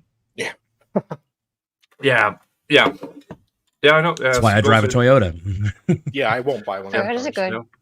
Yeah. Saab was the first car with the 3-point belt that now is world standard. Saab was the first car with the what you call the brakes without locking up the wheels. Oh. Anti-lock brakes. Anti-lock brakes. And so they developed a lot of things that today is world standard because they didn't take shortcuts to make more sales and lowering the price. Because most of everything about the Saab car came from the jet industry, the fighter jet industry. They can't take shortcuts because then it means that your airplane will crash. So they brought that mentality to building cars. Seems like a foregone conclusion, like what they should do across the board for all companies. But then again, there's no profit in that. But instead you get now smart cars that more or less is an aluminium car made of aluminium plate. It's tin foil. Yeah. And if you get a crash in 20 miles an hour, you will not survive because you get crumple zones and all that bullshit. Yeah. No, that Volvo was first with the crumple zones. So Swedish cars are more or less first with everything except automatic gear change. Well, if you gave me a choice between an automatic and a manual transmission, I'll take the manual any damn day of the week, unless I'm going on a long road trip. Yeah. Unless you're going. My Saab is built for long trips. It's not built for city use. I mean, if I go by city use, it's go for Jesus Christ, your measurements. We call it per gallon. Yeah, your camels per carpet or whatever you say. This carpet gets 10 miles to the soul. What? The gallon. I have to make that exchange liter to gallon. Like, why would you want to convert a liter to a gallon? But anyway, sure. We use liters. Yeah. When it comes to But soda. here's the thing. A Swedish mile is 10 we kilometers. prefer freedom units. The Swedish mile is 10 kilometers. 1 kilometer is 1.6 miles US. So it's hard to translate, but it's let's just say it's very thirsty if you just drive in cities. But as soon as I go on a long trip, I have lower than most hybrid cars. Yep. Yeah. Because if you can get that gear ratio up there, if you can get up to about, because most cars about 60 miles an hour is kind of your optimal speed, where your fuel efficiency to speed, is kind of maxing out. Yeah. So you get up there, you lock your cruise, and then you just sit there. And if you got a long stretch of road, with not a whole lot of stuff to do, and you're cruising about 60 miles an hour, you will get some amazing fuel efficiency. Yeah. Ghostery says 30 miles per gallon is his Saab. Now, my Saab has a few more horsepowers than the normal ones, because allegedly, if you tell the government, no, this is for fuel efficiency, you can get, instead of 185 horsepowers, you can get 280. And only for fuel consumption purposes, of course. I think my StreamYard chat has forked up, because I don't see ghosteries in. I can see it at the YouTube chat, but not in the. Working on my end, okay. Yeah. Oh, goes crashed into moose. Solves it. Yeah, here's the thing: Swedish cars are always tested against a moose crash. Yeah. Yeah. Okay. Yeah, because we have, and moose are huge. We are talking about a 2,000-pound, 7 feet tall animal who does not like you, with sharp objects on its head, who are fast, who on a short distance is faster than horses. Yep. Yeah. Can I just say that I just recently heard that? Now I'm not sure this is true, because but you know, it's kind of one of those like, I hope it is. It's like, apparently if you feed a moose and then the next person that they see, if it doesn't offer them food, they get aggressive. I'm like, yeah, feeding a moose is now my favorite hobby. I don't know whose day I'm ruining, but I'm going to ruin somebody's day. Yeah, I mean, about 200 years ago, a few of our forest, what do you call it, forest protectors or something like that, the king's forest guards, so to speak, park rangers. Park rangers had the choice of moose or horse if they managed to tame the moose, and some did. I mean, it's basically a forest camel. I mean, come on. Yeah, and it's not improbable if you get friendly enough with the moose to give it food. And yeah, if somebody else shows up that looks like you and doesn't, why aren't you giving me food? Look at my pointer objects on my head. So they'll charge you? Yeah, they will charge you. And not money. Moose equals wood camel. Yeah. I don't know why I just came up with that. It just sounded funny. I will start calling moose for wood camels. I mean, that's amazing. That's amazing. Oh, I had so much. I threatened my brother-in-law because they bought a year ago or so, they bought their first house with a big lawn and big yard and stuff like that. Nice. I threatened him with buying him a lawn camel. Because for some odd reason, I found at a local Swedish market somebody who makes lawn camels, from these tiny ones to life-size ones. Nice. And I was, oh, please, God. I was threatening him with that, but it's expensive. You're talking about $1,000 for like 3 feet high. Jeez. And I'm not going there. I don't love them that much. Yeah, I don't love them that much. But I mean, if I won the lottery, I would do shit like that all the time. You just bought a house, let me deliver you a lawn camel and put it in cement on your front lawn. If I became a lottery millionaire, I would do shit like that all the time. Because it's funny. It's Nick, funny. Yeah. Wim has just suggested that we look up longhorns and bisons. Oh, yeah. Oh, I know about longhorns. I've been to Texas. I've seen longhorns. Yeah, I've actually know somebody, I think here in my state, that has a bison ranch. I don't know what either of these things are. You have a longhorn. I mean, we're kind of in the zone where bison would be, or actually bison used to be very predominant. And then no, it was a buffalo ranch we had. Isn't a bison a son of something? Like a child's animal? No. So a small animal? A buffalo and a bison are two very different animals, but they often get confused for each other. But I do have a great joke about that. Please. So what did the buffalo say to his son whenever he was walking out the door? Bison.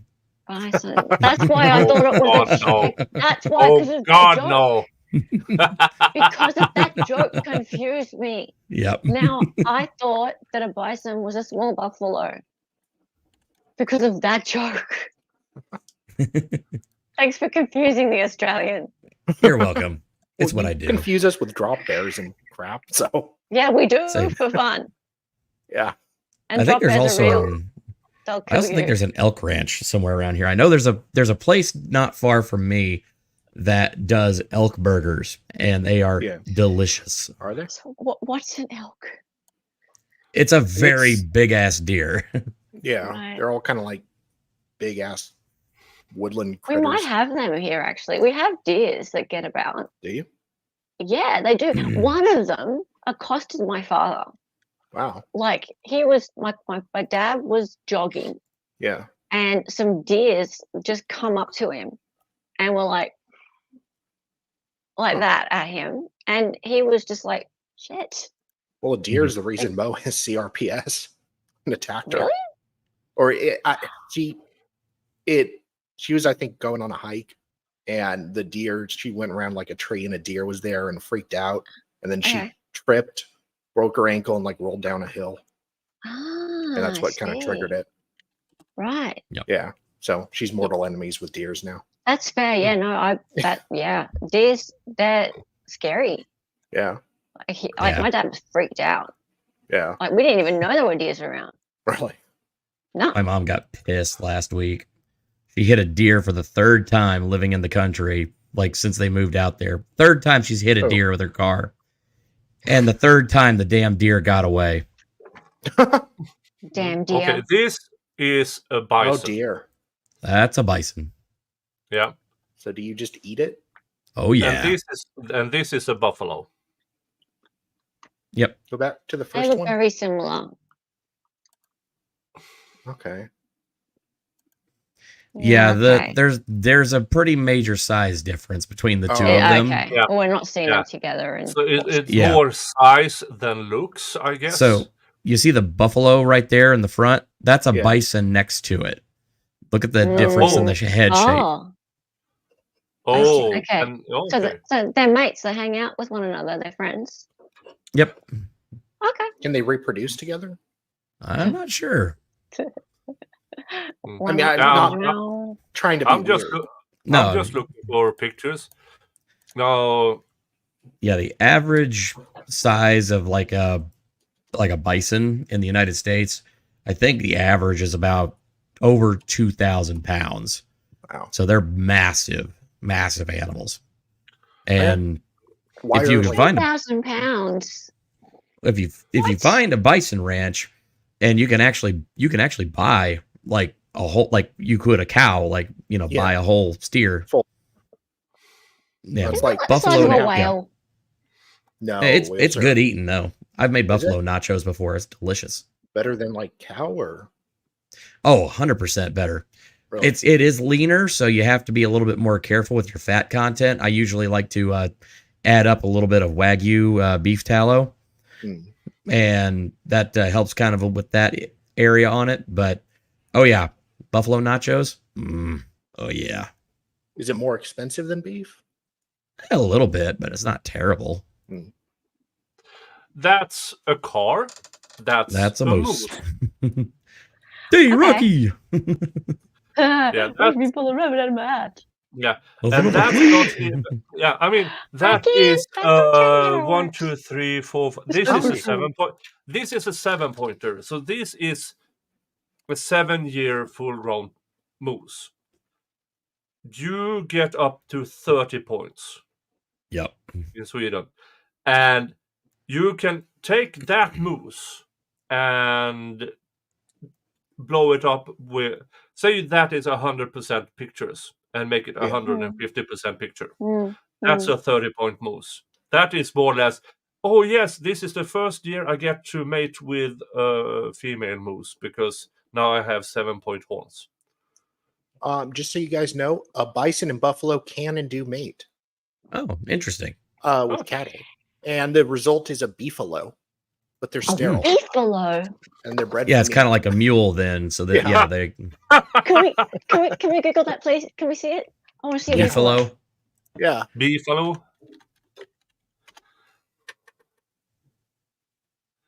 Images. I guess it's actually with a cow, maybe.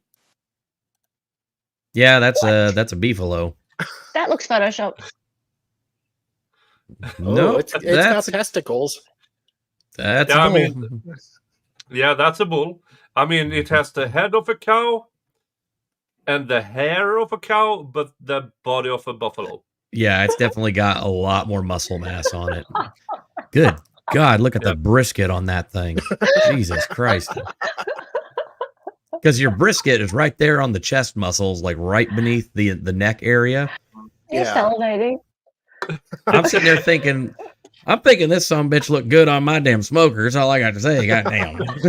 I mean, the way to cook a cow is chop its horns off, wipe its ass, then run it by the fire on one side. And right by the fire on one side. Look I at know the what way you're he's talking looking about. at you two. Yeah. Look at him. He's just like, yeah, you want me, don't you?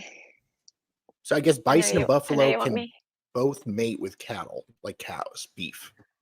Yeah, they are of the bovine. Okay.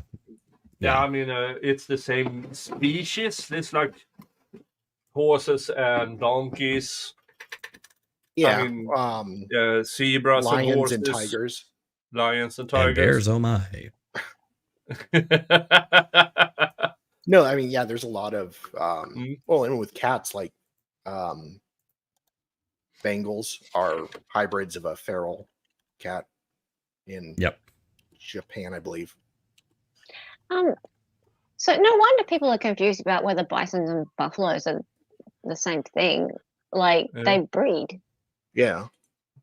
So there would be lots of like mixtures of them getting around anyway. Yeah. Well, they're sterile, so they can't reproduce. But like okay, so there's like the equivalent of mules getting about. Yeah.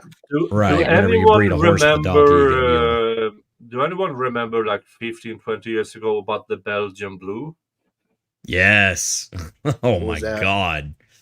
That thing was a beast. That was an enhanced genetically. Let's breed all these and see where we end up. Let's make the beef equivalent of Arnold Schwarzenegger. What is this thing? Hello, I'm Arnold Schwarzenegger. I mean, now it's not. I think they actually banned it in the European Union because they destroyed the mother cow. They couldn't get birth naturally, so they had to cut the cow open. So it was kind of banned. So they they debred it from that to something more. So it just wouldn't give birth, or it would die before it gave birth. Yeah, the cow more or less, unless you did the cesarean section. Yeah, that bull could not be born. Oh, that's not even a bull. That's a cow. Yeah. Yep. Yeah. Interesting. And it was bred to that. It had double hind muscle. I mean, it's massive. And that is, I think, the biggest ones they got was in the region of 2,500 pounds. So it was just way bigger than a normal cow. It's like 2.5 times the size of a regular cow. But they banned it. But the Belgian blue and there are other pictures of the bull Belgian blue, and it's like, I'm not eating that. If I eat that, I will get too big of a nipples. I mean, it's just the amount of steroids in that one will not do good to me. Really? Well, they're probably adding to greenhouse gases as well. I'm probably thinking that. Yeah. Oh, the greenhouse gas bullets. Yeah. Oh, yeah, that's yes, pure yes. bullshit. That is Yeah. literal bullshit. Yeah. Literal. There's some people in where is it? I mean, one of these drier areas that started to have ordinary cows and bulls, and just have them do the old roots of cattle from old days, and they transforms deserts to prairies in a matter of just maybe 2 or 3 years. Really? Just by because they're shitting. They are shitting and they are stomping down the shit. Really? And, That's not good to know. And Okay. they are transforming the landscape. And cleaning up the weeds. Yeah, cleaning up the weeds. And in a matter of years, they are transforming everything. It's actually kind of interesting because that's kind of one of the reasons why they think that a lot of the permafrost in Siberia is melting, is because the mammoths are no longer there. And so the mammoths, because they're so big and there were so many of them, I mean, there were herds, tens of thousands, hundreds of thousands of these things across the landscape, that they would just, by walking around, they compacted the ground. They would get rid of, like, they were not grass eaters. They were tree eaters. So the steppes of Siberia and even in North America, that's where we got a lot of, like, the big open prairies, was because they would actually completely just deforest areas from just eating the trees and the saplings and whatnot. So, yeah, if you look at the teeth of a mammoth compared to the teeth of an average elephant, yeah, the elephants are flat grinding teeth for grass. Mammoth teeth, they look gnarly. They're sharp. They actually have like they're for like crunching trees. Branches. Interesting. Yeah, and they don't eat meat? No, not at all. Okay, they're just completely herbivorous, but they just eat trees mostly. Yeah, because they can stand up and reach it. Right, with their trunks and everything. And of course, you're talking about a mammal that is like between 6 and 8 tons. Or more. Good. That's God. a Belgian blue bull. That's a Belgian blue bull. That's a big bull. Looks like Mark McGuire is a bull. Yeah. I mean, yeah. I had to find older pictures, but yeah, that's not photoshopped. So did they genetically modify it? They bred all the big muscle animal in the to get to this point. So they tried to create. They might have, and then they were fed muscle enhancing foods. Oh, okay, steroids. And that was the result. I mean, yeah. Jesus. But there's a lot of beef on that beef. Is it lean though? Yeah, I mean, it's not. Or is it like normal beef? Okay. No, it's I mean, it's not normal, but it's still beef. But I don't think it's more like ground beef production, because that is. I mean, you only have one actual beef and one actual loin and stuff like that. With that, it's ground beef. Yeah, because besides that Japanese beef kind with too much marble, which is stupid expensive. You mean, let's massage it and feed it beer. I mean, yeah, that's just stupid. I mean, I could do. I'm not saying I'm do Kobe beef. I think I mean, yes, it's probably excellent. But I mean, I prefer cheaper cuts, longer cooks, or smoke cooked and then smoked. I'm just saying, smoked, cooked. I wish I had with cheaper parts. I mean, yeah, I'd rather have that. Even the cheap stuff now is so expensive in America. Yeah, it's stupid, and I don't. It's well, we had, I guess, the droughts we've had, and cattle have been really cut down. Yeah. But Stetson broke his neck, plus tried to come back, but no dice. What? Stepson. No. Or Stetson? Is that a thing? I have no idea. I assume she means no. I think Farrell has the link. Let's just check. I know Valhalla has the link, and I'm slightly disappointed he hasn't shown up. For shame, Valhalla. I'm so disappointed in you, Val.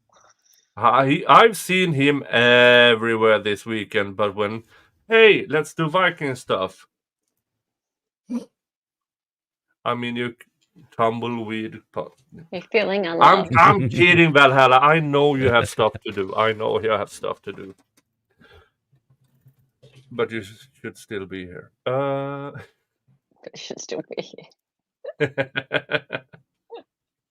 Oh, yeah, this mammoth breeding program. Yep, I sent that to you. That's pretty cool, isn't it? Yeah. They try to recreate. Are they still trying to do it, or did yep, they it's fail? still ongoing. Okay. Well, I've been trying that for, I don't know, I heard of that in like 98. Yeah, this was in 2018, I believe, and yeah, their goal was that they within 6 years they could potentially have a viable embryo. Really? Yeah. And I would assume they really want them in Siberia. Yeah, that's really the want intention. them there. Yeah, the intention is to release a breeding population into Siberia. For global warming? What? Oh, wait a minute. What's going on at Runkles channel? I see Uncivil Law and Rick Hogue, but I don't see Ian. No, he's not been on there for a bit. Uh-oh. Is he cheating? I don't know what he's doing. Ordering a pizza?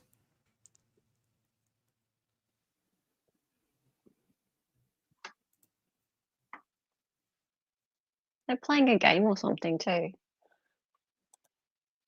Would you Well, like that's to last play time a I game? looked. It's fun. Like RimWorld is a. This is a few. RimWorld No, is this a, is yeah, exactly. an hour ago. Yeah, no, go now. Hear the audio just fine. Great. So I will pull myself down and mute and so forth, and come back in probably an hour. So all right. Okay. Well, we should be here and hopefully keep everything going. Thank you so much, you guys, for holding down the fort here. I can. All right, guys. So we're going to be playing this game called RimWorld. So this is a top-down 2D. RimWorld. Yeah, the name of sounds like a job. I've been Rim Job for me translates to something completely different than a computer game. And if it is a computer game, it's not. Yeah, Rim Job. I mean, yeah. Oh, they're playing RimWorld. Why? I mean, it's like calling a game blowjob. I mean, or hand job. Or hand job. I mean, why would you call your game Rim Job? It could be the. No, I think it was Rim World, but it is Rim World, but it's just. Yeah, it's just a job playing it. Yeah, I mean, no, I wouldn't necessarily. I would play one. I mean, I would. I'm sure it's an amazing game. But the association for me, no. Just no. Yeah, right. Did they run that past the focus group? No. Clearly not. Yes, RimWorld. What a great idea for a name. There's nothing wrong with that at all. This is what happens when you let a bunch of nerds who have been sheltered their entire lives into one room. Yes, exactly. Yeah, so in plastic bags, this is what they came to. with woolly mammoth. Okay. I assume the next step would have been sometime they need to get it inside a very large elephant. Yeah. Yep. Implantation. And then you get to the ethics of it. And I don't see a problem really with ethics. Well, considering that it would be far less invasive to release a woolly mammoth into the wild again at this point in time than it would be like pretty much anything else for the most part. Yeah. I mean, for woolly mammoths in Siberia would be natural. Yep. Because before the last actual ice age, these were everywhere in climate that is today's Siberia. Yep. They were also in North America too.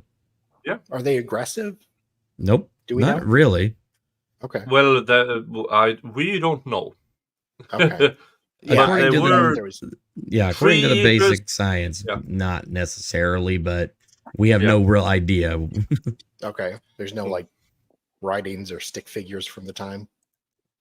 Nothing definitive. Okay. I don't know. In some case. There are stories, not amongst the Sami people, about something resemblance of an elephant. And that's interesting because the Sami people are the Aborigines of Scandinavia and Russia. They have been here officially since around 8,000 years ago. Officially. But their stories traces back long before that. But you can't geologically and archaeology have their stories. Now, there are some things that for instance, the Australian Aborigines, some of their stories can be related to geological events. And some events that was 3,000 years ago, that has some resemblance to some of their stories. Same with the Samis and other indigenous people in Scandinavia. But we don't know how old those stories were. Because as we said yesterday, there were people 3,000, 5,000 years ago, their only job was to copy past generations' stories to the next generation, word by word. It's hard for us to grasp it because we don't have that tradition anymore. Right. So we can't tell how old these stories were. But going back to Forseti, he was the one of two gods who survived the ice and fire annihilation of Asgard to build a new society. Ice and fire in Scandinavia. Word by mouth, generation by generation. You go from man to myth to legend to God. Yep. And that can span 500 years, 1,000 years, or maybe 12,800 years. We don't know, because it's hard to translate old stories. Yeah. Man, myth, legend, God. I mean, it's hard. But 50 years ago, the Ice Age was slowly receding. Now we know that's not true. How many years? 50 years ago. Oh, okay. The last Ice Age was slowly receding, and then a bit faster, and then a bit faster because of gradually heating of the Earth for some reason. The theory of uniformitarianism. Yeah. Now we know that's not true. The receding of the ice pack the kilometer of ice was gone in Scandinavia in a rate of maybe 20 years. Yeah. I mean, yeah, It's a little.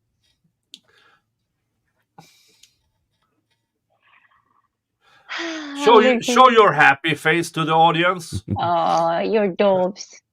This is my happy face. This is it. This is the best you get.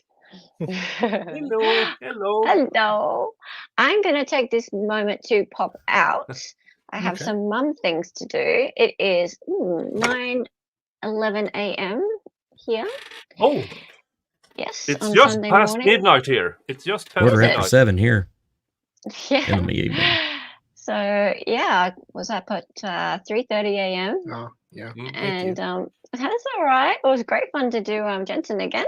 Yes, it was. And it was. And so if I finish my mum's stuff and you're still going, I might come back. But I have no idea because I've slept not like a baby because I didn't wake up screaming every 10 minutes. I slept good since yesterday. I had the Yodi stream and now I'm doing this stream. Yeah. And I'm currently at 40 viewers, which I mean, it's decent. I have no problems with that. And so I have lots of beer. Here's the thing. In this bag over here, I have a few of this season's Christmas beers. A taste testing. Yeah. Me like it. Awesome. Yeah. So we'll need to organize the Adelson trial. Yeah. So very happy to look after the closing arguments. Yep, the Adelson trial, yes. Yeah. The closing arguments. We can do that in the If afternoon. you do the live stream, you can get help from maybe Mo and Sam. I'm going to do morning, Sal. So I'm going to stay up and you are going to do morning? Yeah. Okay. Mo, I think, has a procedure on Monday. Yeah.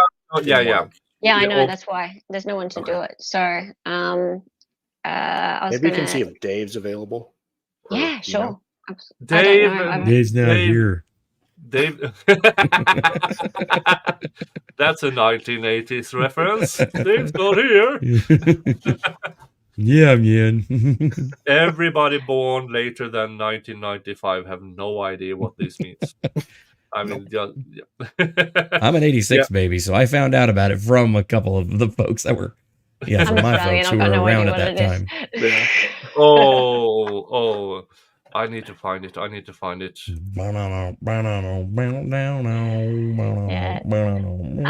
well, I mean, assuming that David can't do it, I'm happy to take it. Okay. So that's fine. And yeah, but definitely it's the closing argument. Someone needs to stream it. Yeah. Has to happen. Ideally, live. Has to happen. Go on, Dave. Has to be live. Has to be live. Has to be live. Yeah. And I will do a recap when I get home.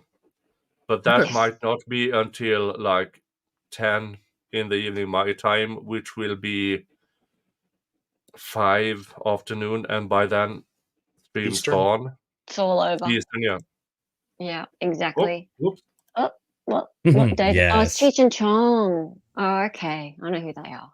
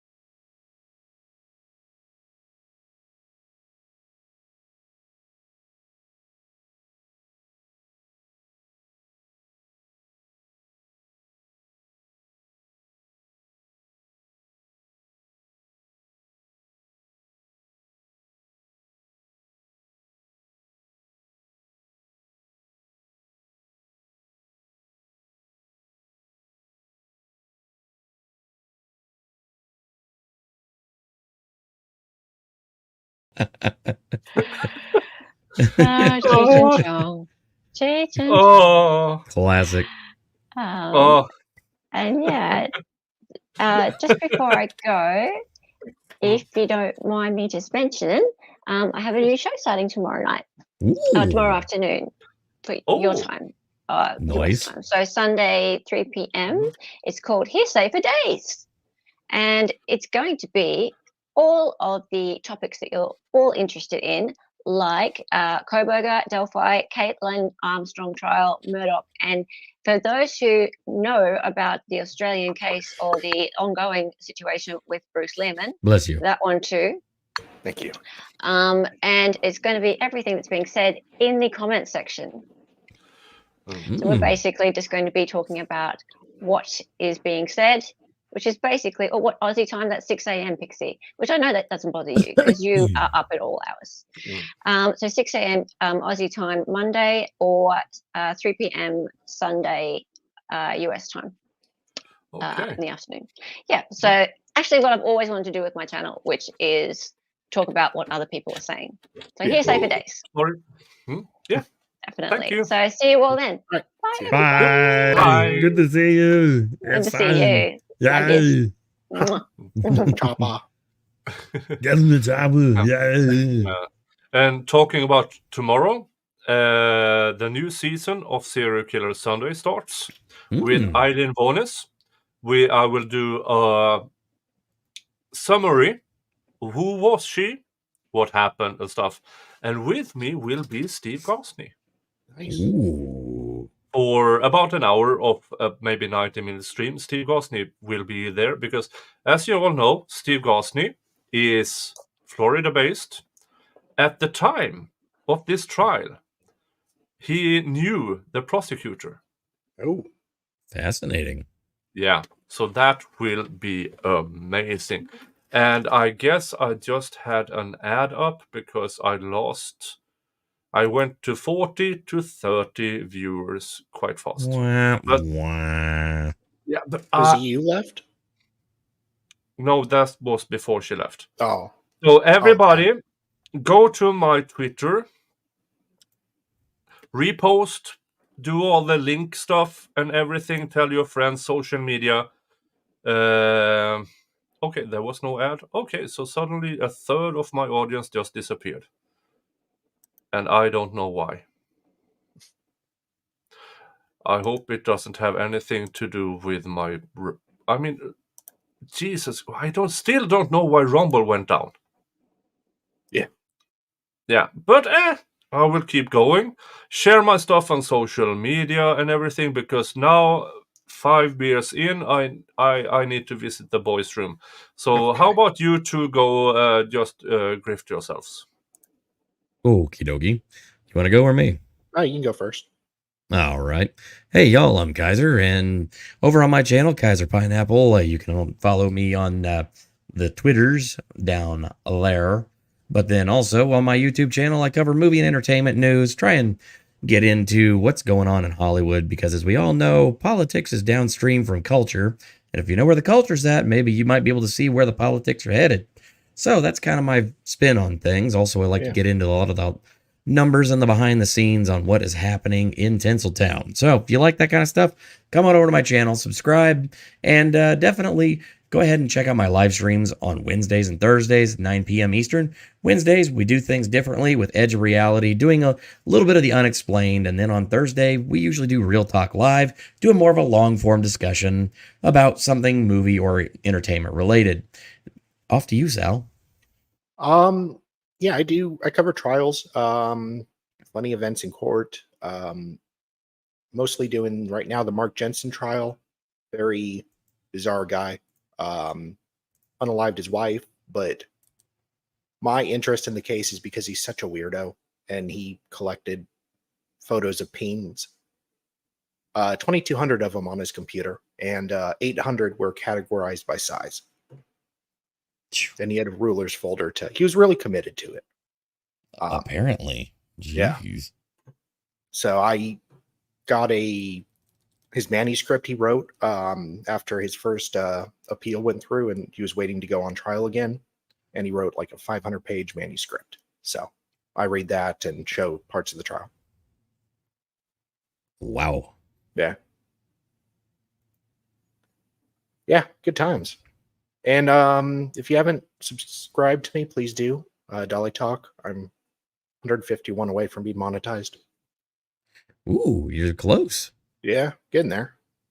Nice. Well, y'all folks, get down there, subscribe to Sal over there at Dolly Talk, and trust me, he's well worth the subscription. You're going to get some interesting content out of this one. Very. So do it for me. And then also subscribe to me too. Yes, subscribe to him too. Okay. I will. Hey, y'all got any more subscribers? Got more subscribers. I'm like almost to 1,000, man. I just need a little bit of bump, you know. I just need a little hit of there, you know.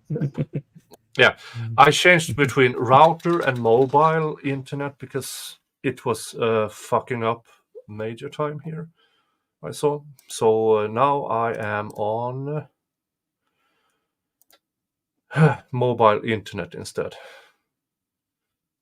And yeah, just cleaning up my Twitters because, of course, I have one of these assholes that keeps including me into their spam something. Spam. Spam.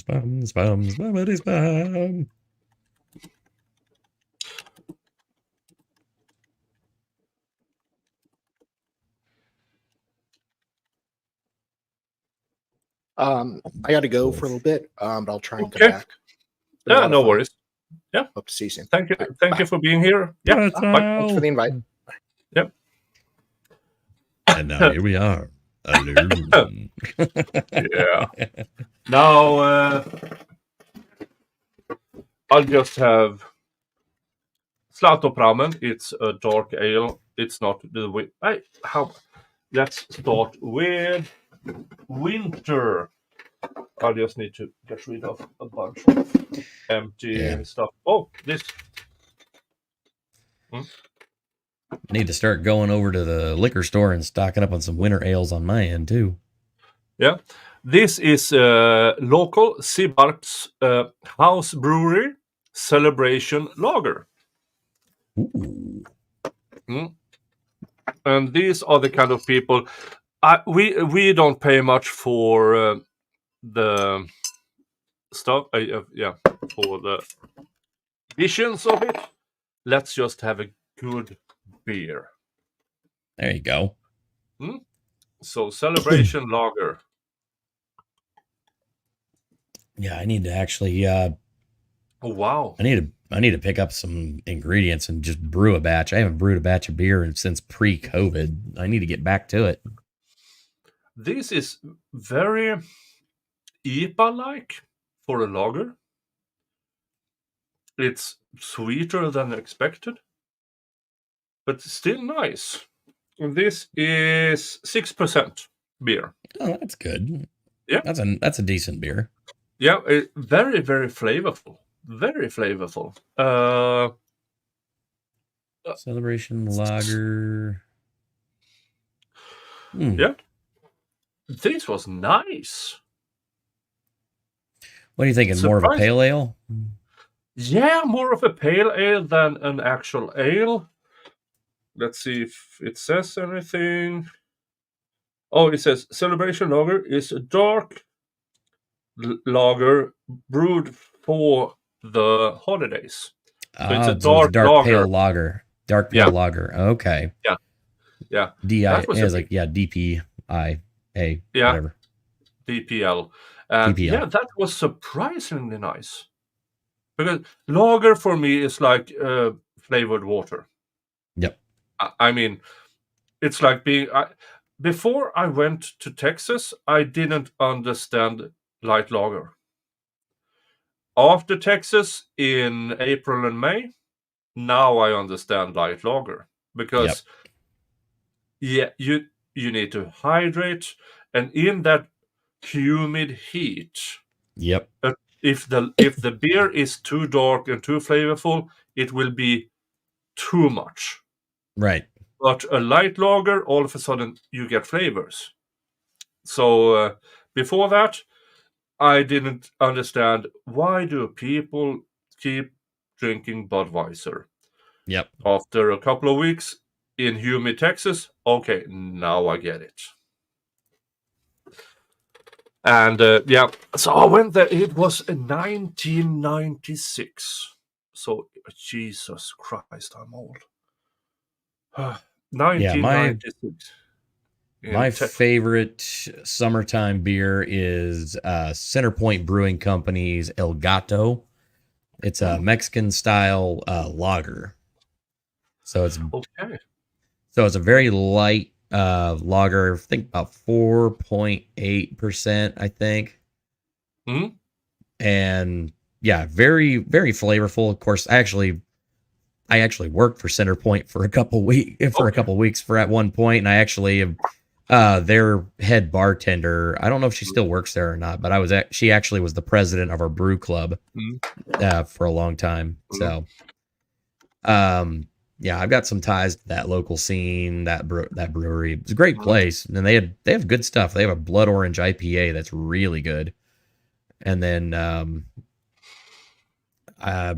honestly, my favorite local brewery in our area is Taxman Brewing Company out of Bargersville, Indiana. Okay. That is a great place. They have fantastic food. If you're ever in the neighborhood, they have like seriously like high quality food, and they also have like really good beers. They have a whole barrel aging program. All their beers are based on Belgian Trappist style recipes. Yeah. Those are dangerously good. The Trappist beers.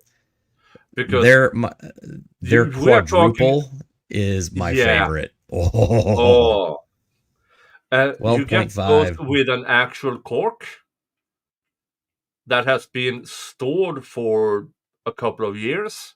Mm-hmm.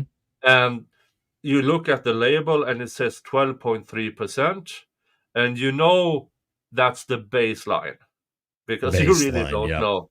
Yeah. Funny story there. Oh, sorry. Go ahead. No, go. I was gonna say a funny story. I still got a couple bottles of it left. I was in between jobs at one point, and a buddy of mine who owned his own like brewing shop. He helped me out, let me work for him for a couple of months. It wasn't a lot of money, but it was enough to kind of help me float by, and I appreciated the heck out of that. And while I was working there, one day this guy comes in, and you know, he's got this, like, it almost looks like what do you want to call it? The Grail journal from Indiana Jones, The Last Crusade. Oh yeah. And he, you know, unbinds that thing, and he like throws out a page, and he's like, "Yeah, I need ingredients for, you know, some beer." I'm like, "That's a hell of a beer journal there, buddy." And he goes, "Yeah, I actually I took this with me whenever I traveled overseas and backpacked through Europe." And I'm like, "Oh, so you actually got to some firsthand experience." He goes, "Yeah, I actually apprenticed for about a year under a Cistercian monk in or not Cistercian, but under a Trappist monk in a Belgian monastery. Apprenticed with him for about a year, and I got his recipe."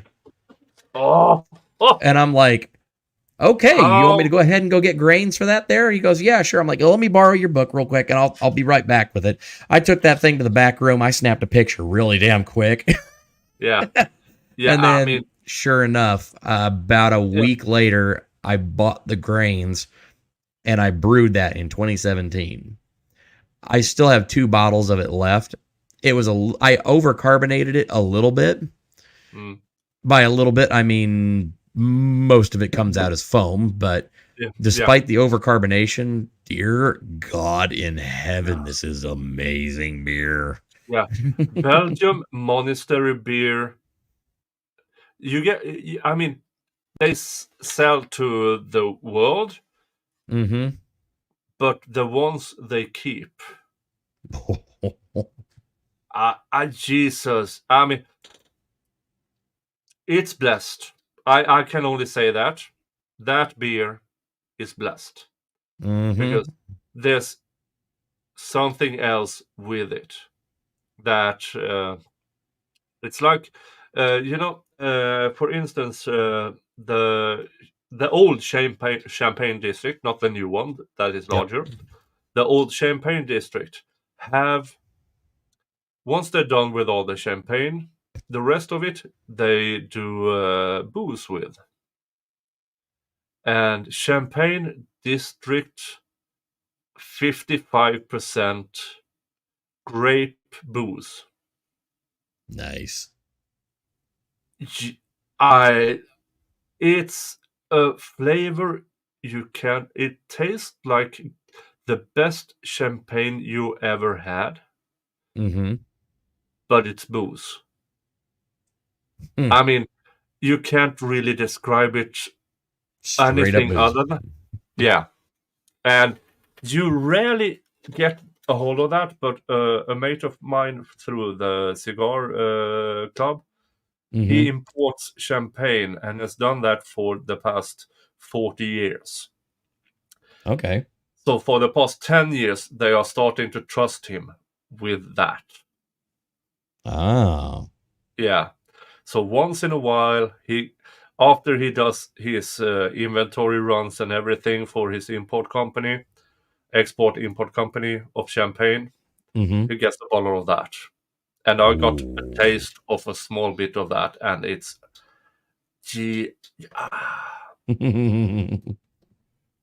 That's one of the... if I can exchange most of the booze in my cabinet, I would. Yep. Because it's so rare. The same with Belgium actual monastery beer. Now, about a decade ago, I was a regular at a bar in the neighboring town. And sometimes he got weird beers in, and he used me as a guinea pig. Because, yeah, why not? I'm not a stranger. Right. And so he said, hey, I just got a few of these. Yeah, I'll taste that one. And blah, blah, blah. Oh, this was good. I'll have another one. Okay, yeah. And I have another one. So within an hour, I had 4 of these, and it started to look strange at me. And then I tried to stand up and walk to the bathroom, and what happened? Suddenly that gravity hits you. Yeah, suddenly that gravity hits you. And the label said 13.4%. Yeah. No way. Yeah, that was... Yeah, no. I mean, that was an early evening for me, because I'm going home. Yep, it's like, I'll be over here in the corner, asleep, drooling. Yep, I've had those nights. Yeah. Oh, okay, that was that beer. I will put that on there. Let's see what I have here. I keep threatening one of these days to brew another batch. Ooh, Falcon Christmas Yummy. Oh. And it is with inspiration of Johan L. Scante's original recipe from 1890. I like where this is going. Let's see where we go with this. Yeah, but I keep threatening to one of these days brew another batch of my my milk stout. I actually took that one to competition, and I scored on my first attempt ever in a competition. I scored a 30 out of 50. Which on a BJCP, that is hard to do, because usually most of your judges top out at around 40. And you rarely go. I mean, besides you, everybody sees this. Oh, I got a gold star. Blah, blah, blah, blah, blah. Yeah, you paid for it, you asshole. Right. Yeah, but the real connoisseurs getting above 40, you don't. You simply don't. And so 30 on your first attempt. That's like going into IMDb and getting a 7.5 on your first short film. Yeah. And the great thing is that all the judges that were there, they all kind of were like, we really like this. Here's what we would do to actually like improve it. And so like I busted out a pen and pad right there, and I started writing down what they were saying, like, which was basically just up the lactose a little bit to get a little bit more of that sweetness and body. Yeah.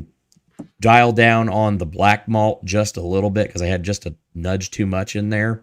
Mm-hmm. And then I can't remember what the third thing is, but I have it written down. And yeah, I went ahead and took all that into consideration, and then I actually went home that same day, fresh in my mind, and I not only wrote all that down, I put it into a recipe in my recipe system that I've got built up. And so I have that ready to go at a moment's notice, which I call this one Midnight Train out of Dublin because it's black. Oh. It is a dark milk stout. And yeah, that's why I call it Midnight Train out of Dublin. Why aren't we neighbors? I mean, why aren't we neighbors? I got to get back into brewing. I used to brew probably about once a month, 5 gallons at a time. Oh, yeah. Yeah, I have like an entire draft system in my refrigerator in my garage and everything. Yeah. And by the way, thank you for $10 through my PayPal, which means I might as well, but not a whiskey. That's a vodka shot, just for shits and giggles. Yay, shiggles. And of course, I am Ukrainian vodka, because why not? There's our tax dollars at work. Yeah. Now, we might disagree on many things, but I agree with who should pay. I mean, at least tell us. Don't go all about and make Europe pay more. And because there's a lot of politicians over here in Europe, because it isn't enough with us just saying we want to pay. We have to, because the United States all of a sudden says, yeah, you need to pay as well. And for me, it's like, yeah, I mean, we are closer. We have fuck ton of surplus weapons. Ta-da! Yeah. So thank you for the $10 over at PayPal. Thank you. Cheers. Let's go. Which brings us to $65, and I put the helmet back on.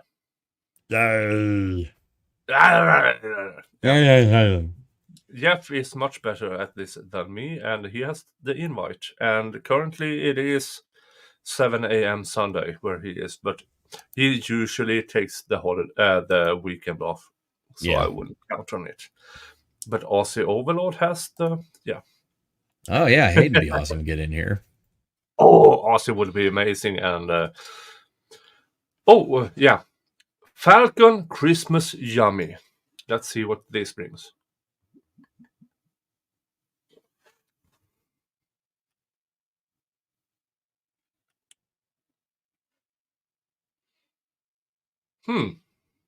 This tastes more like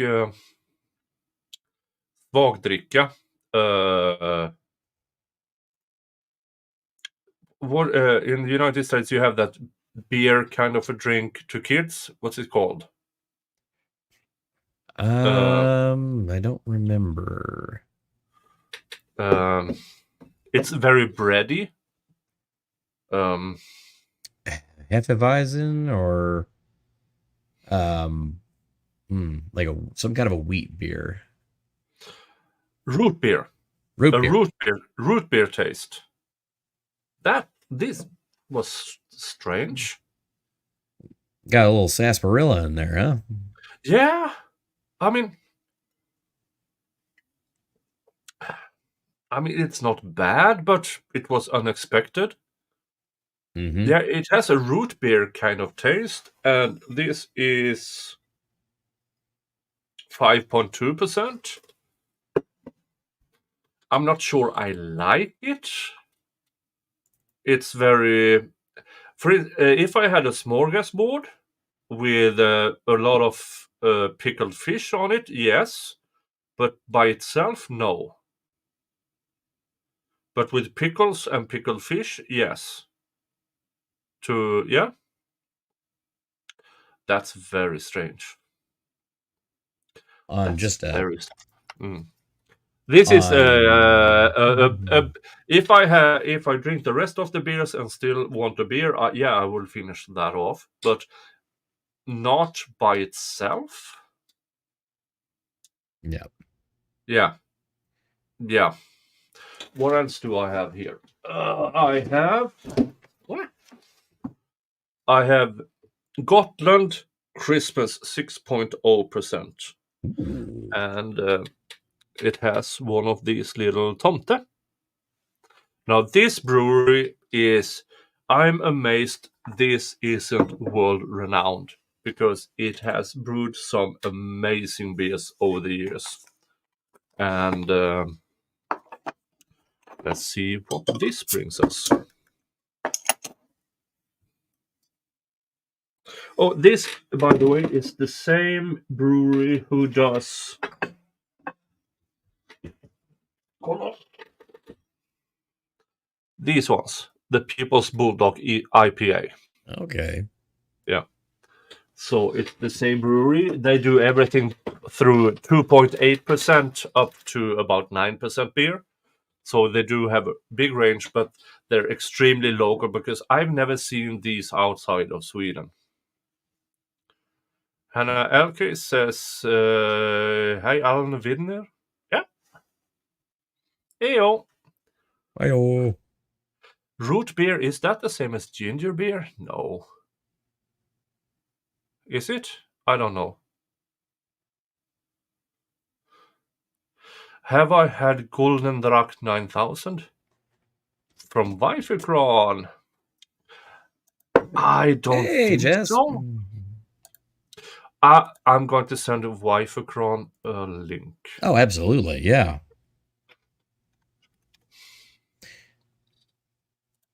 I'm going back through my old recipe list, and I'm like reminding myself of like how much fun I had making names for some of these.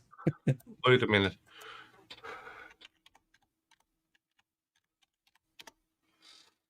No, wait, hold on. With an H. I will find you on Twitters. There you are. Hey. Weifekron, I can't send you a link because I can't send you DMs. Send me a DM. It should be open. Says she can't in her chat there.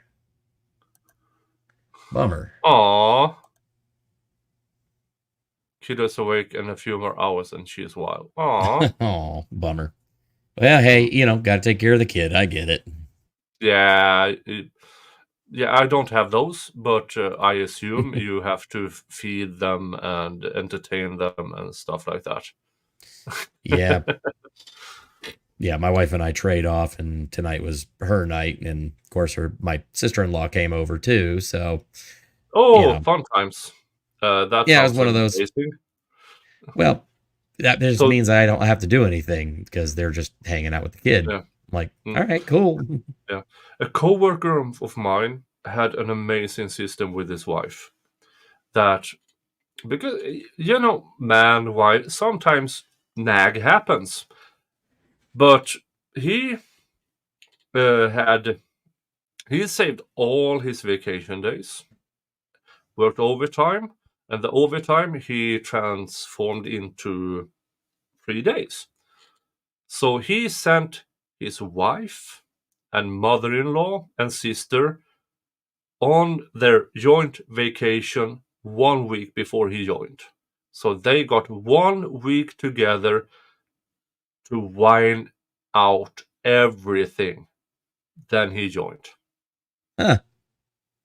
Kind of brilliant, really. I mean, I can't argue against it because he paid for everything because because first 10 years of the marriage, once they got on they 1 week or 2 week vacation, first week was always, let's talk about our problems. And then he realized, well, if I send my mother-in-law and my wife a week before I join, they get it out of their system. And I maybe it's not for everyone, but I can't argue against it. I mean, it sounds like a good idea. Yeah, I mean, they've been married. I mean, he's about 8 or 10 years older than me. And he's been married. They married when they were 19, and they have stuck together ever since. So apparently, it works. There you go. Yeah. But is Visby? Yeah, this is more of an IPA. Not a double IPA, not even a single IPA. This is more of the not dark lager. It's more of I don't know. The taste disappeared quite fast. I need to check if the color of it. Do I have a glass around here somewhere? Here's a shot glass. Oh, Jesus Christ. This was unexpected. Oh. That's got some head. That's got some head and dark amber color. Very dark amber. Yeah.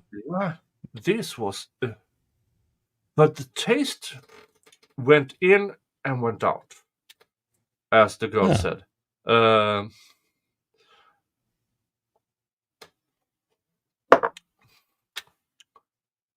That's a lot of taste that goes away quite fast. What did it say? It just said, our Christmas beer reminds with its smoky tone a classic Gotland brewery. A gift from us at that street of Visby. Huh. The surprising part is that it goes away so fast. And for you who don't know what Visby is one of the last towns in Europe that has a ring wall.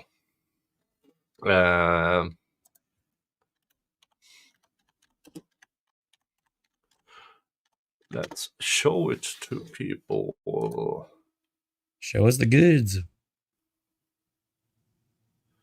Hold on.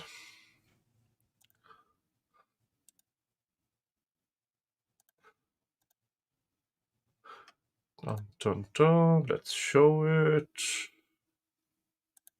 No, not that one. No, not that one. That one. I mean, they have this around the town. Oh, wow. They have this wall. It dates, the oldest part is from around the 14th century. The newest part is around the 18th century, but it circles the entire town on the island of Gotland. And let's see if I can find other pictures of it. I mean, this is in the middle. No, Jesus Christ, shut up. This is in the middle of the town. Okay, so they built outside of this wall.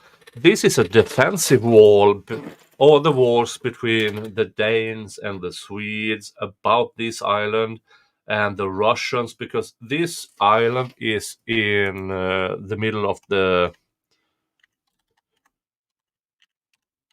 in the middle of the, what do you call it?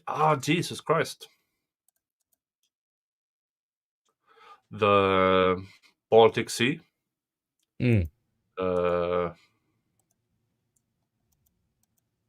Let's just put out a decent map. Oh.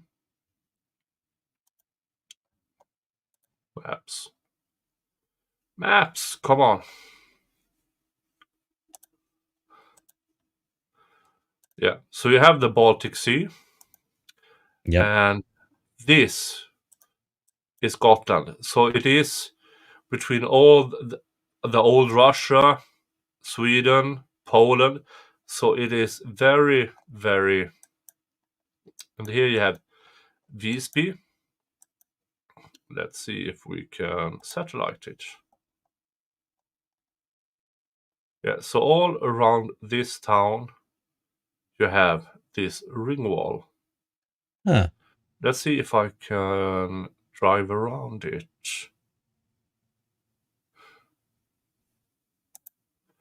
More. Let's see if... Jesus Christ. No, okay. I can't get to it. But you have... No, not that one. Jesus Christ, shut up.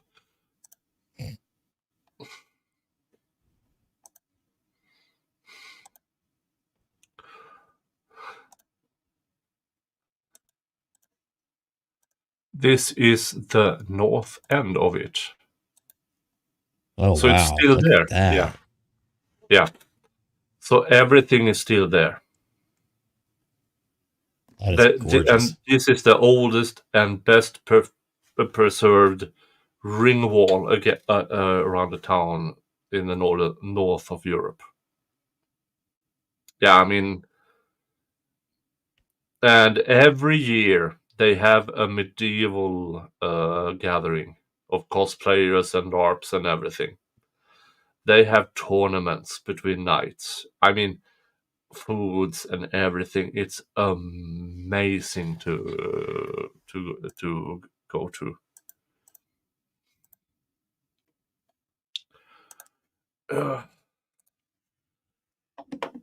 Dun, dun, dun.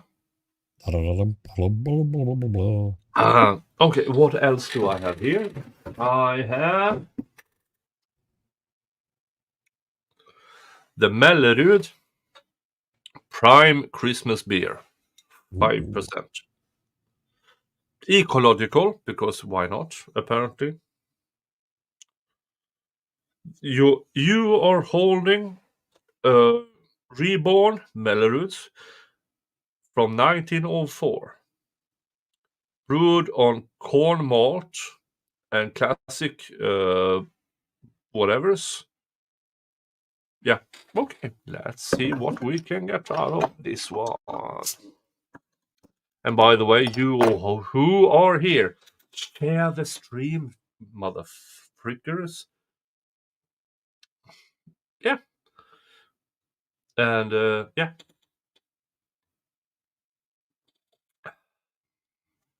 Okay, this is clearly lighter. But still not. I mean, it's still very, very amber.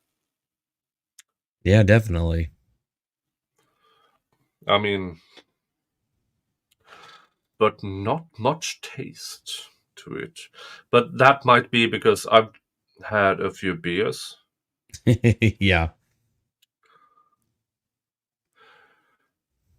Jesus Christ, do you want me to sing? A snapsvisa, a schnapps song. Sweden is very, very, very about. It's around midsummer and New Year's. Before you drink your schnapps, you sing a song. And we have this Helan går, which is the standard one, which is about drink all of it. Because if you don't drink all the entire schnapps now, you don't get to drink it when we go to the half of it.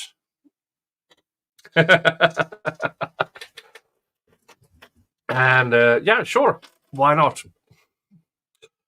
Helan går, sjung hopp faller allan lallan lej. Helan går, sjung hopp faller allan lej. Och den som inte är helan tar han heller inte halvan får. Helan går.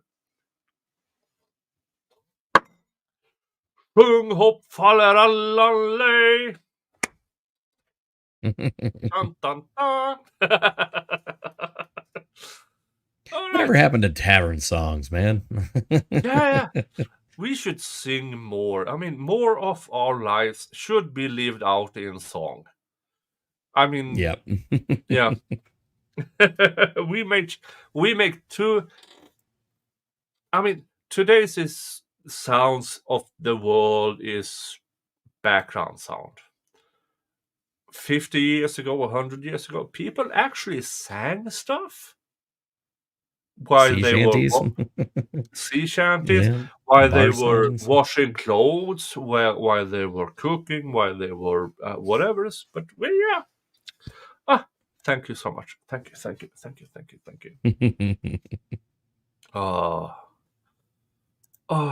I don't know what's going on with today, but I'm down to 20.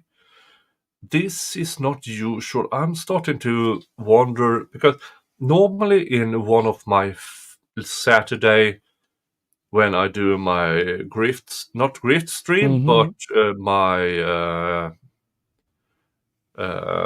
celebratory streams or fundraising streams, I get a lot of viewers, but all of a sudden I don't know. Am I being shadow banned for something? Yeah, that's hard to say, really. Yeah, I don't know, because I've been here for 4.5 hours and currently 21 viewers. And if I go back to when I had 1,500 subscribers, that's the numbers I used to have then. And I don't know why, but I hope I will get a return with the rewatch crew and stuff like that. But yeah, besides viewers, I'm here with one of my favorite people on YouTube's Kaiser. We talk a lot about ancient stuff, and not just because I am, but because I do have some knowledge when it comes to Old Norse stuff. And even by Swedish standards, I have a better than average knowledge about it. And when we talked about the events of the Younger Dryads, it makes sense with our Norse stories, so to speak. Why did we choose an ending of the world in ice and fire? And why didn't we have a resurrection? Why were we so focused on the actual end of worlds? And maybe because most religions is about resurrections, because I don't know, there's always hope. But in Scandinavia, for some odd reason, there weren't hope. And was that because the ice sheath being obliterated? And once the people there at the time, if you experience that 500 years in a row, you kind of start to lose hope. This is an experience in the South Americas, or the Africas, the Southeast Asia, but it is experienced in the North Americas and the Scandinavians about the actual end of worlds. So why? I mean, it's a good...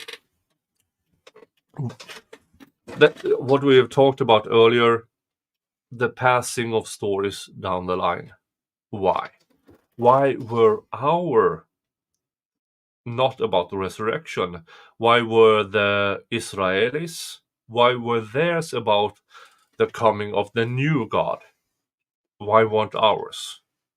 Well, if you experience 500 years of bombardment and ice and stuff, you kind of lose hope. Yeah. Yeah. Because that's the difference between the North Americas, the North Asia, the North Russia, the Scandinavia, and people below the Mediterranean or at the Mediterranean. The Mediterranean kind of had hope. We didn't. Yeah. It's kind of like, yep, we're boned. Yeah, so the losing of everything through ice and fire, maybe not so. But also this story about Forseti. Because Ragnarok, the end of everything. Yeah, but still you had survivors. Somebody survived. Somebody built up again. And Forseti, one of two gods in the old Norse stories, were the only ones who survived. And Forseti was the god of justice and peace, of fairness. He was the one, and this, when he had his axe, his golden axe, this is my decision, the blunt end, boom. Do you disagree? Okay, here's my sharp end. Do you still disagree? Where does the expression bang the gavel come from? It comes from the Icelandic stories. Mm-hmm. And the Icelandic sagas are many thousand years old. So bang the gavel. The gavel today has two blunt ends. The gavel 2,000 years ago had a blunt end and a sharp end. I mean, just saying. Just saying. Yep. Tack så mycket. Michael Burke, thank you so much. Översättning via Google. Yeah. David is on. That might explain my numbers. Yeah, that might do it. Yeah, that might do it. Let's just check here. I know the Turtle Boy thing is popular recently. Oh, yeah. Oh, and Steph and Shanigram has all... yeah. All right. Now I get it. Oh, yeah. I do. Yeah, Shenny is live. I know that. Yeah, so people who I compete with numbers are online and streaming. Yeah, all right. Let's just dun dun dun.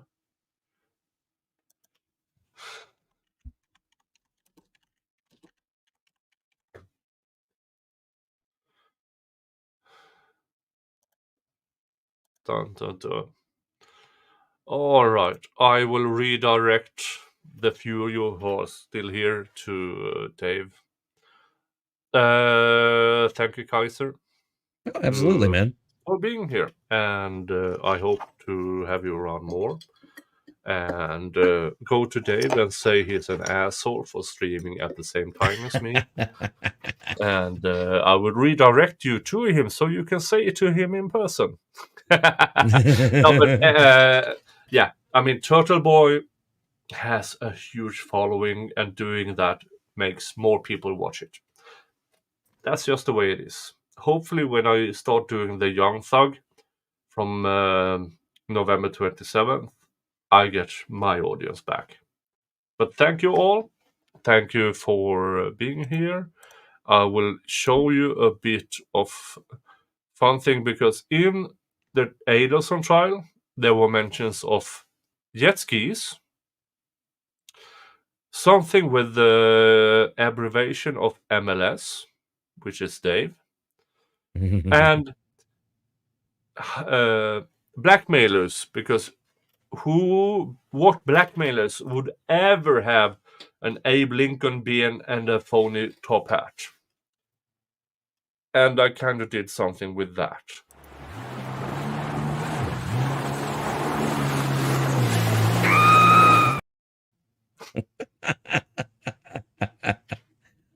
Love it. Yeah.